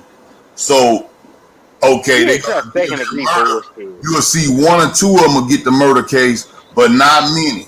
They always got that blue line, or they lawyer so good that they're gonna get out. So we already know this. So but with them type of flagrant, like we talking about with Charles Floyd, what I'm thinking right now is if the people was to make a move on the Chinese guy who was holding them back, seemed like they was trying to make a move. The person with the camera at least was moving closer. That's when he came out. Why not surround them and make a move? You only got 4 of them, max? You got at least 6, 7 people, the people in the store, people that know the man I seen in the store. He seemed like he knowed everybody in there. They weren't going to just sit back idly and just let this man be killed. As long as one person started the movement on them, they would have had to at least take the knee off his neck as a result. So, but they can't do nothing. If they were they can. Just that alone stops them from being killed. Just that alone. We as people, civilians, you got power too. That man is abusing his law. He is killing a person. You see it. You within your duty to do what you can up and until threatening his life to stop him from killing a person, even if he do got that badge on, because that is illegal. And they'll take you to jail, maybe kill you. Who knows? They'll take you to jail. You gonna get out. You gonna get out because the city don't want no part of that because they was wrong. Yeah, my thing is if you have a knee in your neck, and I don't know you from the can of paint, but I don't want you to die. So if somebody got a knee in your neck and if I push them off of you, guess what? They gonna be on me, and guess what? He gonna put his knee back on your neck after the officers subdue me. You know what I'm saying? So it's like that's why I say it's nothing you could do because but what can I do about that? That would have interrupted the time where he can get some oxygen back into his brain. Possible the man still could be alive. We don't know. It's a certain level of At the end of the day, that most people are not willing to die step for it into. no more. You know, most people are not gonna step into some cop doing something. Like with me, because Because I'm what can they do? ex-military, What can they do? Like, because I'm ex-military, I will, if I see a police officer and it's just, you know, one person it's on the street, primarily because I'm nosy, and then you know, I'm ex-security. I wanted to be a cop at one time, and I'm ex-military. I will stop and kind of just observe. Okay, I'll observe. Okay, so me being observant, you know, cops will kind of change their whole narrative if they have a witness. Okay, that's a fact. So if I see everything is kind of square, yeah, I'm gonna go walk away, carry on my business. But intervening with a cop, let's just be honest. Most people ain't gonna. How many people see a couple fighting and then the male is beating the shit out of a woman on the street or smacking them, or even let's just say even people that whip their kids in the street, you know, and they just like totally over the top WWF and choke slamming their kids. Most people are not going to intervene, you know. So that's just some you know, depending on where you are, people are not going to intervene. Well, I'll tell you this, man. Sometimes you don't. I mean, we talking about like, you know, a thing that's already happened. So you know what I'm saying, it's a backseat driver at this point. We looking at man is dead, like Charles said. Once you dead, you gone, right? So we looking at an armchair quarterback trying to figure it out. But I still say in the overall scheme of it, what I actually have been in that position where I got falsely identified as this straight up carjacker dude, stole these people's shit, hold them, kidnapping. I matched the description, pull out my license. You know, I was about 19, maybe 18. I was young, man. Pull out my license. I had a school ID, you know, from university. They said, no, you made this ID. This shit's fake. My boss said, man, don't move your head because you got a gauge right behind, like 3 HPDs pulled up behind me, a helicopter. I mean, they thought I was this dude, man. This dude, Terry, he's bad. He's a bad dude, man. Yeah, you Terry. And I'm like, no. He said, give me your ID. He said, put your hands on the dash. And then I put my hands on the dash. He said, give me your ID. I went in my pocket for ID. He said, didn't I tell you to put your hands on the dash? I said, oh, shit, you trying to kill me. Right. Now, he's got the pistol on the passenger side on me. The dude behind him, his backup got shotgun on my head. There's 2 other cops then pull up in the front, also pulling a weapon immediately, all drawn on me. My partner, man, rest his soul, he said, man, don't move. That law got that gun on the back of your head. He said, give me your license. And then he dragged me out the car through the window, Dukes of Hazzard style, throw me on there and like start checking me hard. Like the dude rolled up on me like he going in my pockets, like he tripping hard, about to get ready and do me something even dirtier. And if it wasn't for some bystanders, like they would literally did me all the way dirty. So to the man point, witnesses, yes, it makes a difference, but they still took me down on some false shit even still. But I got out because they couldn't hold me because it was fake. But had I been just acted out of you know, flight, if I tried to make a move, they would have shot me. Yeah. Hey, what year was it? What year was that? What year was that when it happened to you? What year was it? Because the same exact shit happened to me back when I was 18, 19. Go ahead. I'm gonna tell you one thing about it. No. I wonder what year that happened to him, because that happened the same exact. Well, it's slightly different that he went through. I went through something just like that when I was 18. It's like 01, 02, but I'll listen to you, y'all. I'm gonna say this. Yeah, I went through that shit. I went through that shit too. Shit that I didn't fucking do. Imagine somebody drilling you over some shit you ain't fucking do. That's confusing as fuck. Like, man. Dude's trying to plant shit on my nephew when he was living with me in my house, and he was a teenager going to high school, and he was staying with me. And if he didn't know me, they would have said, "Oh, look at those drugs right there. How can you plant that on me?" Yeah, like my nephew would have killed. He's like, my uncle would kill me if I'm selling drugs, and he's like, "No, your uncle ain't no police officer." So I gave them my sequence number and told them where I worked.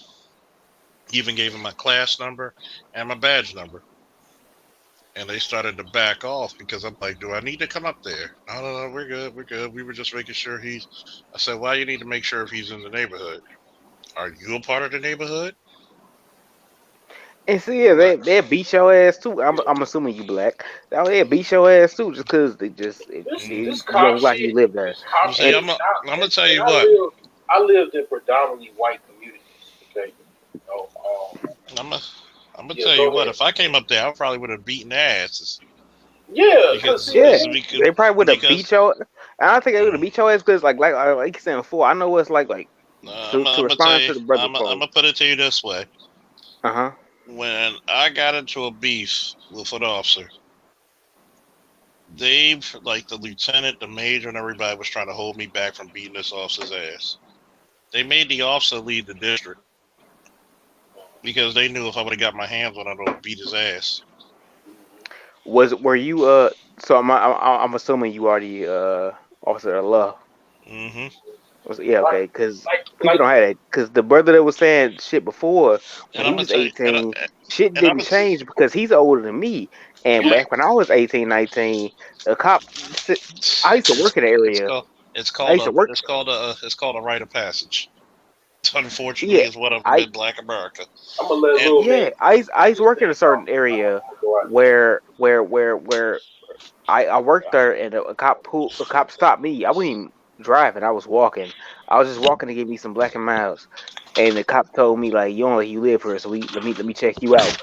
Basically, basically what he was saying.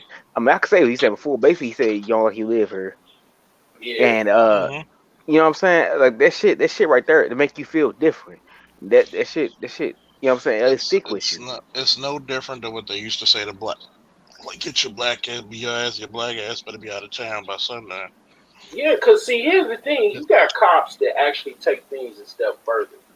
They actually they look at themselves like chess pieces or some shit. Like they're actually controlling the city that they actually work in.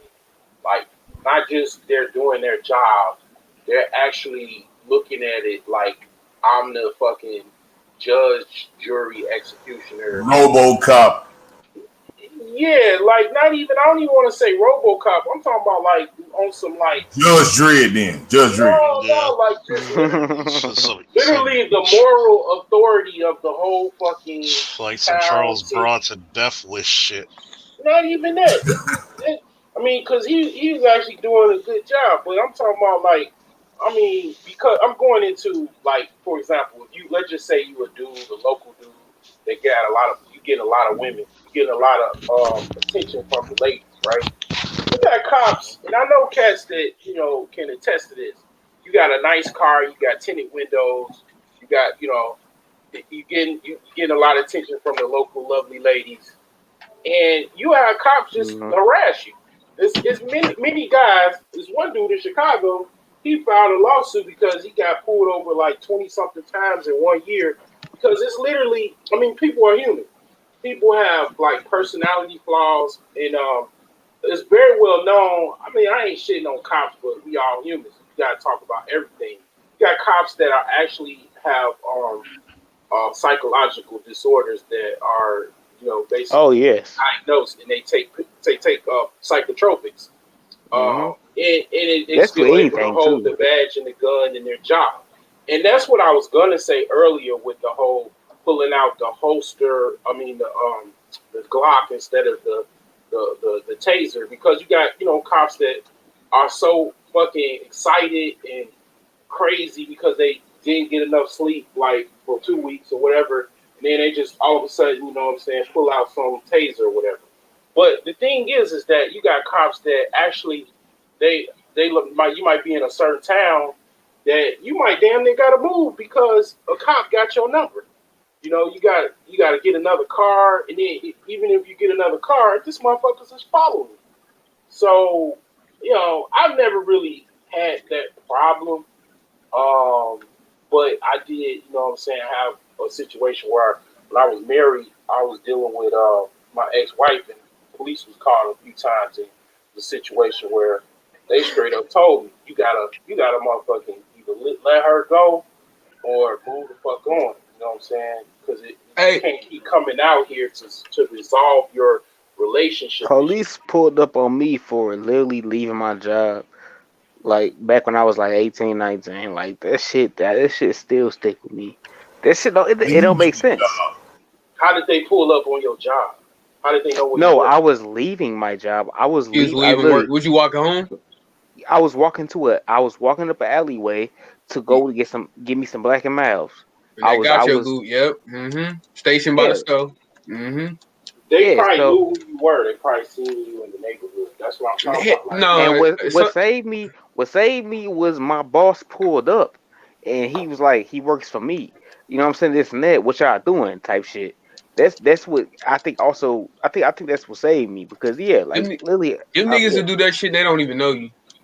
Yeah. They'll be on some walk up type shit. And don't fuck no white bitches. Don't be fucking. Don't be no black dudes fucking white bitches. Oh yeah. Oh my god. Oh hell no. Oh hell no. They gonna fuck it. Man, they gonna take your ass out to the woods. I don't deal with the Wazungos, man. And yeah, man. If that nigga told me, he said if you would have taken out trash, I would thought you lived here, nigga.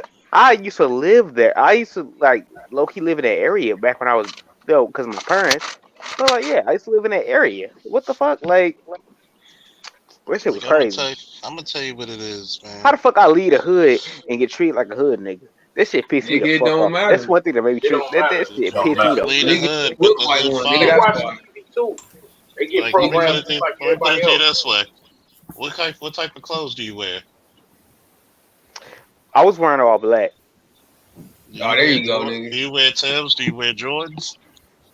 I don't wear Timbs. Jordans. Well, shit, it's a bunch of different type of Jordans. That's different. I don't think I was wearing Jordans, but I know I was wearing all black. A 3-piece suit. You still a nigga ass. Exactly, nigga. I've been stopped with a collar shirt on with a damn polo on, bruh. I be dressed oh God! I had a collar. Oh God! I had a collar shirt on. I wear hoodies. Literally, I left my job. I'm looking like a whole educated lame out this motherfucker, bro. I wear hoodies, jeans, and gym shoes, and I have a certain level of energy that cops just don't fuck with me because it's kind of like a Jehovah's Witness. Jehovah's Witnesses don't fuck with me because they can feel my black pill energy, my dark energy. That it's like this motherfucker is something to this motherfucker. Don't even say we're not gonna give him no pamphlet. If you have that energy, and that energy comes from being like Charles, well read, educated. I'm talking about self-educated and shit like that, where you could basically you could talk about the Romans and where the word cop came from, Constantinople and shit like that. When you like highly intelligent and well researched. A cop come to me, it's like, it's an average motherfucker that just went to high school and went to the academy for the most part. Some that are ex-military. I'm a higher esteemed individual in society. When I look at a cop, it's a totally different thing. So that energy, when they see me, and even if they're coming at me, I already know they're racist because they have that racist energy when they come at me. And if they coming at me with that racist energy, I even still know how to deal with them then. I could talk about the Klan, the White Citizens Council, Aryan Nation. We can go all over the place because I work with these people. So it's like if you got a certain level of energy where they feel like you're weak, like you're not really well intellectually, or maybe even poor, disenfranchised, they will fuck with you. Just like that ex-army general or whatever, captain or whatever that ran a base, he was fucking with that like weak black dude, young white black dude that was on his block because he just was a bully. You got cops that are just bullies with badges. Yeah. True enough. I mean, I got. Go ahead. I'm sorry. Yeah. No, I'm just saying that I was living in Harlem, and this is in the mid '70s and whatnot. And I guess at that time, I was right around, 13, 14 years of age.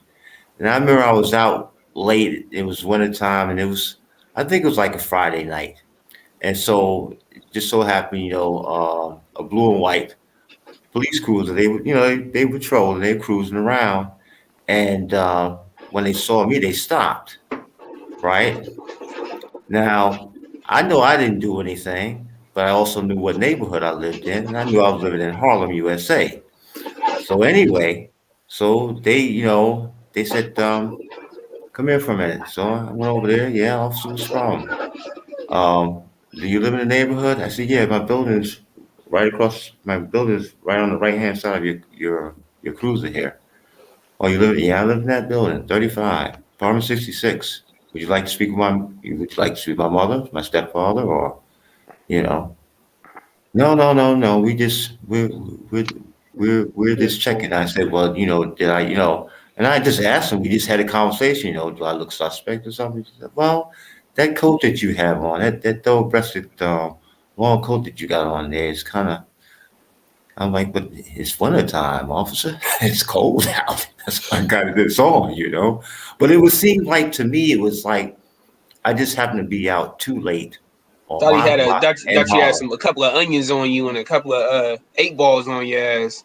I ain't This 73. Hey. So I'm assuming. Are you a white person? Who, me? Bro. Oh, Yes. me? Am I a white person? Bro. No. Bro. Okay, if you're not, that's fine. I've been listening for a long time. My nigga, I've been listening for a long time this evening. Yeah, Excuse me, gentlemen. Excuse me, gentlemen. Yeah, I I've been asked that listening because You're not a L, son. You're not a L. I'm a L. Okay. I've been listening. I've been listening for a long time this evening. I've been hearing everybody's depiction of this, that, and the third of the police.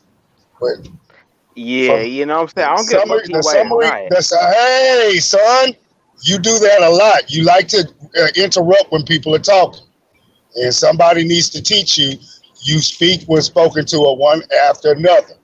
If nobody else hadn't done it this evening, I'm going to let you know that. Now I'm speaking. Sometimes I get excited, goddammit. I'm sorry. Okay, that's cool. We understand that.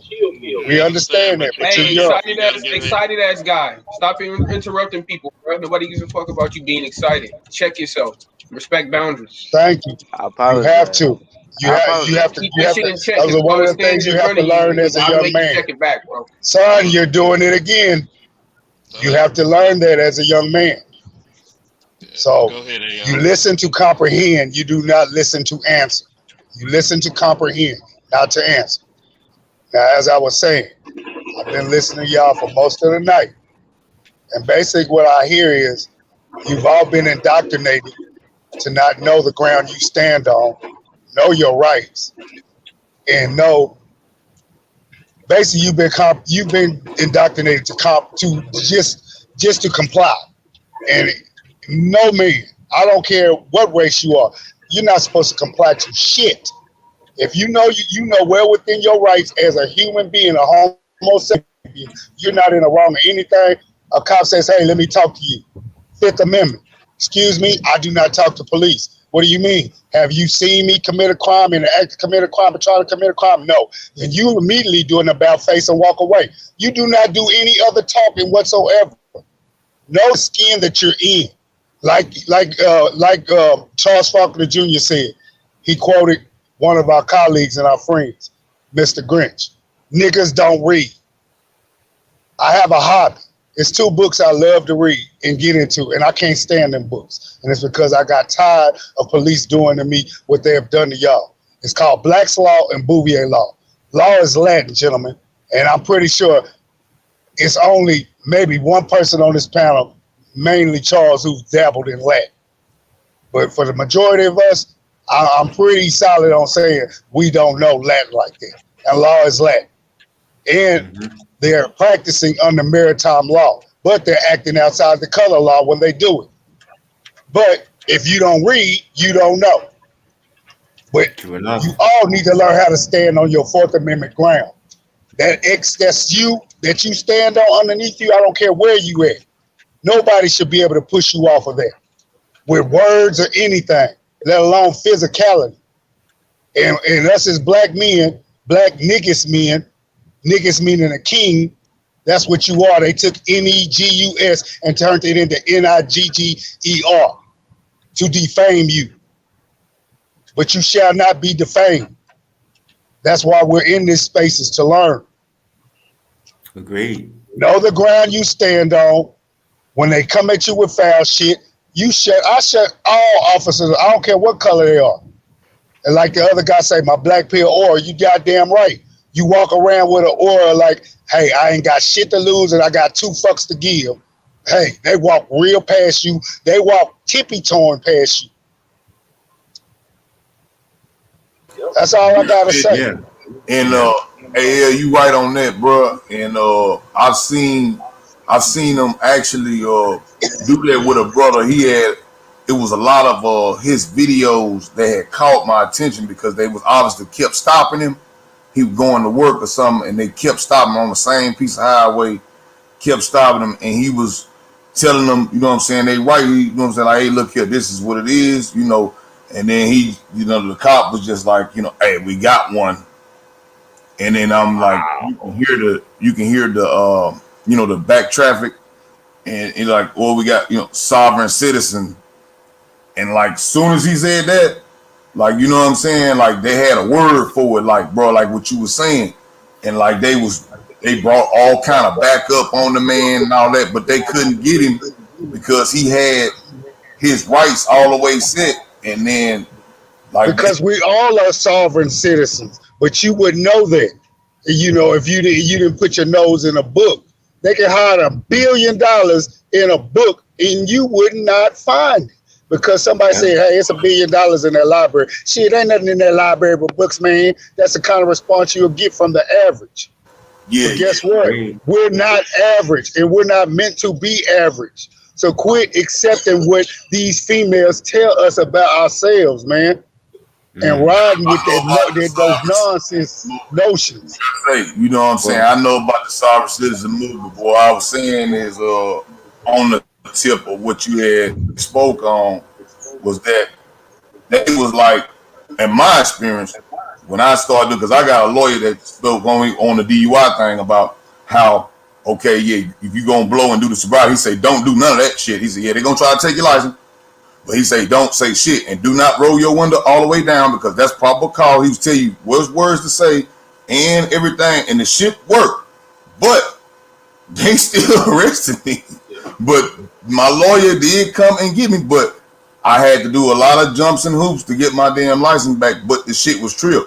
But at the same time, though, unrelenting, if I was just, you know what I'm saying, just someone else maybe doing that, they just all on my ass with the shit, you feel me? And I can see where you were saying, like, you got to be right on your note with it because, you know what I'm saying, if you ain't, or if you got a trigger happy cop that still ain't hearing that, he ain't born nothing, he ready to blast, and, you know, they'll do that. You terminate his interview, what you do. When they come with that bully rah-rah shit, I immediately say, sir, I'm terminating your fake ass interview. I'm requesting multiple supervisors right now. I have not another word to speak to you. When you request multiple supervisors, watch the energy in their body, how it changes. He asked for what? Not my supervisor, multiple, and I'm not speaking to you, not another word. I have nothing to say to you. I love when they, hey, boy, okay, in the discussion, call multiple supervisors. I tell even though Charles is my guy and I respect what he does, hey, I'm just here to tell you, I take pride in trying to get officers fired. Because guess what? Y'all spoke on it earlier.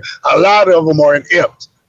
And for the most part, they've done studies in major universities in the early 80s, from Harvard all the way to the University of Texas. Most public servant police officers have the IQ of criminals in the Texas Department of Criminal Justice. All criminals that are serving time, most officers have the same IQ as those people. So that's not saying much. That's really not saying much. Well, so you really have to watch yourselves around them and know how to walk and talk.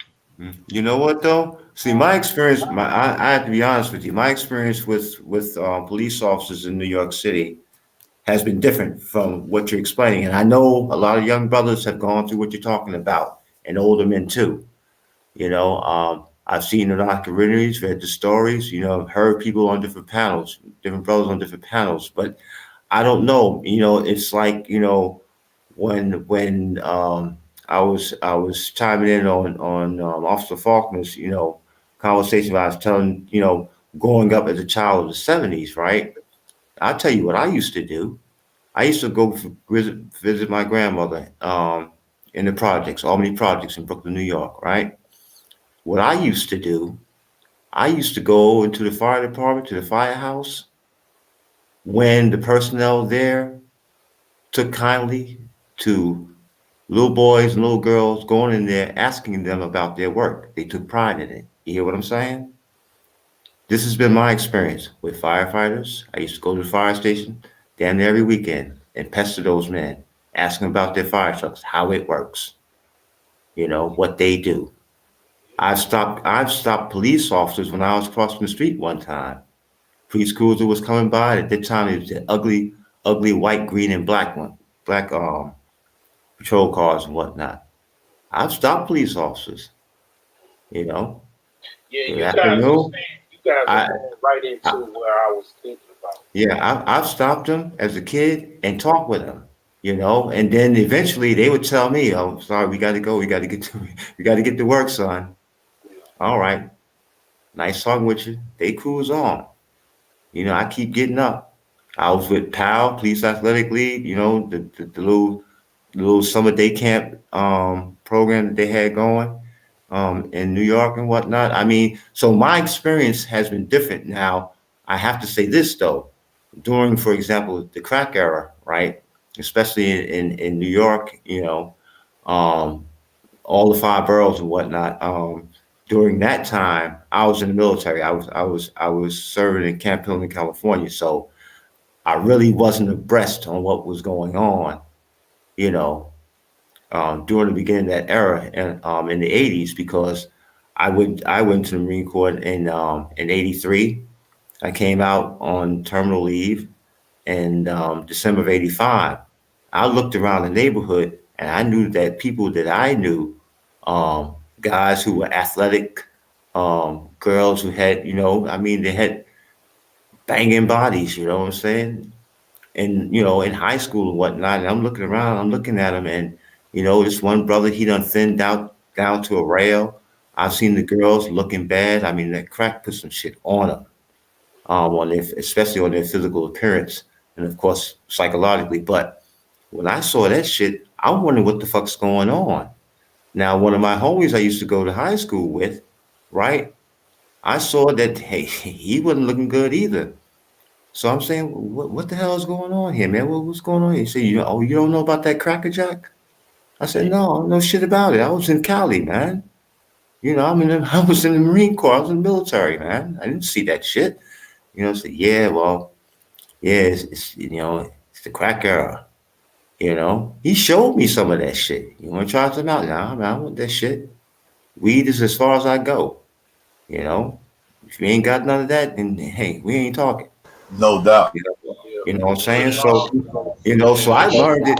So I came in late, you know, late to the game, at least learning about the crack era and what effect it had on just on New York City, you know, let alone the rest of the country, you know. And by the time I heard about that, I said, okay. I looked around, I saw how shit was, you know. You know what I did? I went to the recruiter and re-upped. I'm straight up and down. I re-upped for 4 more years. You hear what I'm saying? I said, nope, this ain't the scene for me. I heard that shit. Man, I'm gonna tell you what it is about this. I'm gonna bring up 2 more people, Miss Gigi and one, and Mr. Hama. One, I'm gonna say this. Hey, Miss Gigi, long time no see, girl. But it's before we get off, because you know your brother got to get some sleep, long day. You know, I just brought this out because I was kind of pissed, and a lot of people writing shit in my comment section. But you know, AL also say really the beta equals all of this we teach. You know, that's a method. You know, shout out to Dr. John Henry Clark for that one. One, the officers who were with him should be tried and charged as well. because sure is shitting and shitting is sure. When you're taking the sergeant exam, you have to explain to those proctors that your officers have a duty to intervene. Should I say it again for the niggas in the back? Because I'm getting sick and tired of people not doing their job. And if you know anything about me, I get tired of people not doing the best of their fucking abilities. You understand? Mm-hmm. And as you can see, when you're not doing your job, people die. That's dereliction of duty, man. You know what I'm saying? You watch that. I mean, you know you got duty, man. Even if you, in certain states, if you see a person on the ground bleeding out and you saw them, they could prove it, and you didn't try to do nothing, that's a charge right there. Yeah, so, you know, if you was associating yourself with that act in murder, I mean, it's just to be common sense. It's a couple things. One, you know, being ex-military, one thing you learn quickly is the chain of command. You know, the chain of command. You got a local how cop. you brothers doing? Can You you got hear a me? local cop. What's going on? You got a local cop. You got a local cop. And, Can you hear me? you know, you got the county, and then you got the state, and then you got the feds, and then you even got above that, but we ain't gonna go there. But you got a chain of command. You know what I'm saying? And a lot of people don't understand that, you know, you got taxpayers. All of these different sections of law enforcement are a tax system. You pay taxes, you know, and you should get your money's worth from these individuals that are paid from the tax system. And a lot of people live in communities where they don't look at it like that, you know. And being an ex security guard, yeah, you can make a citizen's arrest. You can even stop a police officer as long as if they're breaking the law, they're citizens too. You can stop them from doing something, but that's going to a certain level that kind of like complicated. And that chain of command, you will lose. You will lose most of the time. And that chain of command, I'll say this because number one, when you have a duty to act, which is the one big thing that I had, like this agent officer was like, well, no. You couldn't stop this guy. You couldn't push him. No, he's dude, definitely I out. I got him because this rookie, this guy's a rookie. I don't give a fuck if he's a rookie or not. Have some fucking balls. And see, I'm gonna tell you, respect your law enforcement because it's a hell of a job. Yeah. But don't be afraid to actually go by the proper protocols. Right. If you gotta throw a fucking egg on an officer and the officer gotta come off his neck, guess what? Did you threaten his life? Really, no. Did you assault him? Yeah, but that assault could have been, guess what? You can articulate it. The guy lives. To counter your saying about the chain of command don't work, I know a fact it works because you got old grandmas that they had a problem with a particular police officer. They'll go to, or even just a problem with their community, with people hanging outside.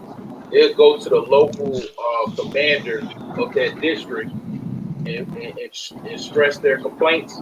Next thing you know, they got the whole force on that block with a paddy wagon, locking people up. Okay, so yeah, it does work. The thing about one thing I'll say about these panels, if you say yes or no, could you please put some backing to it? Like I'll even say stories or something, just to say, oh, it doesn't work or it does work. I mean, that's just like, okay, what makes you judge that something is or something isn't? You know what I'm saying? Like, if you could state, I don't know, a case example of when it didn't work, whatever. I mean, that's more than just saying, oh, it does work. It does work. Mm-hmm. Well, I have an example if you want to hear it. When I was living in Harlem as a teenager, again, going back to Harlem, right? we had senior citizens that had lived there.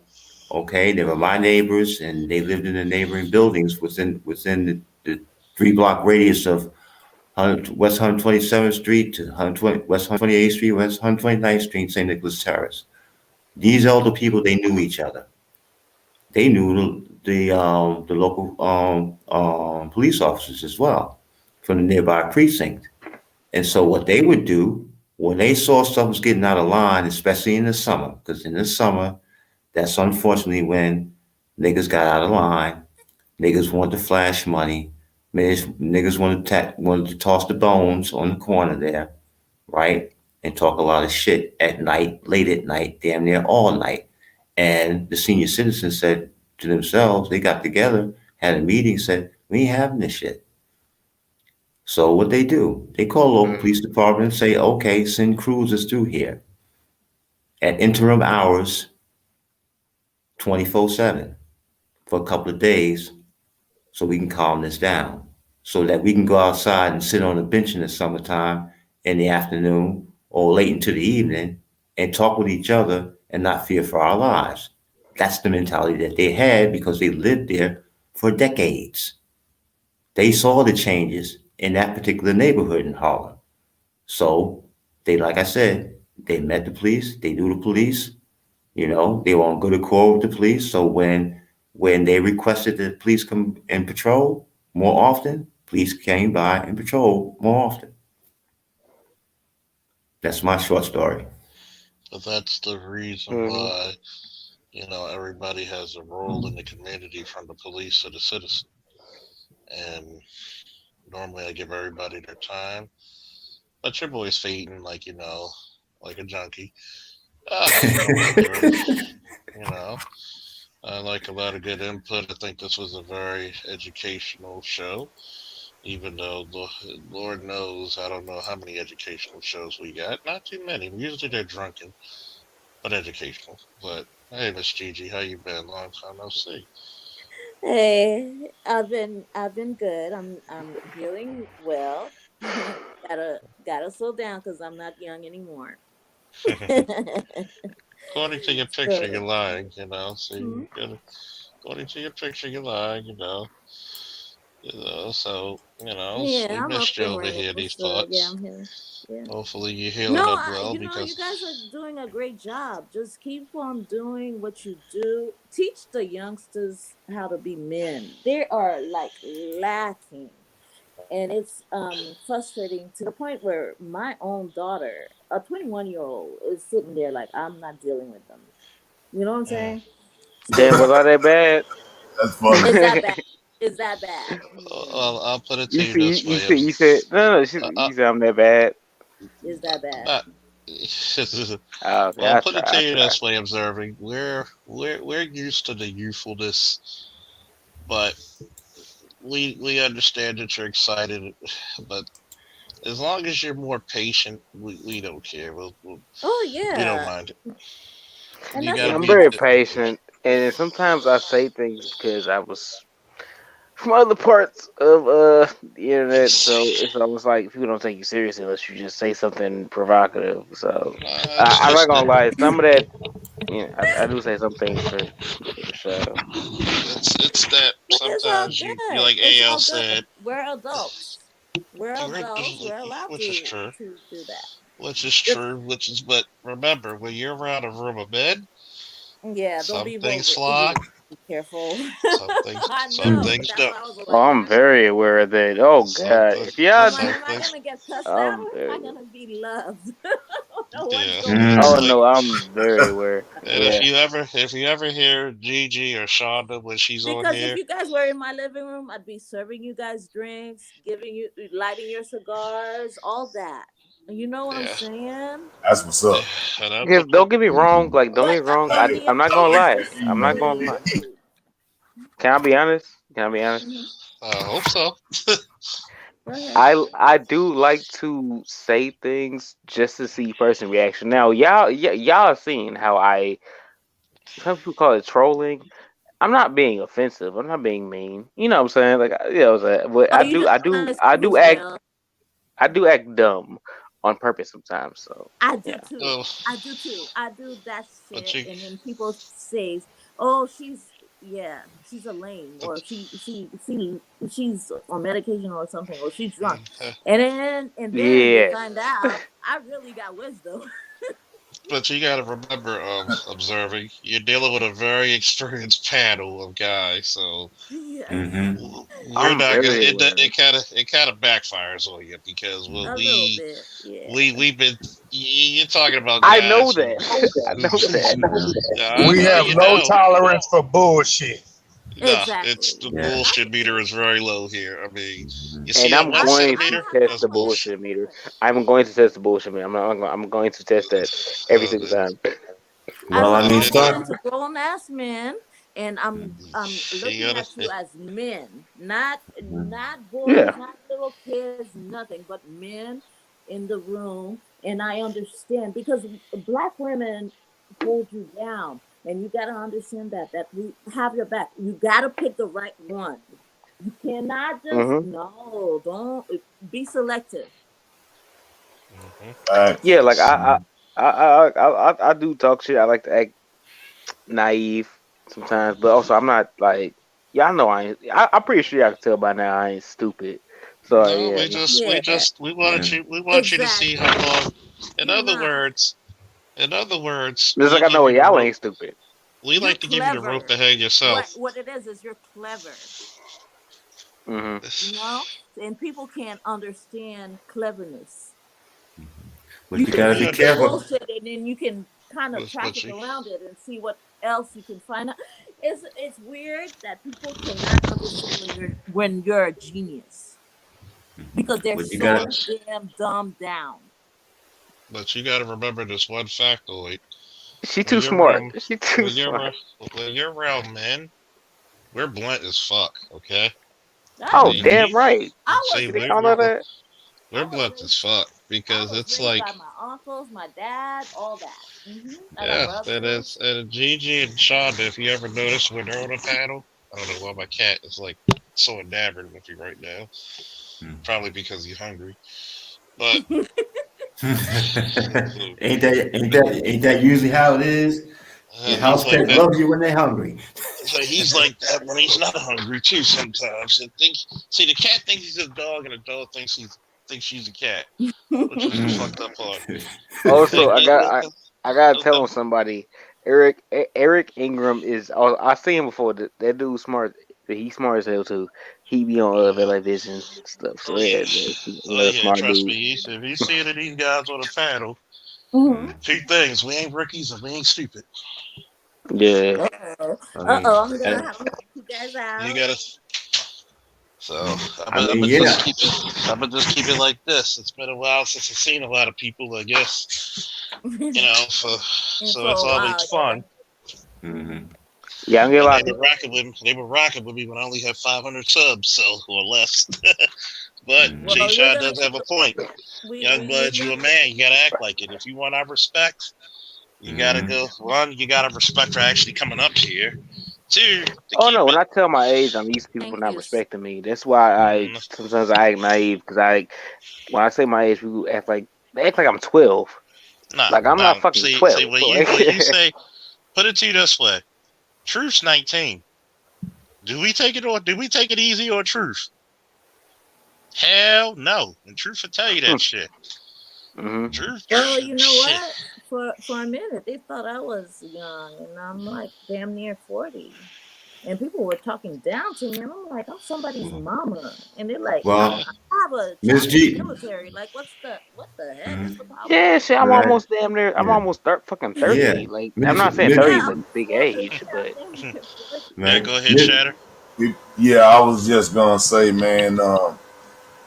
I think the panel is basically telling you, observing that for reaching out for knowledge, you do have that conviction, man. Because the average person would not be reaching out for the knowledge. So I appreciate you for one, just even reaching out. But I think the main thing is that you gotta sometimes listen to what the man telling you.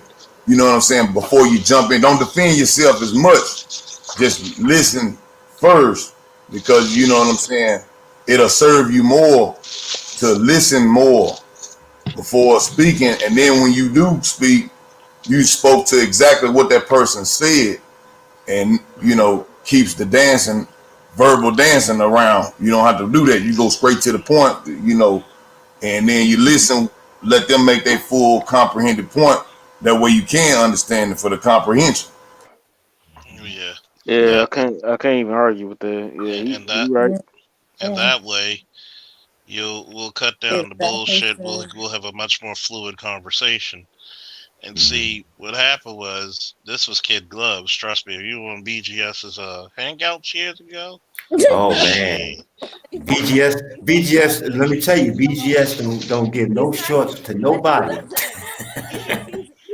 Oh, it's Gigi. Okay, no. If he sees it's Gigi, he's all like, okay, I'm gonna give her a break because I don't. And even with the women, when he had his, and Gigi and others will tell you, even when he had his women's paddle, the women got beat up, especially not because he was angry with the women, because he had to tell them, look, come on, sweetheart, stop your bullshit.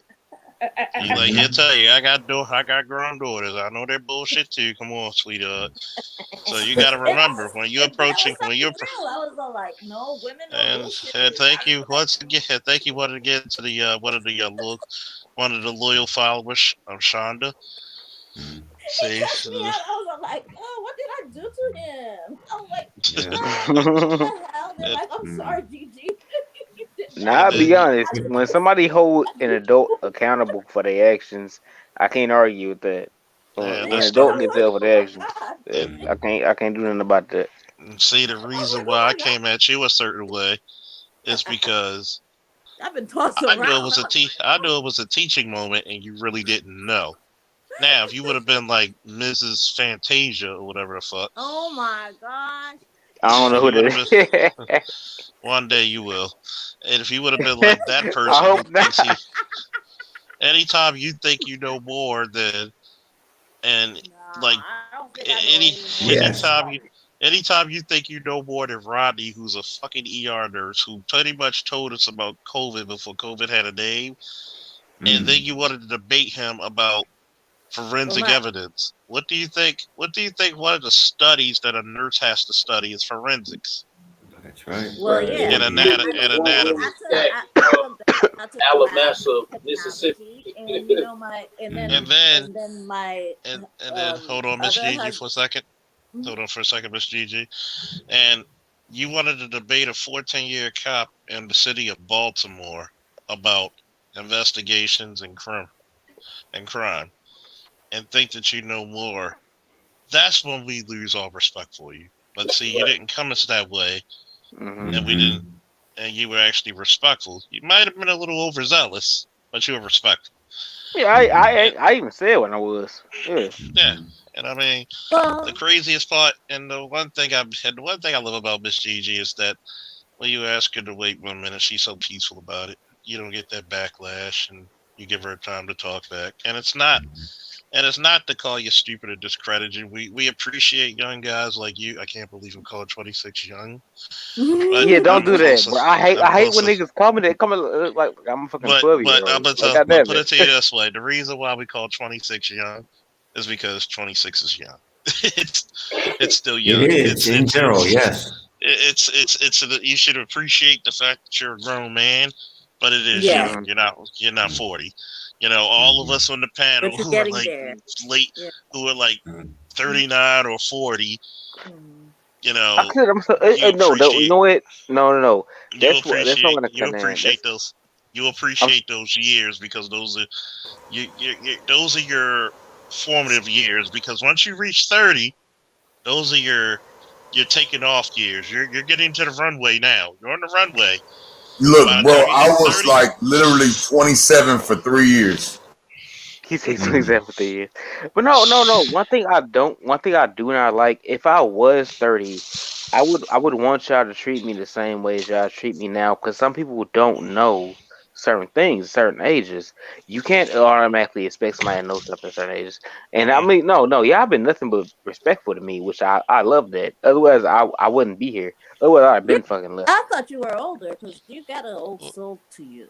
Well, you gotta. Well, you and know, now- we go. We do. I get that too. I like that. I like well, that, if but you I do- don't know. I like. Well, you do know if we call you a motherfucker, it's a term of endearment on this channel. Oh yeah, I know that. I know. I get called a motherfucker by my fucking parents. So.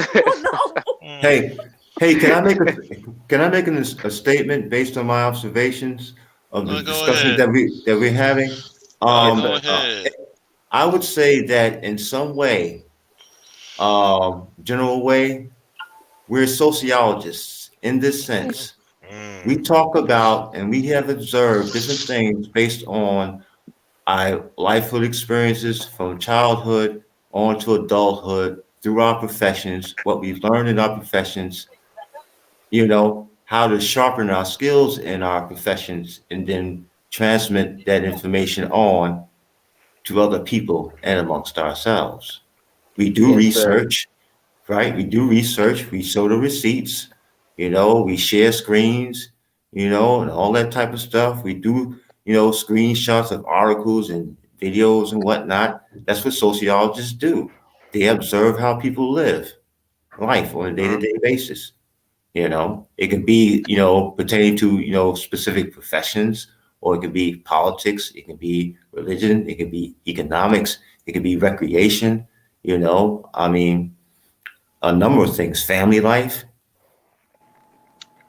Does that make sense? And it makes perfect sense. And that's why I say, like, if somebody, let's say I was 35 and I came on here, please treat a 35-year-old the same way y'all treated me. And that's y'all treat me very well. It depends on how they come off, though, because there are people who were 40 and we had to handle their ass. Children, yeah. Because it's not. We don't mind. We Wait, don't 40-year-old children? Yeah, we had to treat them. We had to handle their ass because they thought they knew they more people. In other words, I'll give you one piece of advice that you probably are, and Gigi knows. One piece of advice that I give. Oh, here's Shonda. Oh, bye. Hey, Shonda. Hey. I would say one thing. I could be 60 years old. If you give me piece of advice, I don't care how old I am. Feel free. Keep that point. I feel so good because I got both my lovely ladies here. Ooh, how you doing, Shonda? He said both his lovely ladies. How you doing, Shonda? Long time no see. Because guess what? Well, that's not Shonda. Oh no! Caught that. Daddy, hell no. Hopefully, I caught that in time. No way, Billy.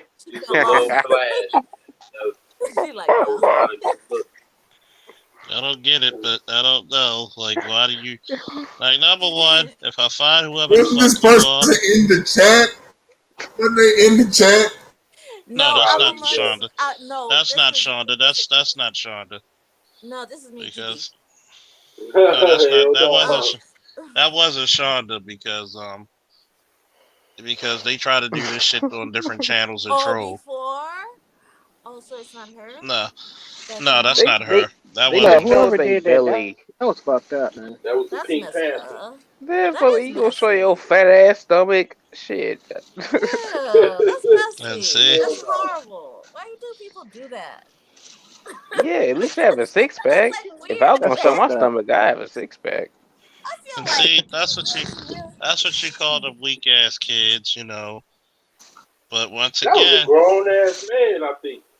I guarantee you that person was no. You know what? The craziest thing about YouTube? The crazy thing about YouTube, these niggas be these niggas be like in their 50s acting like little ass kids. It's crazy to me. It's crazy. You wasted all that time just to do that.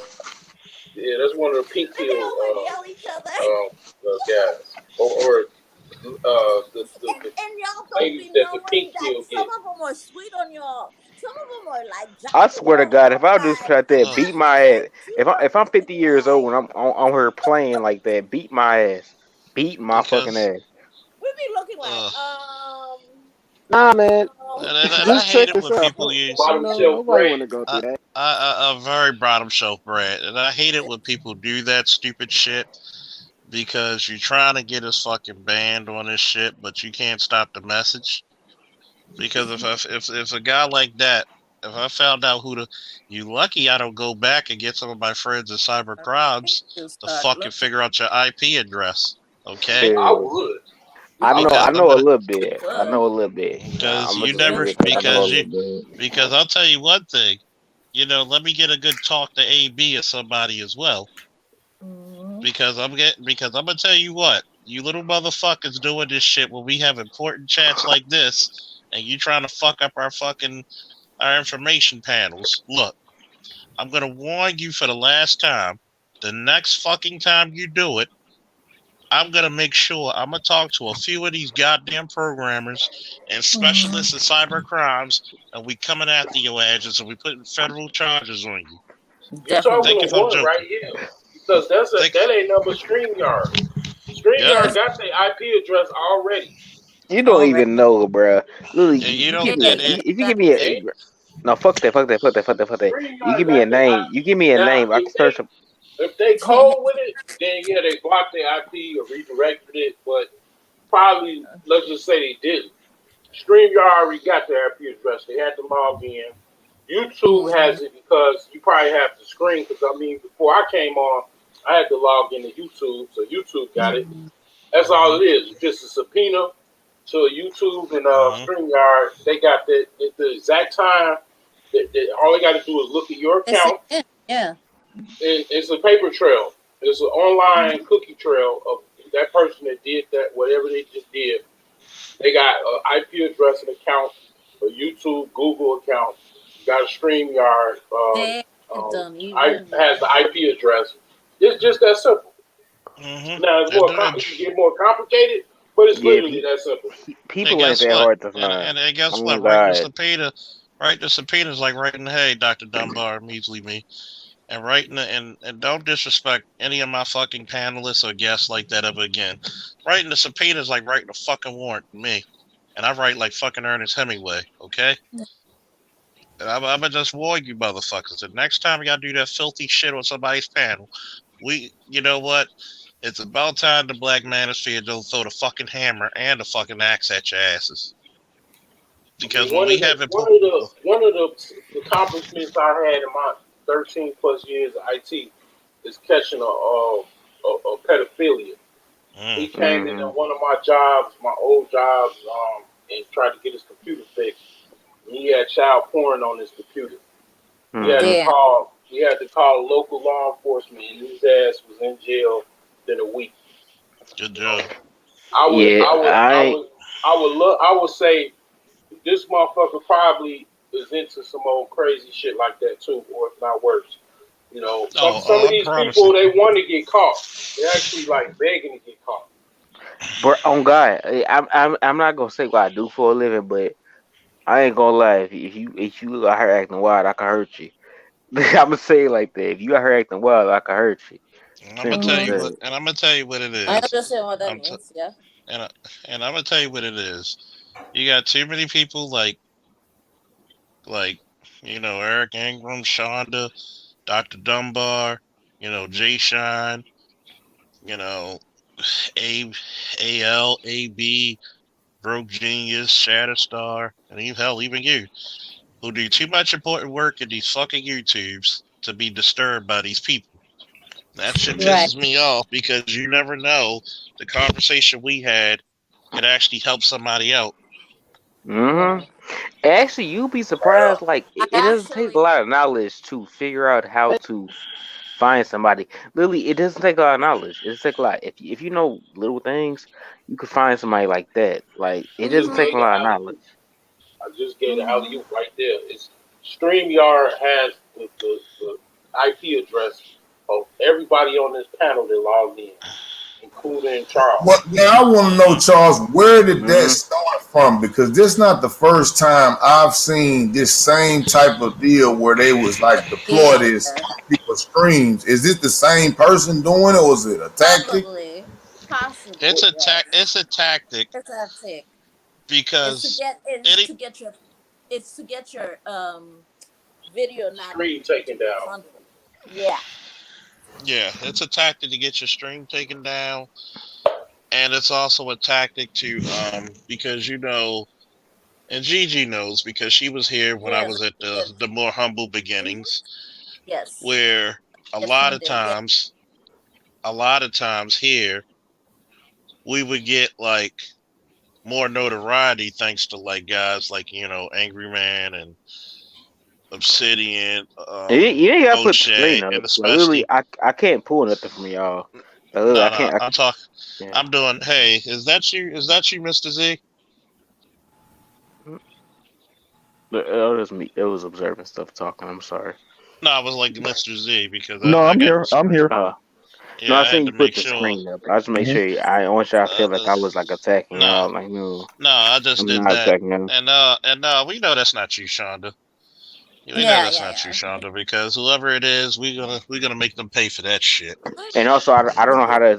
I don't know how to attack y'all. So just let y'all know that too. I don't know how to attack y'all if I wanted to. And what's fucked up is that we have a lot of people out there because we give them, especially since Kevin Samuels been blowing up, so the Black Manosphere has been blowing up That's because of stupid. it. I don't like Kevin Samuels. I'm sorry. Hey, I do enjoy the notoriety Charles, that we get from. Yeah. Dogecoin is on fire. Hey Charles, Let you guys know that. I had a question. Huh?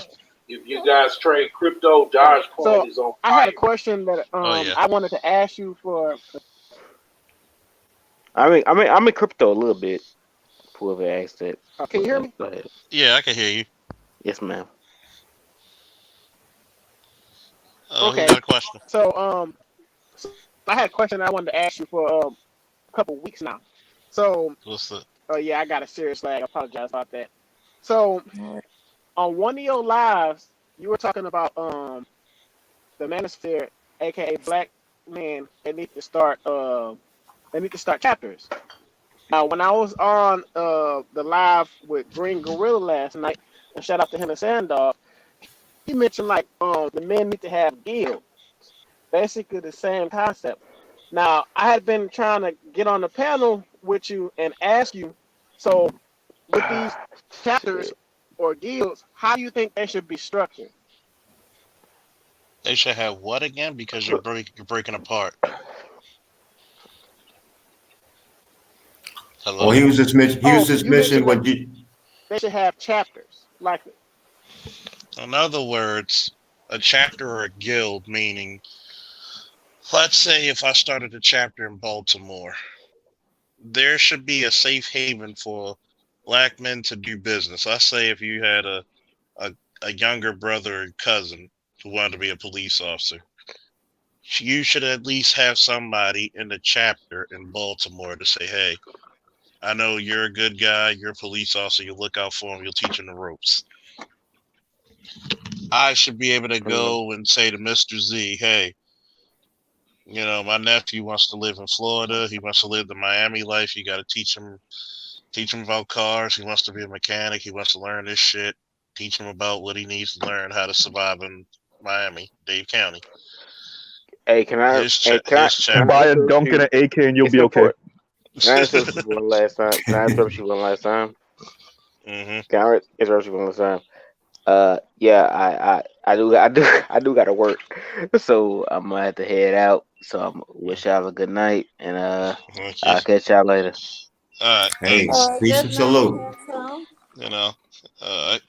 And we should have like Later, bro. Dr. Dunbar or Nicole. I can send somebody to Nicole's chapter or Dr. Dunbar's chapter in DC or Nicole Ali's chapter now, and what is she in Cali, where they want to take up the biochemistry, or Shonda. And make sure your account's not hacked, because sometimes these people will just take your picture and the spelling of your name. And because if they hack your shit, now we got something. Make sure if you do hack, and seriously, Shonda, if you are hacked, email me and send whatever information they get, because we're gonna send a fucking affidavit and get these bastards if you are. Yeah. You know what? Do it for me too, because I've been hearing across the line that there's something about me, and I'm like, what? Yeah, that's why that's why we're gonna and I'm gonna just say this for the content creators, make sure that have something that you could put a full screen up, a GIF or a full screen picture like that, because we're gonna have to be very protective of our content, because we're getting a lot more haters from not only from gynocentric sympathizers, but also from white supremacists, and also people, because we're gonna have to be very protective. And when you have, and I hopefully, to answer your question about the chapters are there because we need different strongholds in different areas. We need the strength. We need to start, just in case if you had a political plan and we need to start a voting block. Let's say you want to start something educationally, like a police explorer program. I could send you a copy of the Great Faulkner Initiative, and that should be, your baseline of where to start and what to look for. And it's no different than having like the NOI chapters or the mosque, or like different chapters of let's say the FOP. We're there to support each other in whatever term, and then at some point one day we have a national meeting when it comes to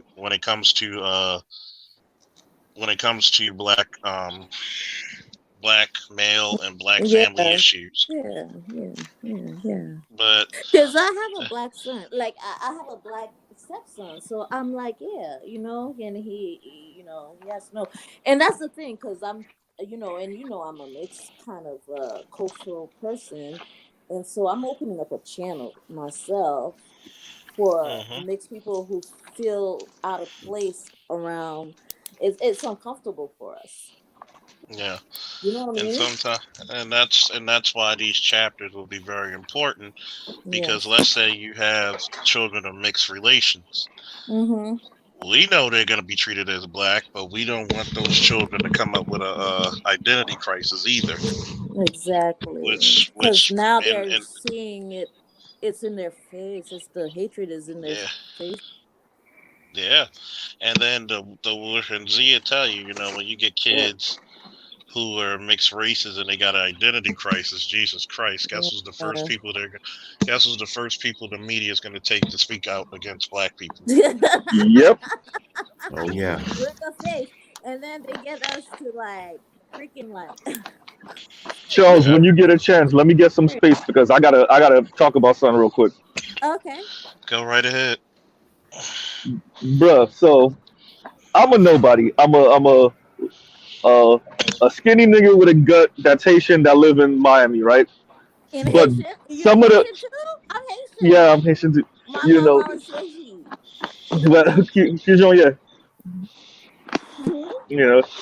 no, I just was asking you how are you doing, but so I just wanted to get this out real quick.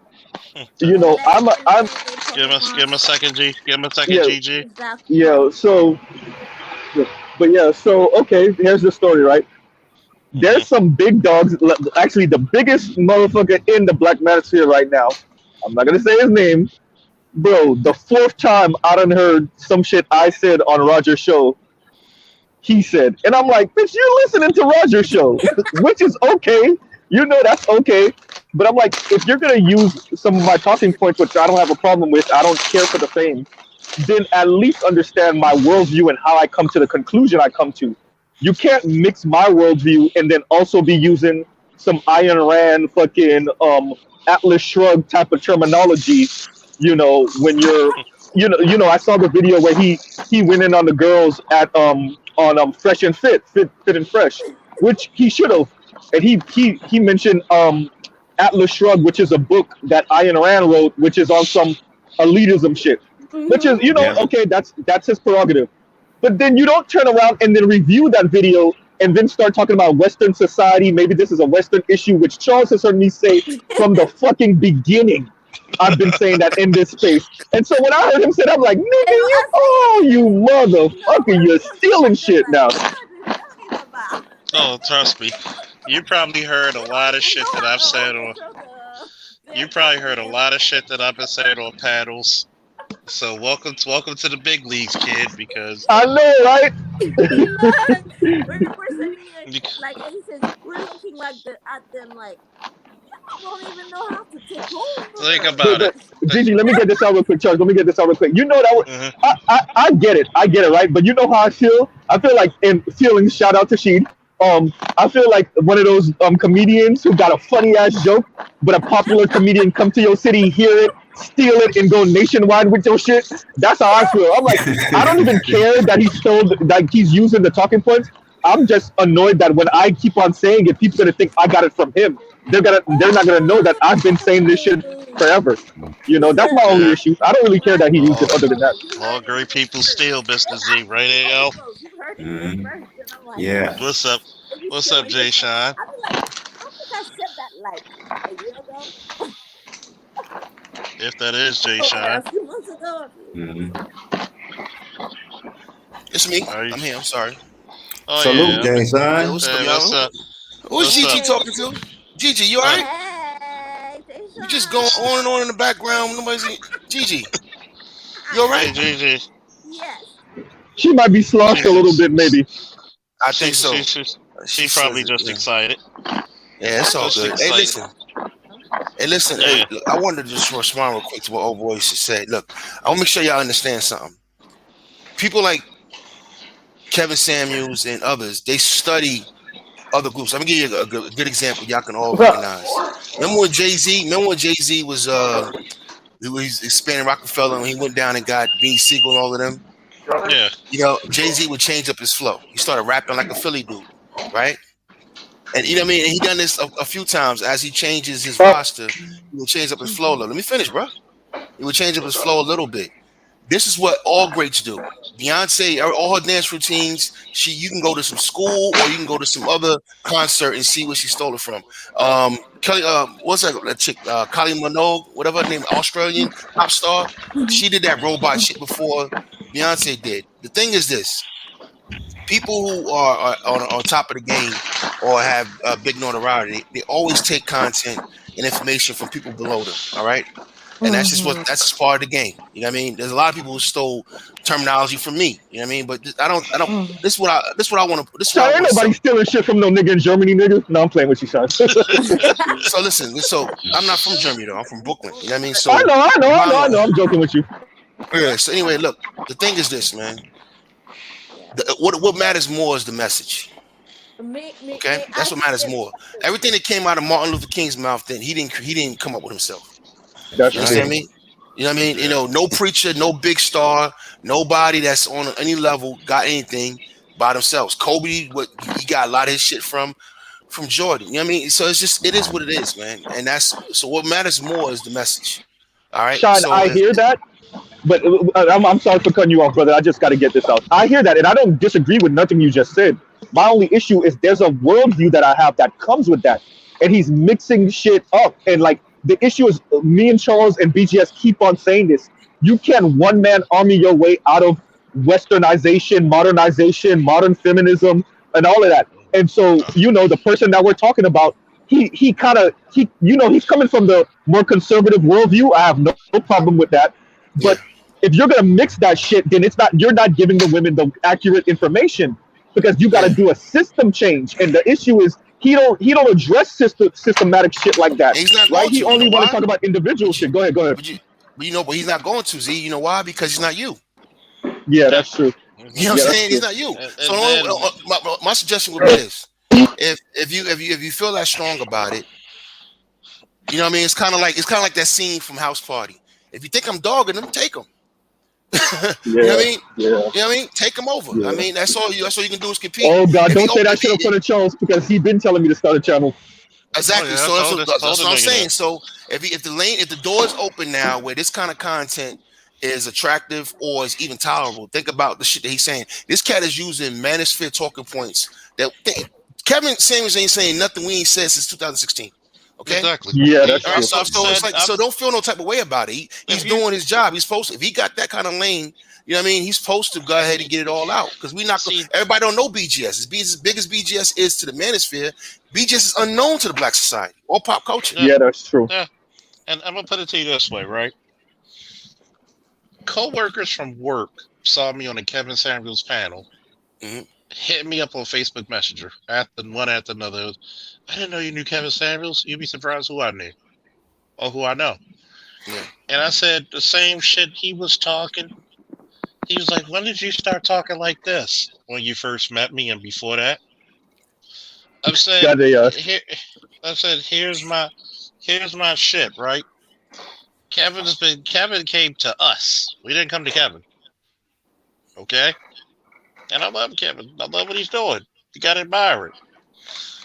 But let's tell the truth. If we're gonna tell the truth. Kevin came to our sector. Okay? A lot of shit that Jay Sean says. Hell, I've stole some of Jay Sean's shit. Pretty sure Jay Sean probably stole some of my shit. It was for steal. It's supposed to be. Why do you think? And also, Charles, don't forget when the truth is the truth. Yeah, if the math is the math, if I come up with 2 + 2 = 4, and you got 1 + 3 = 4, we both came to 4. Yeah, right. we came to the same conclusion. See, the problem with the manosphere is this. With the problem with the manosphere currently is that stop trying to be the #1 rat in the rat race because you're still going to be just the top rat. If the message is out there and the message is actually making changing minds and changing faces, we should be happy because guess what? As soon as I put at Kevin Samuels in my fucking profile, I get heads looking just to see what I'm gonna say about it, just if they agree or not. You know what? Guess what? As long as the mission goes forward, as you know in the Army, the mission forward. Exactly. It doesn't. Hey, Charles, I gotta run. I gotta take this phone call. I just want to say one last thing. It's all about the mission, fellas. All right, it's all about the message, and he's going to interpret it the way he's going to interpret it. I've heard shit that I said verbatim come out that man's mouth. Who cares? I don't care. You know what I mean? You know what I mean? Just understand this: when somebody goes viral, that shit is not about about really the message anymore. It's about attraction. So there's a lot of people watching him that's just watching him because he's Kevin Samuels now. It hasn't even nothing to do with his message. You know what I mean? He becomes a popular guy, and it's a place where everybody want to hang out in the chat room. Because I'll give you a quick example. There was a light-skinned girl on his IG, right? He put the video up on YouTube, and it was a light-skinned girl from Dallas, and she was sitting there. You right. 2 days later, she was live on her IG, completely dismissing all that shit. She just wanted to be seen. You know what I mean? Because there's eyeballs over there. So remember, make sure that's part of your understanding. So if you have something you want to say, Z, the door's open right now. Get in there and get your own lane, create your own spots. Since now that this kind of talk is popular or being accepted, and then you get it out the way it needs to be getting out. Anybody, I would say to anybody in the manosphere, this is your opportunity right now to take these kind of talking points and bring it to a larger audience. He has served that purpose where he's opened the door for other people to come right behind him. You know what I mean? Because there's a lot of people who look at Kevin Samuels, don't look at him as a masculine man, or you know what I mean? There's a lot of people who don't like certain things about him. So that's what I'm saying. Don't get caught up in the fact that he's big per se, because that comes with a whole nother cachet. People don't care what he's saying. Some people just come there again to be seen. Some of those women who pop up on that show just want to be seen. You know what I mean? They just want to be seen. They all got other shows and the IGs they trying to get popping. So yeah, don't get caught up too much in the message being fucked up because some people are not there for the message. So take this opportunity. You know what I'm saying? Take this opportunity, start your shit, and say it how you want to say it, and make sure that terminology get out the way it needs to get out there, and then and get it when you can fit it. I'm gonna put it to you this way. Thanks, Sean. It's no difference back in pro wrestling. Back in the 80s, everybody knew Hogan was the main attraction, but it was your job to steal the show. Yep. Guess what? Guess what? People weren't mad at Hogan. They put their kids through college and bought houses. Shit. But You know what people are mad at though, Charles? What's If that? people mad at Tasia. People mad at Fantasia. Fantasia. Oh, not that one. I'm talking the real Fantasia. All right. See, yeah, I'm about to say, I forgot who I was talking to. God damn it. So I went on a ski trip, one of the black ski trips out of Maryland up into Pennsylvania. And Frankie Beverly Mays was headlining the show, right? Oh, I love it. Frankie Beverly Mays headlining the show. But I'm gonna tell you who has one of the best live shows out here right now and has been for a long time. It's Fantasia. Fantasia wore that crowd out. She took her opportunity. And her crowd, her band, and you know the shit that she does live. I didn't know she got down like that. Fantasia is a dope live show. She wore that crowd out. So when Frankie Beverly Mays got up there, people were worn out. She wore the crowd out before the main act got on stage. And we know how much black people love Frankie Beverly Mays. People were actually leaving the auditorium after Fantasia show. She wore the crowd out. What I'm saying is, what Charles is saying is, take that. If you got the stage, you got the opportunity, you take it. You take the, you know what I mean? You can always take the limelight from somebody. You can always take the belt. That's true. It just, you know, when I heard it, because I'm listening to him, so I watched the original video, then I watched the review that he did of his own video, and I'm like, okay, yeah. But when he was, because I was like, yo, you gonna bring up Ayn Rand and on these girls? They're like 22, 23. They don't know shit about no goddamn Atlas Shrugged, and plus that's some super elitist shit anyway. Like, you trying to talk about community shit and black people usually, and then you talking about Atlas Shrugged. Like, you know, I'm laughing because I don't know much about Atlas Shrugged, but go ahead. I'm gonna put it to you this way. I'm gonna put it to you this way. You remember the other day when CEO was on my panel talking about you niggas needed initiative, and it was laughable. Even Truth laughed at him. So really, I put this shit up 3 years ago. Nigga, where you been? Look at the chat room, Charles. Ken seeing red. Look at that. See? Oh yeah. She ain't no joke, man. You know what I mean? But anyway, let me hop off of here, man. I just want to come up and say that real quick. I just want to keep thank you, Sean. Thank you. Don't take it personal, boss. It's just what they do. And, I know. I didn't. It's just like the mixed message that messed me up. Always a pleasure. Wu-Tang, no doubt. motherfucker. You know who else does that shit forever, nigga? And you know who else does that shit? O'Shea. O'Shea's smart. O'Shea used to go around smaller channels all the time. To see what's, and you know what he does? Why he did that? I see him peeking. He give money too. As he gives money too, and he does that because he's always seeing what's coming behind him. It's smart. It's smart. All right, it's smart. And he does that. That's why he brings people up on there to see what's really popping, see what's going to hit next. And that's how you do it. That's what the music industry used to do for a long time, right, Charles? They have little showcases and shit, and you have bubblegum and whack ass artists up on the stage. It happens that way because you're trying to see what's coming next. You know who did that the most? Comic books. Why do you think? God, why do you think Venom? Think about this. They came out with a new fucking Spider-Man suit. It was a kid. Oh, you talking about when it went dark? Yeah, they went dark. Yeah, the dark current when they started going dark. Yeah. When they actually had the suit, and the kid said, "You know what? I'm gonna just put a white spider and black everything out." Right. And they said they gave him this monster teeth. They said, "Jesus Christ!" They had to pay him all $10,000, even though the character's worth more now. But people are going. Why do you think they go into comics now? They're getting this young talent while they're still cheap to work for them under a contract. No, but hold up, Charles. Tell the whole story.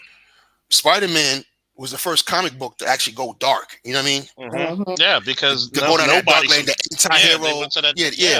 They did that by throwing out a copy or an issue. You know what I mean? A version of Peter Parker. You know what I mean? Yeah. Venom. Yeah, you know what I mean? They did that. You're right. They did that to see what would happen. See how the market would react. Right. They see how it would react. I mean, Gwen Stacy, the first real death in the comic book, she didn't come back. He couldn't save her in time. I mean, this is nothing new. If anything, this is how you should really feel, Z. You should pat yourself on the back because you're pretty much the smartest man in the room. Anytime the big wigs gotta follow you, guess what? You became the threat, my nigga. Now it's time for you to take a bite. Take it as a compliment. Think about it. I mean, shit. Yeah. I mean, I'm a coach. Guess what? When I don't know if I feel like that. That's a lot of pressure to put on these Charles. Goddamn. Bullshit. I'm a coach. When one of the wrestlers master one of my maneuvers, guess what? I bow to them. And you know, it's funny. The other coaches know me and they know my moveset, So you know what they do? They smile and laugh and point. They be like, "Boy, you must have had them traded for that one, boy." Because it's you bow, because when you bow, it's the guess what? What do they say is the sincerest form of flattery? Invitation. Invitation. Yeah. Yeah, well, anyway, let me get up out of here, man. Y'all be good, man. Y'all have a safe weekend. You know what I mean? You know, Z, take it as a compliment. I always do. I don't take, because I'll care more about the message getting out than anything else. And unfortunately, in this space, there's too many demagogues that care more about them being man than actually getting the mission accomplished. You know what I mean? Exactly. And that's the problem. I mean, you have a lot of that in the manosphere. But I'm gonna holler at y'all later. All right, peace and salute. Peace, y'all. Okay, Peace, Eric. Later, GG. All right, folks. I'm about to shut this down. Give me some Z's. No pun intended. You know, you said that almost an hour ago, right? I know. I'm just a younger version of BGS. You know, about 15 minutes. 3 hours later. Not that I'm not enjoying it. I'm just saying. It's always a fun time. You know, it's like George Duke said, we having a Thanks good for the time, wisdom, right? Charles, and Shine. If you're still listening, thanks for the wisdom, brother.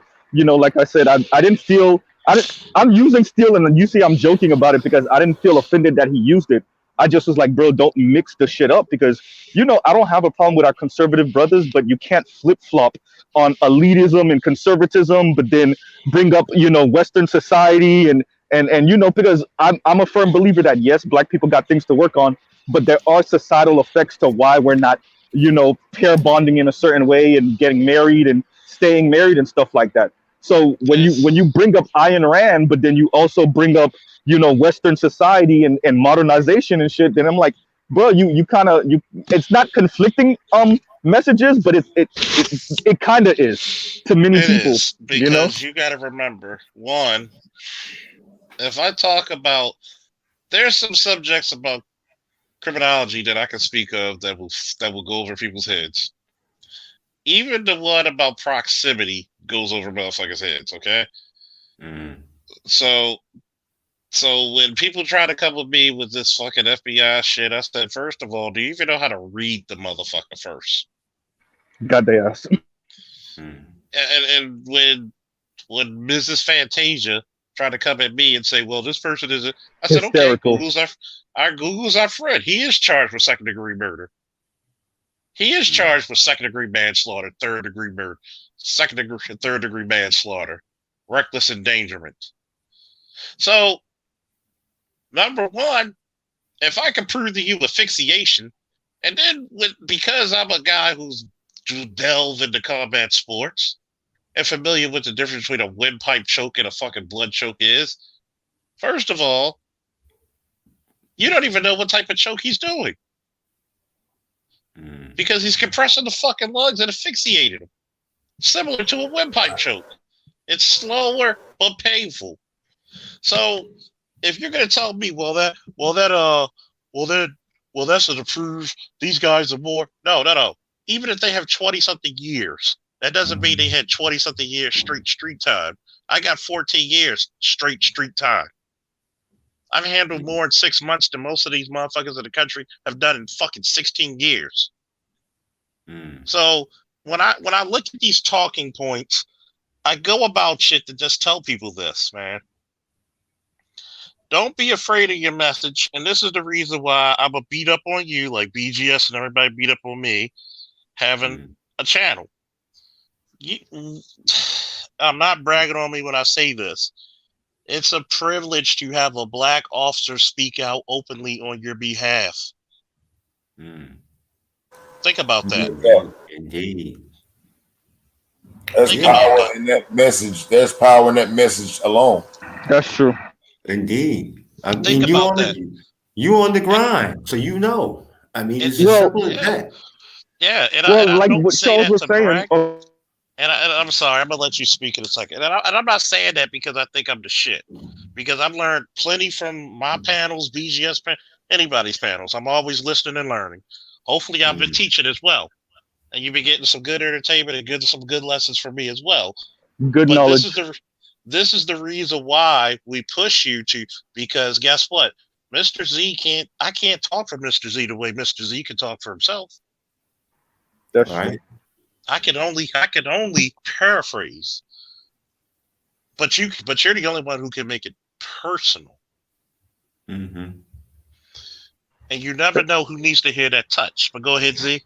You know, and thank you for that, Charles. And you know, y'all see me, you know, correlate marriage statistics and marriage numbers with income. You know, like, you know, I say this on a bunch of panels. I said it on Roger's show. You know, 26% of poor Americans are married, 39% of middle class, and like 56% of upper middle and higher. Now, if black people are quote unquote, you know, among the poorest demographics in the country, and we're the most Americans in America, which I always tell ADOS Americans that that's what they are, then that would perfectly explain a lot of this shit. Now, are there cultural elements that we still need to work on? Yes. But to overlook the economic part of it, the part that, you know, even for millennials as a group, and Charles and me say this shit all the time, aren't getting married, right? You just got to factor that into why black people are in the position they're in, and why white people are increasingly getting into that same position, and Latinos too, because we got hit first because we were the poorest. So that's why you get this shit happening to us in the late 60s, early 70s, and now other groups are catching up because their economics is looking fucked, right? Like I told Charles and Roger the other day, like millennials are waiting for their parents to die because motherfuckers don't got no money, and we're waiting for our parents to die so they could transfer over that $68 trillion. Now, that sounds fucked up, but quite frankly, millennials were handed a bad hand. Tying that to, you know, what I'm saying about Kevin is like, if you're not factoring that in and you just telling the girls to, like, you know, stay with whatever man they with or whatever, or you know, why do they want a high value man? This is what high value men come with. I get that. But what these women are saying is that, and I said it on Roger's show, like, they want the money, they want the lifestyle, they want the extravagant shit, because average has become so hard. Fuck being poor. Average is hard as shit too. And people don't want average no more. No, but people don't want to drive around in their regular ass Camry, go to their little $45,000 a year job, have their little 3-bedroom, 2-bathroom house with a garage, because that shit is killing people now. You know, this is not 1973 where average was okay and you could put kids through college on average. That's why these women are sounding the way they're sounding. But if you're not addressing that, then you're not addressing the bigger issue. That's the same thing with the swirler queen. She's not addressing the big issue, so she sent her girls out there to go get ripped apart by white men and Asian men. You know, that's all I'm saying. Like, if you're not addressing the bigger systemic issues and you're injecting your own kind of political and social worldview, then you might actually be doing a disservice on the fringes. Not saying completely, because this man has changed a lot of the manosphere, you know, but you know, on the fringes, yeah, you might be doing a little bit of damage because you're sending these people out here without them understanding the larger context of what's going on, you know. And I'll pause right there. Well, you know what, Mr. Z? May I chime on to what you're saying, Mr. Z?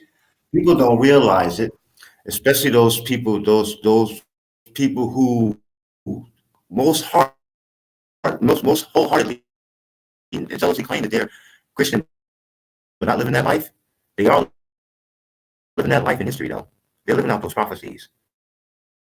And if you think about it, I mean, even in Scripture, it says, in order to have a community, you have to start it with the family. Yes, it starts individually, but it goes to the family. The family is the nucleus of everything. Whatever you're teaching your children, it will reflect. Whatever you show your children that doesn't jive with what you're saying to your children, it will reflect. And you will see the chaos. You will see the fallout. It will go generation to generation to the point where, as Mr. Z was saying, Generation Z is like, hey, listen, old folks, I'm sorry. I ain't listening to you because what you're saying, you're not living that. Mm-hmm. And so what happens, here's a question for you, Eric, with what you're saying. What happens when family becomes too goddamn expensive? Because, you know, I'm in a relationship now and I'm like, God damn, I forgot how expensive this shit is. You know, as a man, like, what happens when when having children, because there's a okay, I'm gonna end with this because I can ramble forever on this. I correlate America and China reduced population to a certain way, right? China saw that their population was growing too much, so they implemented the one-child policy, and they could do it that way because they're a communist one-party country, right? And they're authoritarian as shit. America can't do that like that because we got laws on the books that they can't do that legally. What can they do though? Crush you financially, and you'll get the message, right? So, and if you move, you see what I'm saying? And if you move into major cities, you realize, oh shit, childcare is like how much a month? Oh fuck that, you know. So you'll get the message. They don't have to tell you. They'll put it in movies. They'll put it in music, right? Yeah. But you'll get the message, and that's why America is where it is with our population, because they couldn't tell you a one-child policy, two-child policy. They couldn't tell you that. All they could do is, remember, we live in a capitalist country. I'll crush you financially, and then you'll get the message in a decade. You know. I mean, one thing they can't do with our Constitution, they can't push the scripture at you, but they can push that lifestyle at you. And like you said, economics is concrete and literal and in your face, and you can account. You hear me? So, I mean, but at the same time, having a child is not a one-way ticket to Brokeville. That's true. That was funny. By the way, I'm still in that. Hey, you know, feel free, my brother. Look here, and while I'm thinking of it is like sometimes it can be, but with the family, like my man Eric was saying, that's kind of a buffer zone or insulation. You know, you do have some type of family. So who was paying $300? Not my family. They didn't pay no damn child. Are you gonna go with another family member? If you too young, you know, you gonna go with another family member, and that's gonna be your family while your family at work. You know what I'm saying? And back and forth, and that is the family. That was the family a lot. I think we've gotten further away from that. The more urbanized the city, the area, you know, the younger the people, the new generations, then the social media, you mix that into the Kool-Aid. So now people are closer together, connected, but then seem more apart. Yeah, Shadow, you know what? You just described my life in a nutshell. You hear me? Right on. Because what I was talking about earlier about the mentality that I have, that it takes a village to raise a child. Listen, I spend time with my grandmother, with my aunties, with my uncles, because when my mom and father on the grind, you know, if they're on the grind, hey, listen, ain't nobody at the crib, so ain't no need to be being in there. You know what I'm saying? You go to somebody else's crib who's gonna look out for you. And as long as, you know, moms and pops, they're in the background, they're talking, and they're orchestrating everything. So you as a child don't have to worry about it, and we got to come back to that. Because if we don't, we're going to, how can I say, we're going to eradicate ourselves. Yeah, it needs to be some kind of stopgap put in there, and I think that just the conversations and, you know what I mean, just the manosphere, like Charles, what you saying? You know, I don't necessarily disagree with what Kevin Samuels does. I appreciate the work that he's done. Now, for the character of the person, I don't know him, but I know what he's done to the Black Manosphere. Because if you put that at in the title, like my man Charles said, and your tag, get ready for extreme views. Oh, you're gonna get them views, man. And guess what? I'm not. Hell, even put BGS's name in the title, you're getting some views. And he does not mind. Guess what? BGS meant it to be like, look, what does he always say? Your power's a weak, old man.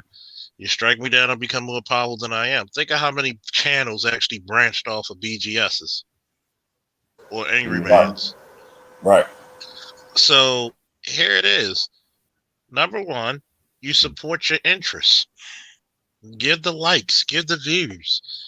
Be a good damn moderator and get the trolls the fuck out of these people's lots, because sometimes people may get turned off by trolls. Notice when I came up here, I was looking for debates. I'm looking for the motherfuckers who had all the shit to say in my comment sections. I'm going to school you today. Did I get what I want? Yeah. It may not have been the knockdown, drag out fights we used to, but a mission accomplished. Did we not teach a young man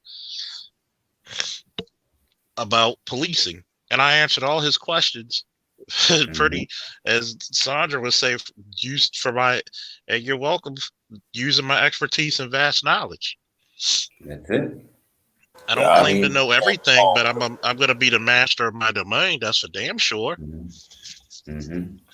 I mean, in the end, we're all students of life, man. And the more you know, the more you transmit, you know, but there's always something else to learn, you know? Exactly.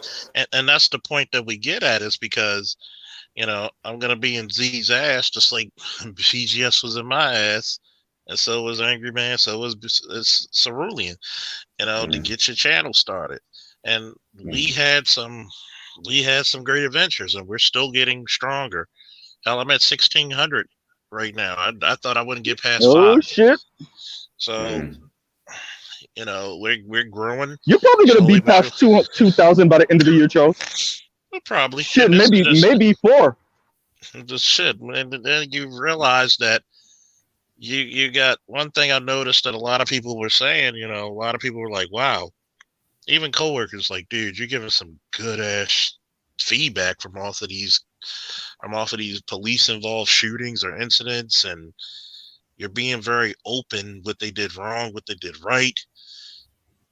And we gotta appreciate the fact that we have a space where we have ER nurses, nurse practitioners, biochemists, landscaping, mechanics, you know, IT programmers, you know, accountants. Like, this, you got to realize, you know why that little white boy tried to show his little peasy shit that's not going to do shit? It's because, number one, it's jealousy. Their space is not this fucking diverse. Yeah. They're coming over here to steal our. You think really a guy like Brandon Tatum, who's trying to get cheddar biscuits, can even hold a candle to me? When I would tell him, first of all, you know goddamn well what are good tactics and bad tactics, and tell me, is this a case of what? He would have to respond directly to a law enforcement officer, and he wouldn't be able to back out of that question. Right. Because even if I look at the fucking, let's take the lieutenant, and I did a fucking. They did LT wrong, man. They did LT wrong for that shit, and I didn't like it. Let's talk about the bad tactics alone. Why would you pepper spray a man in the driver's seat? Are you sure that he's parked, or does he have his foot on the brake? Because now you're going to tell this guy that it's a felony stop, and this is a U.S. soldier, and then listen to how he's demeaned. Are you a specialist or a corporal? I'm a lieutenant. He's in uniform on the street. Why is he questioning him like he's on fucking interview? Why is he questioning him like he's about to start a fucking jihad or some shit? Like really? I've never seen that type of disrespect to an officer. I've never seen it like, and then for the brother to come up there and he said, "Why didn't you get out the car?" He says clearly, "Well, I'm scared." He gets him out. You should be scared. What make you say that? Like, think about that. That motherfucker packed his bags for the power trip. That's why. Yeah. And see, if anything, and people say, "What would you would have done?" I'd have been like, "Wait a minute. This is the easiest car stop I've went." Like, oh, I was just pulling you over because I didn't see your tag, but now I see it.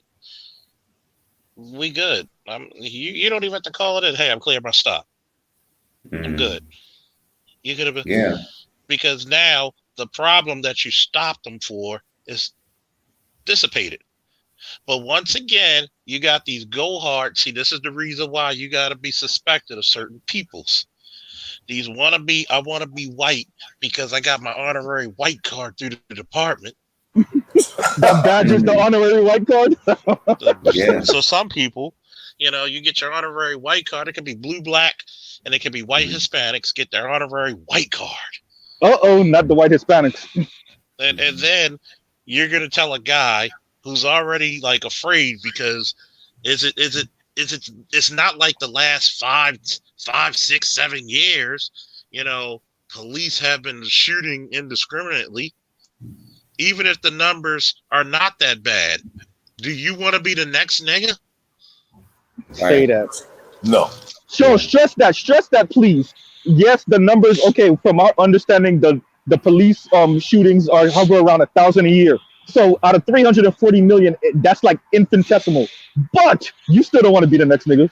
It don't matter how small the number is. Exactly. No matter how small. Yes, white people are killed by the police 5 times more. But guess who's in contact with the police more than whites? Yeah, indeed. And the thing about it is, I'm thinking constitutionally, though. I mean, what does the Constitution say? Defend the country against all enemies, foreign and domestic. You're doing the same job. It's a parallel, though. One's a lieutenant in the United States military, and one is a police officer. Think about how your lives parallel, okay?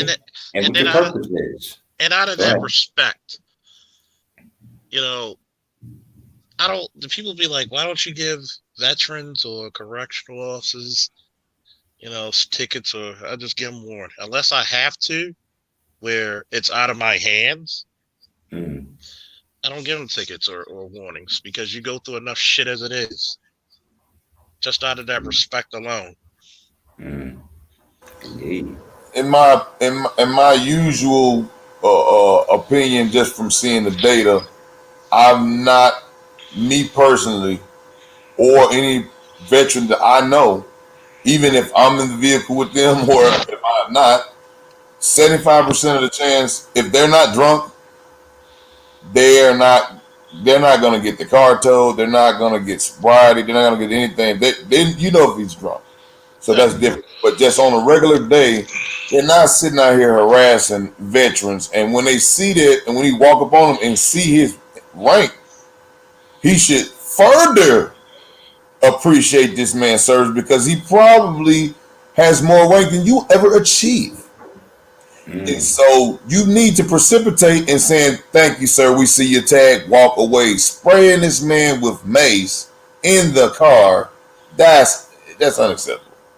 And then think about this, though. At the same time, think about all the young bloods who are looking at this incident and thinking about going into the military, commissioned officer or enlisted. Right. And you say, well, damn, these cops, they don't respect veterans either. They don't respect servicemen that are over in Iraq, on ships on the Persian Gulf, or on the on the Strait of Hormuz next to fucking Iran. They got no respect for them when they come home. Exactly. So why would I want to put myself in that position? But in fact, that's what the young brother was echoing. That's what the young brother was echoing. Why one of the reasons why he would never go, or that why he wouldn't think of it, because he's seeing that as well. Like, well, if military people, they get done like this too. So what's the use of me going? Yeah, exactly. This is the reason why. The Gray Faulkner initiatives. I'm pretty sure. I know Shatterstar. He said he downloaded it, and I know Eric said he's reading it. Yeah, I'm reading it. Yeah. Mr. England, and this is why it's important, because that's why I broke it down to the brother. Was like, if you see a representation of me, look at how candid of a conversation he had with a cop. Something he probably would never do in his regular life. Right. How many people could actually say that on YouTube?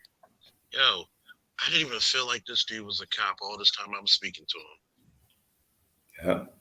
Yeah. He asked you if you were black like 20 times. You sure you? And that's one thing, because I'm gonna sing Charles praises real quick. That's one thing I respect immensely, and that's why you see I'll be riding with BGS and Charles so hard, is because them brothers welcomed me into the space with no problems when I first came in, like no issue, And so I've always respected that. BGS, Charles, Roger, right? So like, that's one cool thing about this and brotherhood, and like when I said that Dr. Dunbar was like, this is truly a brotherhood for him too, is that brothers do welcome you, welcome you into space, no judgment. If we get into conflict, we get into conflict, but I really love that shit. The back and forth, the joking, but the serious shit too. The how we can talk about everything in this space. It is like an international barbershop in many ways. Yeah, it's like PE said. It's like Chuck D said. Brothers gonna work it out, and we gotta have that mentality. And that's the beautiful thing about it. See, men left to their devices are gonna make shit happen. It's funny how even the gynocracy has to bend to the will of the men at some point. Okay, because they call us the warriors, which is true, but they forgot to add another title. It's the warrior kings. See, we're not just your equals; we're your superior. Because the king is, you forget, the queen is the first servant of the king. Right. Regardless of what they think, number one.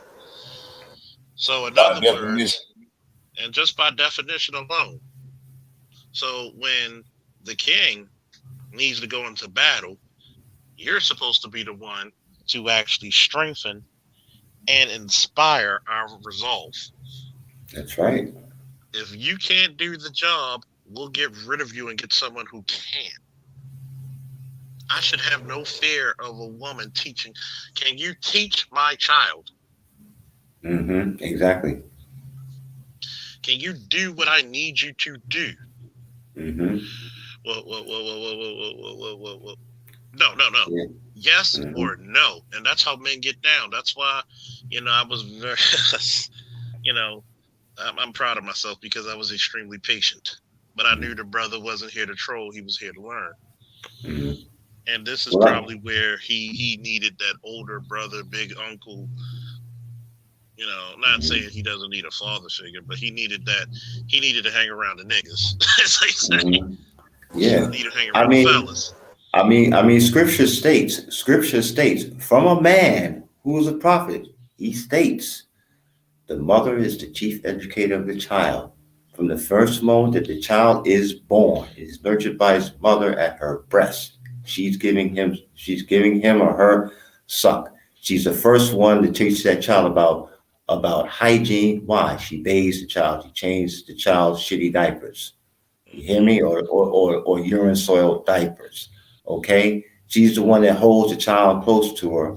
Okay? So the child understands what affection is with one with whom he or she is totally reliant up to a certain age. And women, they gotta understand this, the thing about it is this. I don't think that they don't understand it, but they use it in they use this power in such a perverse way that it destroys children. And that's because, and I'll break that down, even though your boy do need to get some sleep, but I'm gonna break this down. One is because men still do things out their love and kindness of their heart. Women have forsaken love for money. And they wonder why. And exactly, Shatter. Think about it. These women, remember your mom and your grandmother used to love cooking? Yeah. Pride themselves off of cooking. These women pride themselves off of doing shit that men do. I got a degree. I got this much money. Okay, I don't need your money. Right. What can you do to... You know what Skeletor said in the He-Man movie in the 80s? He said, what consequence are you to me now? And that's what black men are saying. What consequence are you to me now? When I don't care what God you believe in, I don't care what scriptures you read, Well, if you pray to the Shango, Jesus, or whoever, you're invoking the power of the universe. Mm-hmm. So when you You know, become one with God, you become God. So you can literally look at them and say, look, you used to be my rival. At one time you're my superior. But you stand tall, you stand firm, and you look her right in the eye. Well, Mm-hmm. I do. What consequence are you to me now? And you'll watch her brain just baffled. She can't answer you Oh yeah. because you know she what it knows. Go ahead, Z. no, because there was something you said, Charles, about the money part, and I think the increased financialization of the system, the society, has caused a lot of us not to worry, not to think about the intangibles. And even some of the even the brothers in the Black Manosphere, sometimes I catch them saying that shit, and Tariq, like tangibles, tangibles, tangibles. I'm like, yes, tangibles. That definitely matters because I think we spent so long worried about the intangibles that we forgot about the tangibles. But when it comes to relationship, a lot of shit don't got nothing to do with the money, right? A lot of shit don't got nothing to do with the money or the items or anything like that. It does matter how she smiles at you, her tone of voice or your tone of voice, how you deliver a message, how she receives it, how she delivers a message, how you receive it, all these intangibles. And so I think what has happened is that second wave feminism fought for supposedly was supposed to fight for women to be equal, but what about toxic men? A lot of women wanted to be equal to toxic men, to asshole men. So it wasn't about being better than the worst of us. It was being just like us. So that means that Mm-hmm. many of you are just like the worst of men. And Mm-hmm. you think you can buy women. I mean, you think you can buy men like how men can buy women. And that's where you run into a wall. Because for the most part, you can't buy men. Even bum ass dudes aren't willing to be purchased by you. You know, it's not the same. And so that I think that's why they come to us with the I got this degree and I got this money and all this other stuff. Is it's like they're talking like how we would talk to them, and what they don't realize is it's not the same. And that's why they're throwing a fit in many ways. That's why the high value chick became famous, because remember what she said: I can't respect a man I make more money than. I dated men that I make more money than, and I didn't like it, and they thought they was this and they would thought they were that. And what she was saying was, like she said, I can't respect a man that I make more money than. The financialization of the society has made a lot of this shit worse. It's just that women aren't paying attention to the bigger macro situation. They keep on focusing on their individual lives, and they get fucked. And I'll pause right there. And I'll say this. See, you know what the problem with the average at best chick was? What? Number one, she's a liar to herself. It's Yep. Worst kind of kind. hard. It's kind of hard to say you want a high value man when you let the homeless guy knock you up. Yeah, Mm-hmm. that takes the stock down. You can't charge me double for what you charge that guy. That's for damn sure. You want me to pay for used pussy, triple the amount. Where do they do that in the universe? Yeah. Nowhere. I liken it to the point of what you just was saying on that same topic, because I committed the cardinal sin one time of accepting one of my exes back. It's a cardinal sin, and I've blessed myself with holy water for doing so. That's hysterical. Hey, but look, I'm gonna tell you, when it was a couple years, so when I got back, she was like, "Oh, let me fix you something to eat. I'm over at her crib and shit. I know she got a dude on the side, but I'm just coming back visiting my little chick. I'm fucking with her. And man, dude, she cooked a meal. It tastes like complete dog shit. But look, I had taught her how to cook years before. She could. I had her watching Food Network. She was getting her own ingredients, and I had to tell her what kind of seasoning I like. And then she all had everything on time. I said, man, you didn't. What do you be cooking? Do your boyfriend eat your cooking? She's like, yeah, he loves it. I'm like, oh shit. Yeah, I had that, like you said, that I said, bitch, if this is what you doing and this is what you think you finna do over here, I gave her that look like that does not compute. No, this shit's over. And see, that's the problem. Black men have become the garbage men of the dating world, and we accepted a lot of their bullshit. Oh yeah.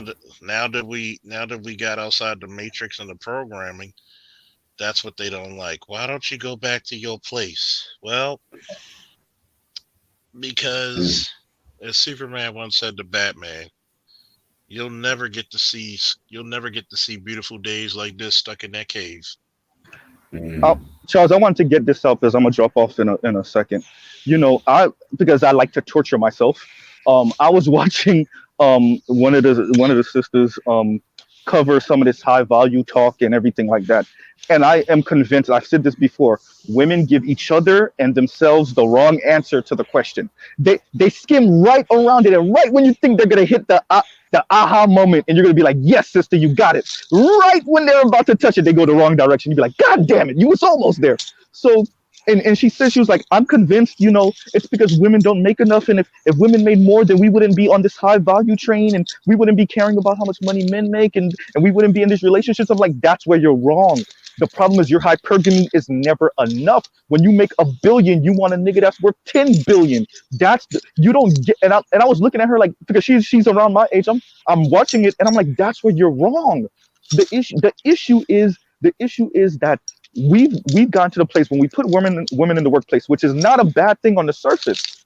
We put women in the workplace, and we thought what this young lady thought is that women are going to get their money, and then they're going to be more equal with men, and they're going to judge men more on content and character, not just finances and stability. Wrong. What ended up happening is that women started making 40 grand a year, 50 grand a year, 60 grand a year, and the 60 grand a year sisters wanted the 100 grand a year men, and the 100 grand a year sisters wanted the $250,000 a year men, and the $250,000 a year sisters wanted the $1 million a year men. That's the issue. That's one of the issues. And I'm like, how can y'all continue to get the wrong answer? So as we get to a place, and also about 1/3 of households in America, the woman is the breadwinner, right? Most of those most of those households are single mothers, but even the ones that are not, the highest divorce rate are coming from those households, because the man, and this is where our system fucks up. We focus on how the man feels about his woman making more, which is understandable, but we never focus on how the woman feels about her making more. And oftentimes she resents the man because she goes back to the high value conversation with the average at best chick. I can't respect the man that I make more money than. How do you live in a capitalist society and you preach all these freaking financial ass ideas, these economic ideas to your children and to your youth, and then you expect them to have loving relationships and judge people off of content and character? It don't work like that. That average as best chick, it's fucked up that she thinks like that, but she sounds American and capitalist as fuck. That's how she's supposed to think in a system like this. I make this, I want a man that make that. Go ahead. I'm sorry, Charles. But here's the point where she is, right? See, women never tell true stories. One of the greatest lessons my sister, who's 10 years older, taught me: women only tell the truth at 2 times in their life. When they're too old and nobody's checking for their asses, and when they're broken. I want you to remember that. If you never learned anything from Officer Charles, he can teach you about women.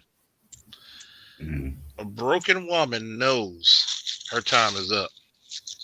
See, we deal with a couple of them in the police department.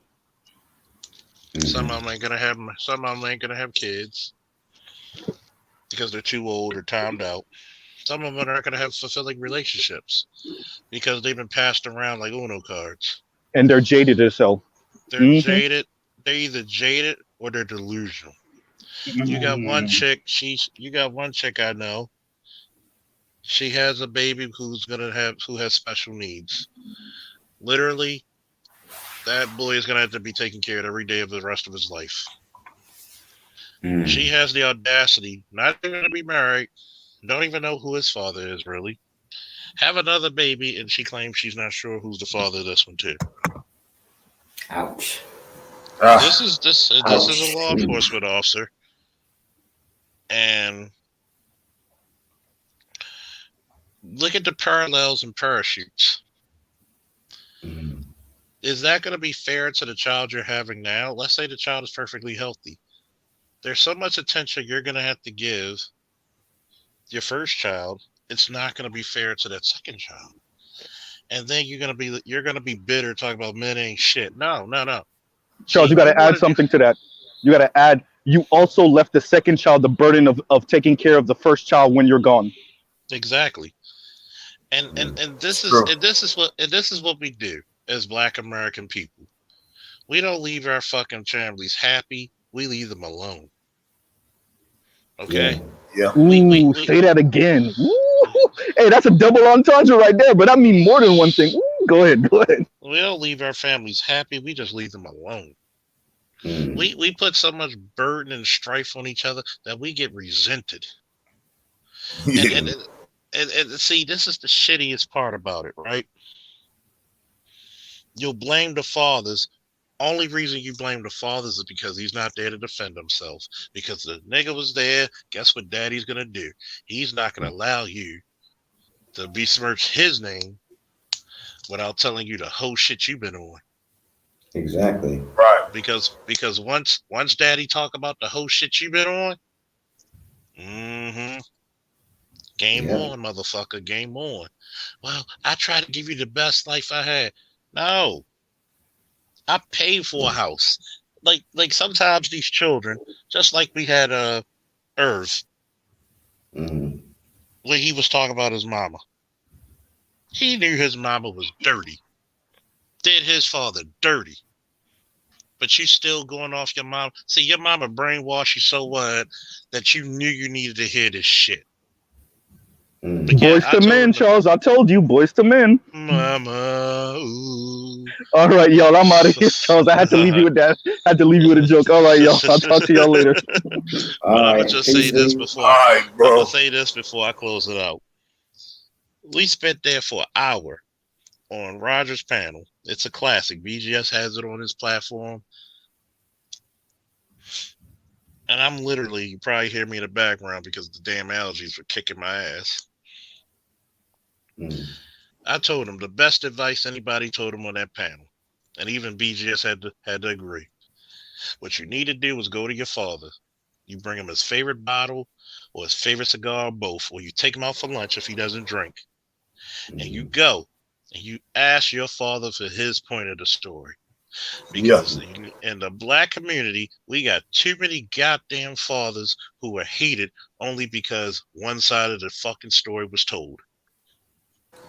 That's true. I've heard KS say that same thing, and I've definitely heard BGS say the exact same thing, and it has merit because I'm a father, and I understand completely, and I've seen it in even my own life with my mother and my father. And when you go back and you talk, and like you say, you pop out the whiskey, man, and start talking or whatever, you know, you start to learn what really happened, and then you start to say, well, you know, that was a false narrative built on this man. You know, maybe now I can get over that, and we can move forward. But so that way can heal the wound. You know what I'm saying? And I think a lot of single mother family household, they're well more better off in their mind keeping that child against you, using it as currency. It's worth more to them to get at you with that child, or to try to, even if you do the thing, it still weighs the mother, like you were saying, the mother taking care of that child. It's just natural for them to be able to. I've seen the mothers abuse the children, have them living in squalid conditions. I mean, rent be low, get kicked out their own place, rent $50 a month on housing. I done seen it all. Like, how could you get kicked? You spend $50 on weed every day. You can't pay your damn rent. It's $50, and then the children still want to be up on them. They staying at anybody's house. You know, it's like, I don't see how a woman could do that, and then the children will go back to them. And then I started to notice, like, man, it's that brainwashing, it's Stockholm syndrome at this point, and it's very hard to break. Yeah. Indeed. And I'm gonna tell you, it's gotten so bad. Irv was talking about his marriage and the curses that he was bringing. I said, you need to do that, man. I said a lot of generational curses will be broken if we just embraced our fathers and just look for the truth. But what a lot of people's problem is this: we're too damn scared. Too damn scared to hear the truth because we can't get past our gynocentric programming. That's pretty much it right there. Any last words, fellas? Well, hey, listen, the thing about it is me being a man of faith, believing in God like that, I see it two ways. I see it from the scripture and I see it from outside the scripture. But in the end, there are rules and laws by which you're supposed to live life as men and women, complementary to each other, sociable with one another. It's the only way you can raise a family, raise the next generation, and improve upon the human condition in which we live. If we ain't doing that together, we're gonna kill ourselves off. I mean, it's obvious, it's clear. Yeah, I think you're right about that, man. I think we got enough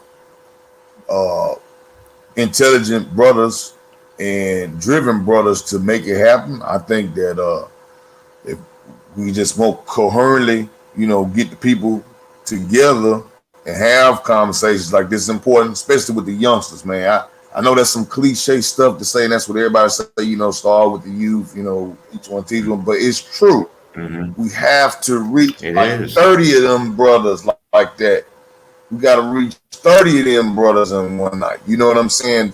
Maybe that we could turn them from so easy of a dopamine hit on that Facebook, Twitter, drama, central network, or even the news to a certain extent where it's feeding you this false narrative all the time, to just come and listen on to professional brothers that's got different backgrounds, that's got different experience that could maybe help them, become a better person. I think that magnified will allow, and then also as people, like you said, Charles, you got to stop being scared, man. You got to say something about it, because women be sitting there, they follow us, man. Look, if there ain't enough men putting that narrative out, then of course a lot of women are not going to even be in somewhat support because they don't even hear that. So when you start seeing women also saying, okay, yeah, I've been feeling this for a little while, but even them, if you look in their sectors, they're shunned. You know what I'm saying? They can't come out and say that they're against the ratchetness. They can't say, because most of their friends and their mama probably they go to the club with their mama. So they so ratchet together, even that one that want to escape, they got to drag her back down. She might actually have a chance. They're going to drag her back into the ratchetness. So it goes for the women too. I believe they scared to say something. And like my man, Mr. Z saying about they get to the point, you really be thinking they're going to figure it out. And then bam, sidetrack, and they lose the whole point. And it's like, okay, they need guidance from a male point of view. And a lot of them now, I think, are starting to actually come out and say, and Kevin Samuels is softballing a lot of them, and he's got the biggest platform, so a lot of them are calling, they're trying to get their little 15 minutes of fame. Most of them is probably lying, you know what I'm saying? Especially some of them talking about they're making 6 figures. I doubt some of them make 2 figures. But like I said, you know what I'm saying? They nails dopped up, they hair whopped up, and I know they tight.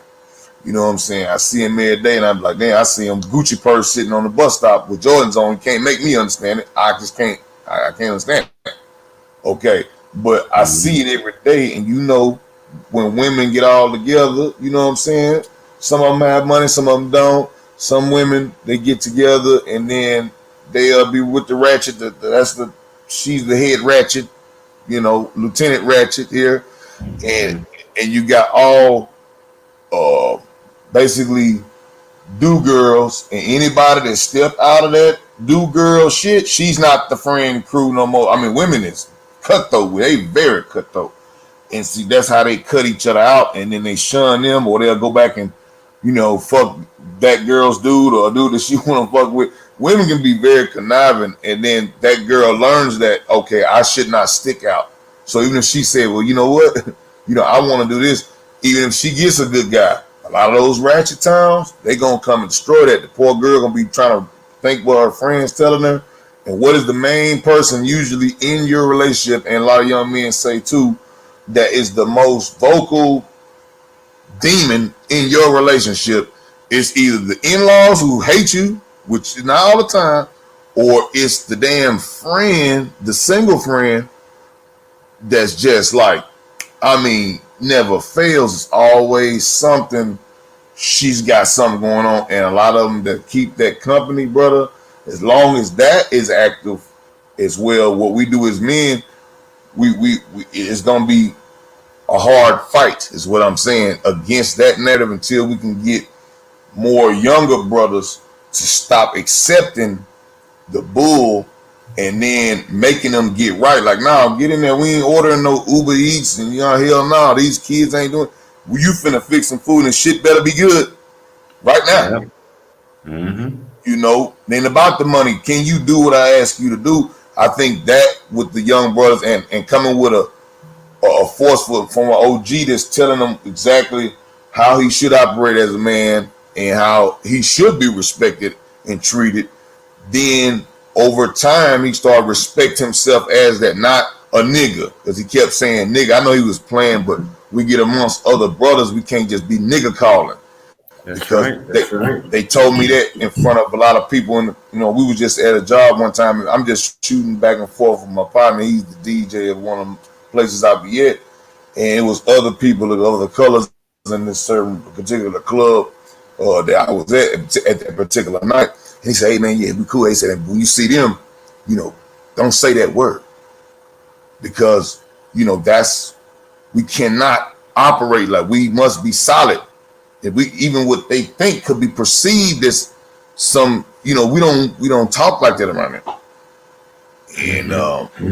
And we got, that's that code thing, and we got to stay on code with that, because a lot of times we forget it, and then we amongst ourselves and our own thing, we can't do that as well. We have to respect each other as men, and then therefore, like you were saying, Charles, when you respect a person as a man in the way you speak, 90% of things can be diffused with proper communication. But how are you gonna come about it? You know what I mean? And that's where I think we having a failure to communicate. I think we all want the same thing, but I think the failure to communicate will be our downfall. So if this is a communication highway, I think we're reaching people, you know what I mean? And as long as we can keep the highway open to where it's free and honest discussion, go back and forth on the highway, everybody get their own time, their own word in to further the point, get down the road, and bringing up the young brothers, bringing up the awareness, and then trying to have these conversations that we need. I think you, BGS, Angry Man, a couple other people, I know I'm not naming them, but like I say, I think that's more of a positive goal, just to have those forces in there. And even KS to a certain extent, I ain't saying I agree with everything he does, but just to uplift this down, because it was actually a thing. I'm at work and it was funny. I actually seen a chick that I didn't know anything about the manosphere. She was watching Kevin. He was roasting. He was doing his thing. And I was like, man, this chick here, all she watches is Cardi B videos all day. To make her get off Cardi B and whatever the hot new gossip is, to watch Kevin Samuels while she's on her 10-second break or whatever, that's a lot, man, for these young girls. That's powerful. We can make that same impact, I believe, in a positive manner. We just got to keep the dudes off the stream who making fake profiles, trying to click that shit in, trying to kill the stream. That dude fucked me up, man. I thought I was tripping. Yeah, I missed that, man. I went to take a smoke break. I came back and Charles was infuriated. I was like, damn, what happened? And then, hear about what actually did happen. I was like, damn, yeah. Lears is like, damn. That's why he suffers from permanent shrinkage and is getting smaller. But anyway, folks, thank you. Good afternoon. Your boy needs to take a nap, and that's where it's at. All right. Thank you. Peace and salute. Peace. Salute. Salute. I'm out. Enjoy the weekend. All right, you too. Do the same.